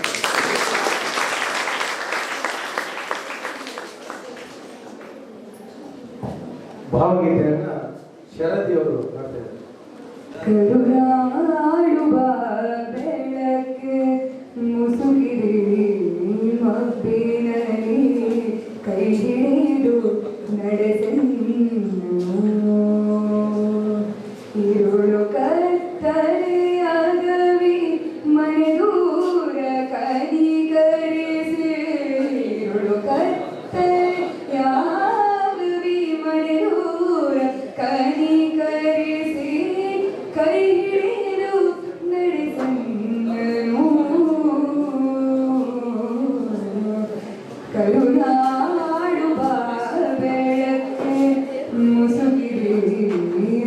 ಮಬ್ಬಿನಲ್ಲಿ ಕೈ ಹಿಡಿದು ನಡೆಸೆಂದನು. ಹೇಳಿ ನನ್ನಡಿಸು ಬಲು ದೂರ ನೋಟವನು ಕೇಳಿದೊಡನೆ ಸಾಕು ನನಗೊಂದು ಹೆಜ್ಜೆ. ಹೇಳಿ ನನ್ನಡಿಸು ಬಲು ದೂರ ನೋಟವನು ಕೇಳಿದೊಡನೆ ಸಾಕು ನನಗೊಂದು ಹೆಜ್ಜೆ. ಮುನ್ನೈತಿರಲಾದೆ ನಿನ್ನ ಬೇಡದೆ ಹೋದೆ, ಮುನ್ನೈತಿರಲಾದೆ ನಿನ್ನ ಬೇಡದೆ ಹೋದೆ, ಕೈ ಹಿಡಿದು ನಡೆಸೆಂದನು. ಕರುನಾಡುವ ಬೆಳಕ್ಕೆ ಮುಸುಕಿರಿ ಮಬ್ಬಿನಲ್ಲಿ ಕೈ ಹಿಡಿದು ನಡೆಸೆಂದನು.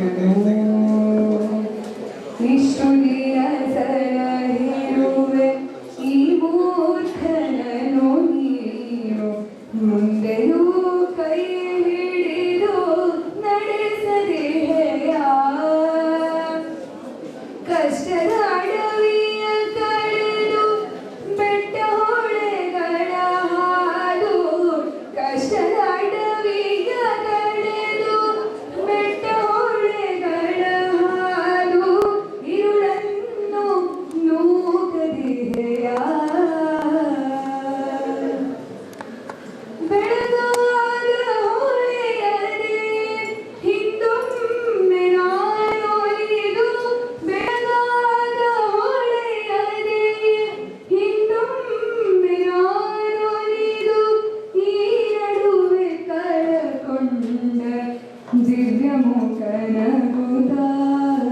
ಕರುನಾಡುವ ಬೆಳಕ್ಕೆ ಮುಸುಕಿರಿ ಮಬ್ಬಿನಲ್ಲಿ ಕೈ ಹಿಡಿದು ನಡೆಸೆಂದನು.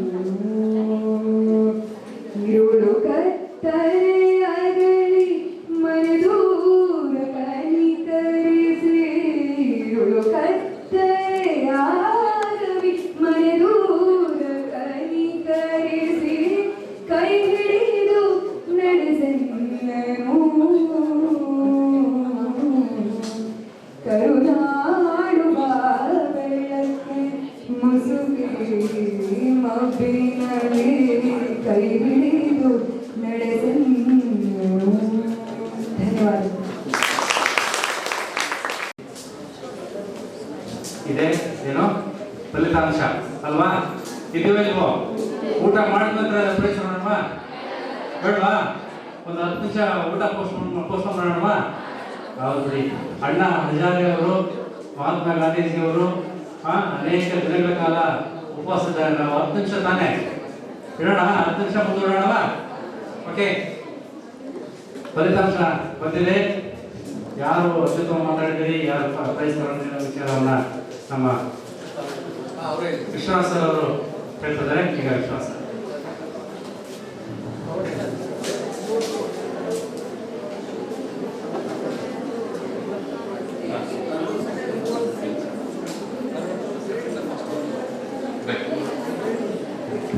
ಕರ್ನಾಟಕ ಕಾನೂನು ಸಂಸದೀಯ ಸುಧಾರಣಾ ಸಂಸ್ಥೆ, ಅಜ್ಜಂಪುರ ಜಿ ಸೂರಿ ಪ್ರತಿಷ್ಠಾನ ಹಾಗೂ ಸರ್ಕಾರಿ ಪ್ರಥಮ ದರ್ಜೆ ಕಾಲೇಜು ಕೊಪ್ಪ ಇವರ ಸಂಯುಕ್ತ ಆಶ್ರಯದಲ್ಲಿ ಕಾನೂನು ಅರಿವು ಕಾರ್ಯಕ್ರಮದಲ್ಲಿ ವಿಷಯ ಮಂಡನೆಯನ್ನು ವಿದ್ಯಾರ್ಥಿಗಳಿಂದ ಮಂಡಿಸಿ, ಆ ವಿದ್ಯಾರ್ಥಿಗಳಿಂದ ಸೂಕ್ತ ಪ್ರತಿಭೆಯನ್ನು ಹೊರತರಲಿಕ್ಕೆ ಈ ವೇದಿಕೆಯನ್ನು ಕಾನೂನು ಸಂಸದೀಯ ಇಲಾಖೆ ಮಾಡಿಕೊಳ್ತಾ ಇರುವಂಥದ್ದು ತುಂಬ ಶ್ಲಾಘನೀಯವಾದಂಥ ಕಾರ್ಯ.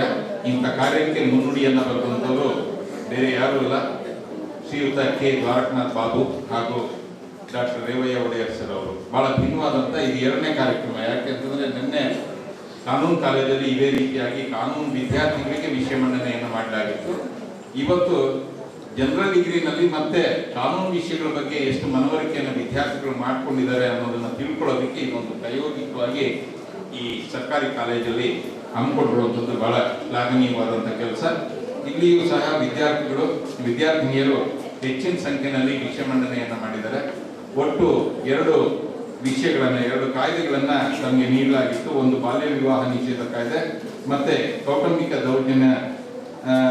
ದೌರ್ಜನ್ಯದಿಂದ ಮಹಿಳೆಯರ ಸಂರಕ್ಷಣೆ ಕಾಯ್ದೆ, domestic violence act, protection under domestic violence act. ಈ ಕಾಯ್ದೆಗಳ ಬಗ್ಗೆ ವಿಷಯ ಮಂಡನೆಯನ್ನು ಮಾಡಲಿಕ್ಕೆ ಅವಕಾಶವನ್ನು ಕಲ್ಪಿಸಿಕೊಡಲಾಗಿತ್ತು. ಈಗ ವಿದ್ಯಾರ್ಥಿಗಳು ಸಹ ವಿಷಯವನ್ನು ಮಂಡನೆ ಮಾಡಿದರೆ. ಹಾಗೆ ಇದು ಅಂತಿಮ ಘಟ್ಟ. ಈ ಅಂತಿಮ ಘಟ್ಟದ ಸಮಾರಂಭದ ಅಧ್ಯಕ್ಷತೆಯನ್ನು ವಹಿಸಿರುವ ಕಾಲೇಜಿನ ಪ್ರಾಂಶುಪಾಲರು ಹಾಗೂ ನನ್ನ ಮಿತ್ರರಾದಂಥ ಶ್ರೀಯುತ ಅನಂತರವರೇ, ಹಾಗೆ ಈ ಸಮಾರಂಭದ ಯಶಸ್ಸಿಗೆ ಕಾರಣೀಭೂತರಾದಂಥ ಕೆ ದ್ವಾರಕನಾಥ್ ಸರ್ ಅವರೇ, ಹಾಗೆ ವಿಷಯ ತಜ್ಞರಾಗಿ ಆಗಮಿಸಿ ವಿಷಯ ಮಂಡನೆಯನ್ನು ಮಾಡಿದಂಥ ನನ್ನ ಮಿತ್ರರಾದಂಥ ಡಾಕ್ಟರ್ ರಂಜನ್ ರೆಡ್ಡಿ ಅವರೇ, ಹಾಗೆ ಈ ಎಲ್ಲ ಕಾರ್ಯಕ್ರಮದ ರೂವಾರಿಗಳಾದಂಥ ಶ್ರೀಯುತ ರೇವಯ್ಯ ಒಡೆಯರವರೇ, ಹಾಗೆ ವೇದಿಕೆ ಮೇಲಿರುವಂಥ ಸೂರಿ ಶ್ರೀನಿವಾಸ್ ಅವರೇ, ಹಾಗೆ ನನ್ನ ಎಲ್ಲ ಉಪನ್ಯಾಸಕ ಮಿತ್ರರೇ ಹಾಗೂ ವಿದ್ಯಾರ್ಥಿನಿಯರೇ ಹಾಗೂ ಕಾಲೇಜಿನ ಎಲ್ಲ ವಿದ್ಯಾರ್ಥಿಗಳೇ, ಮಾಧ್ಯಮ ಮಿತ್ರರೇ, ನಾನು ತೀರ್ಪನ್ನು ಮಾಡಬೇಕಾದಂಥ ಸಂದರ್ಭದಲ್ಲಿ ನನಗೆ ತುಂಬ ಸಹಕಾರವನ್ನು ಕೊಟ್ಟಂಥವರು ನನ್ನ ಜೊತೆಗೆ ಅಂಜನ್ ರೆಡ್ಡಿ ಅವರು, ಹಾಗೆ ಚಂದ್ರಕಲಾ ಮೇಡಮ್, ಹಾಗೆ ಇಮ್ರಾನ್ ಸರ್, ಹಾಗೆ ಇದರ ಜೊತೆಗೆ ನಾವು ಕಾಲೇಜಿನ ಅಧ್ಯಾಪಕರು ಸಹ ನಿಮ್ಮನ್ನ ಈ ವಿಷಯಗಳಲ್ಲಿ ಒಮ್ಮೆ ಪರೀಕ್ಷೆಯನ್ನು ಮಾಡಿದ್ದಾರೆ. ಆ ಅಂಶಗಳನ್ನು ಸಹ ಪರಿಗಣಿಸಿದಂತೆ 5 ಆಯಾಮಗಳಲ್ಲಿ ನಿಮ್ಮ ವಿಷಯ ಮಂಡನೆಯನ್ನು ಅವಲೋಕನೆ ಮಾಡಿ ತೀರ್ಪನ್ನು ನೀಡಲಿಕ್ಕೆ ನಾವು ಪ್ರಯತ್ನ ಮಾಡ್ತಾ ಇದ್ವಿ. ಯಾವ ವಿಷಯವನ್ನು ಬಿಡಬಾರ್ದು ಅಂತ. ಜೊತೆಗೆ ಸೋಲು ಗೆಲುವು ಅನ್ನೋದು ಇದೆಯಲ್ಲ, ಅದು ಬಹಳ ಪ್ರಮುಖ ಅಲ್ಲ, ನಿಮ್ಮ ಭಾಗವಹಿಸಿಕೆ ಬಹಳ ಅಗತ್ಯ ಮತ್ತೆ ಅನಿವಾರ್ಯ. ಸೊ ಅಂತ ಸ್ಫೂರ್ತಿಯಿಂದ ತಾವೆಲ್ಲರೂ ಸಹ ವಿಷಯ ಮಂಡನೆಯನ್ನು ಮಾಡಿದ್ರೆ ತೀರ್ಪನ್ನ ಸ್ಪರ್ಧಾತ್ಮಕವಾಗಿ ತೆಗೆದುಕೊಳ್ಳಿ. ಇದನ್ನ ಒಂದು ಬೇರೆ ಇನ್ಯಾವುದೋ ಆಯಾಮದಲ್ಲಿ ನಾನು ಹಂಗೆ ಮಾತಾಡಿದೆ ಹಿಂಗೆ ಮಾತಾಡಿದೆ ಅವ್ರು ಕನ್ಸಿಡರ್ ಮಾಡಲಿಲ್ಲ ಇದೆಲ್ಲ ಬಿಟ್ಟು, ಯಾಕಂದ್ರೆ ಆ ಸ್ಪಿರಿಟ್ ಆ ಥರ ಇರ್ತದೆ. ಆದರೆ ಬಹುಮಾನ ಗೆಲ್ಲೋದು ನೀವೇ ಎಷ್ಟೇ ಕಾಂಪಿಟೇಟಿವ್ ಮಾತಾಡಿದ್ರು ಫಸ್ಟ್ ಒಬ್ಬನೇ ಬರಬೇಕು, ಸೆಕೆಂಡ್ ಎರಡನೇ ಬರಬೇಕು, ಥರ್ಡ್ ಇನ್ನೊಬ್ಬರು ಬರಬೇಕು. ಸೊ ಎಲ್ಲರೂ ಫಸ್ಟ್ ಸೆಕೆಂಡ್ ಥರ್ಡ್ ಬರ್ಲಿಕ್ಕೆ ಆಗೋದಿಲ್ಲ, ಅದು ತೀರ್ಮಾನನೂ ಆಗಲ್ಲ. ಸೊ ಆ ದೃಷ್ಟಿಯಿಂದ ತೀರ್ಪನ್ನ ಬಹಳ ಸ್ಪೋರ್ಟಿವ್ ಆಗಿ ತಾವೆಲ್ಲ ತಗೊಂಡು ಮುಂದೆ ಇಂಥದೇ ಕಾರ್ಯಕ್ರಮದಲ್ಲಿ ಹೆಚ್ಚಿನ ಸಂಖ್ಯೆಯಲ್ಲಿ ಭಾಗವಹಿಸಿ ನಿಮ್ಮಲ್ಲಿರುವಂತಹ ಸ್ತುತ ಜ್ಞಾನ ಏನಿದೆ ಆ ಜ್ಞಾನವನ್ನು ಪ್ರದರ್ಶನ ಮಾಡಿ ತಮ್ಮ ಮುಂದಿನ ಜೀವನ ಶೈಲಿಗೆ ಅಥವಾ ತಮ್ಮ ಮುಂದಿನ ಜೀವನಕ್ಕೆ ಅದು ಒಳಿತಾಗಲಿ ಅಂತೇಳಿ ಆಶಿಸ್ತಾ ಈಗ ಬಹುಮಾನವನ್ನ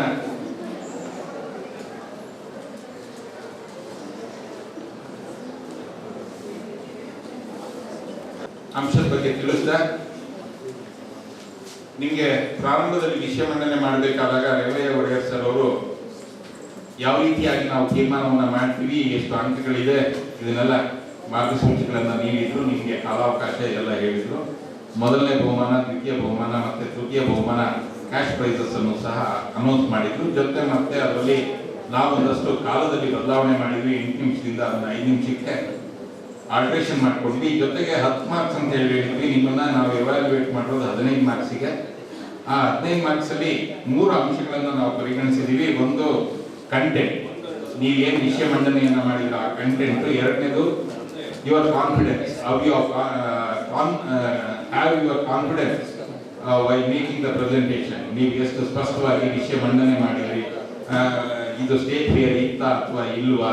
ಸೊ ಈ ಎಲ್ಲ ಆಯಾಮಗಳನ್ನ ಅಂದ್ರೆ ನಿಮ್ಮ ಬಾಡಿ ಲ್ಯಾಂಗ್ವೇಜ್ ಅನ್ನು ನಾವು ಪರಿಗಣಿಸಿರುವಂಥದ್ದು. ಅಂಡ್ ಲಾಸ್ಟ್ಲಿ ಕನ್ಕ್ಲೂಷನ್ ಯಾವ ರೀತಿ ಮಾಡಿದ್ರಿ. ವಿಷಯ ಮಂಡನೆ ಮಾಡೋದು ಬಹಳ ದೊಡ್ಡ ವಿಷಯ ಅಲ್ಲ, ಅದನ್ನ ಮತ್ತೆ ನೀವು ಅಂತಿಮ ಒಂದು ರೂಪ ಕೊಡಬೇಕಲ್ಲ, ಆ ರೂಪವನ್ನ ಯಾವ ರೀತಿಯಾಗಿ ಕೊಟ್ರಿ. ಈ ಎಲ್ಲ ಆಯಾಮಗಳನ್ನ ಅವಲೋಕನೆ ಮಾಡಿ ನಾವು 15 ಮಾರ್ಕ್ಸ್ಗೆ ನಿಮ್ಮನ್ನ ಎವ್ಯಾಲ್ಯೂಯೇಟ್ ಮಾಡಿದ್ವಿ. ಸೊ ಆ ದೃಷ್ಟಿನಲ್ಲಿ 3 ಜನಕ್ಕೆ ಮಾತ್ರ ಬಹುಮಾನ ಅಂತ ಇತ್ತು. ಆದ್ರೆ ನಮ್ಮ ಕಾಲೇಜಿನ ಪ್ರಾಂಶುಪಾಲರು ಅನಂತ್ ಸರ್ ಅವರು ಇನ್ನು ನಾನು ವಿದ್ಯಾರ್ಥಿಗಳಿಗೆ ಇದು ಸ್ಫೂರ್ತಿ ಆಗಬೇಕು ಅಂತೇಳಿ ಇನ್ನು 2 ಬಹುಮಾನ ನಾನು ವೈಯಕ್ತಿಕವಾಗಿ ಕೊಡ್ತೀನಿ ಅಂತೇಳಿ ಅವರು ವೈಯಕ್ತಿಕವಾಗಿ ನೀಡ್ತಾ ಇದ್ದಾರೆ. ಸಂಸ್ಥೆ ವತಿಯಿಂದ ನೀಡ್ತಾ ಇರುವಂತದ್ದು ಮೊದಲನೇ, ಹಾಗೆ ದ್ವಿತೀಯ ಹಾಗೂ ತೃತೀಯ ಬಹುಮಾನವನ್ನು ಸಂಸ್ಥೆ ವತಿಯಿಂದ, 4ನೇ ಹಾಗೂ ಅಂತಿಮ ಬಹುಮಾನವನ್ನ ಪ್ರಾಂಶುಪಾಲರು ಅನಂತರವರು ವೈಯಕ್ತಿಕವಾಗಿ ನೀಡ್ತಾ ಇದ್ದಾರೆ ಅಂತ ಹೇಳ್ತಾ, ಈಗ last prize, 5th prize fifth prize ಅನ್ನು ಪಡೆದಂತ ವಿದ್ಯಾರ್ಥಿನಿ ವಿರೋನಿಕಾ ಅವರು ವೇದಿಕೆಗೆ ಬಂದು ಬಹುಮಾನವನ್ನು ಸ್ವೀಕರಿಸಬೇಕು.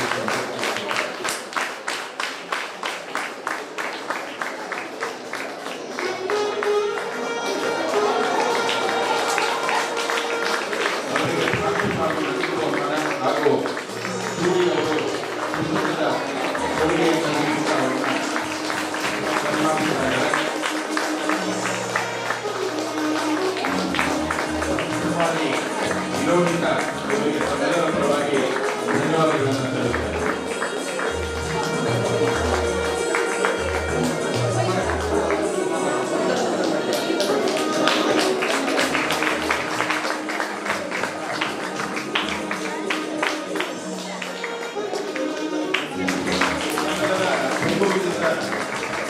ಚಪ್ಪಾಳೆಯೊಂದಿಗೆ ಅವರಿಗೆ ಅಭಿನಂದನೆಗಳನ್ನು ಸಲ್ಲಿಸ್ತಾ ಇದ್ದೀವಿ. ಧನ್ಯವಾದಗಳು ಸರ್. ಹಾಗೆ 4ನೇ ಸ್ಥಾನವನ್ನು ಈ ಸ್ಪರ್ಧೆಯಲ್ಲಿ ಗಳಿಸಿದಂಥವರು 4ನೇ ಸ್ಥಾನವನ್ನು ಗಳಿಸಿದಂಥವರು ಯಾರಿರ್ಬೋದು? ಶರದಿ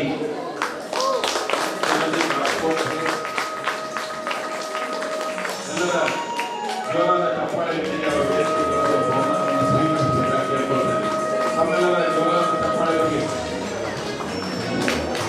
ನಗರ ಬಹುಮಾನ ಹಾಗೂ ಸೂರ್ಯವರಿಂದ ಪುಸ್ತಕ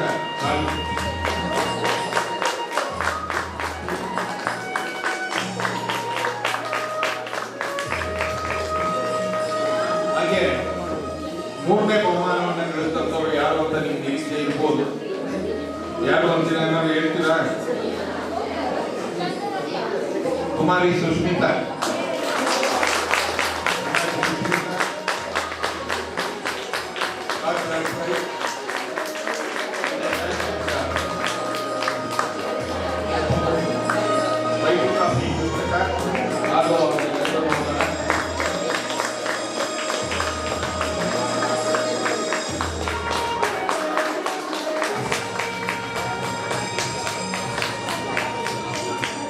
ಈಗ ಏನಾದ್ರು ಗೆಸ್ಟ್ ಮಾಡ್ಬೋದಾ? ಸೆಕೆಂಡ್ ಪ್ರೈಸ್ ಯಾರು ಹೋಗಿದೆ ಅಂತ?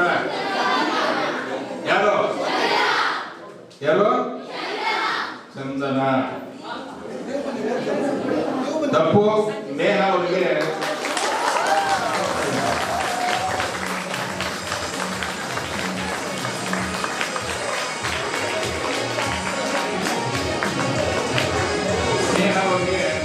ನಗದು ಬಹುಮಾನ ಹಾಗೂ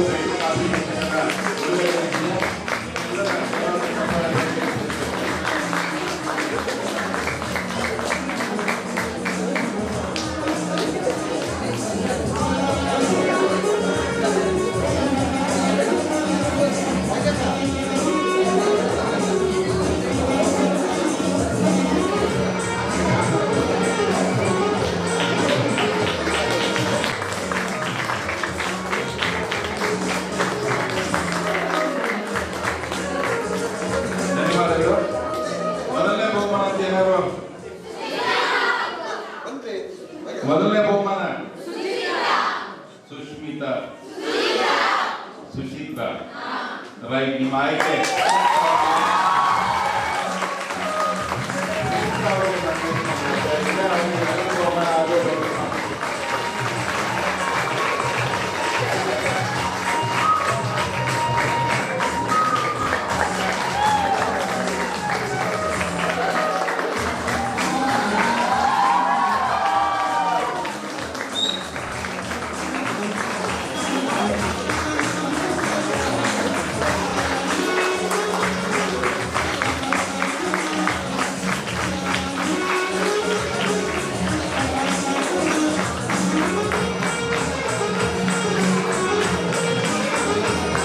ಪ್ರಬಂಧ ಮಂಡನೆ ಮಾಡಿದಂತ ಎಲ್ಲ ವಿದ್ಯಾರ್ಥಿಗಳು ವೇದಿಕೆ ಮೇಲೆ ಬಂದ್ಬಿಡಿ. ಪ್ರಬಂಧ ಮಂಡನೆ ಮಾಡಿದ್ರಲ್ಲ ಆ ವಿದ್ಯಾರ್ಥಿಗಳು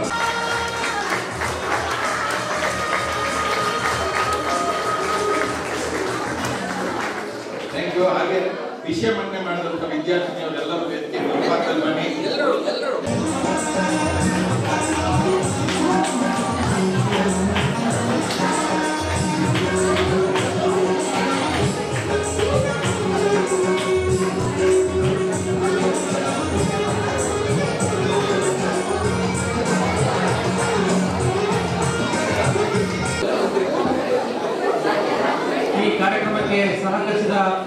ಆಚಾರ್ಯರಿಗೆ ಅಜ್ಜಂಪುರ ಶ್ರೀ ಶ್ರೀನಿವಾಸ ಪ್ರತಿಷ್ಠಾನದ ಅಧ್ಯಕ್ಷರಾಗಿರ್ತಕ್ಕಂತಹ ಮತ್ತು ಚಿಕ್ಕಮಗಳೂರು ಜಿಲ್ಲೆಯ ಕನ್ನಡ ಸಾಹಿತ್ಯ ಪರಿಷತ್ತಿನ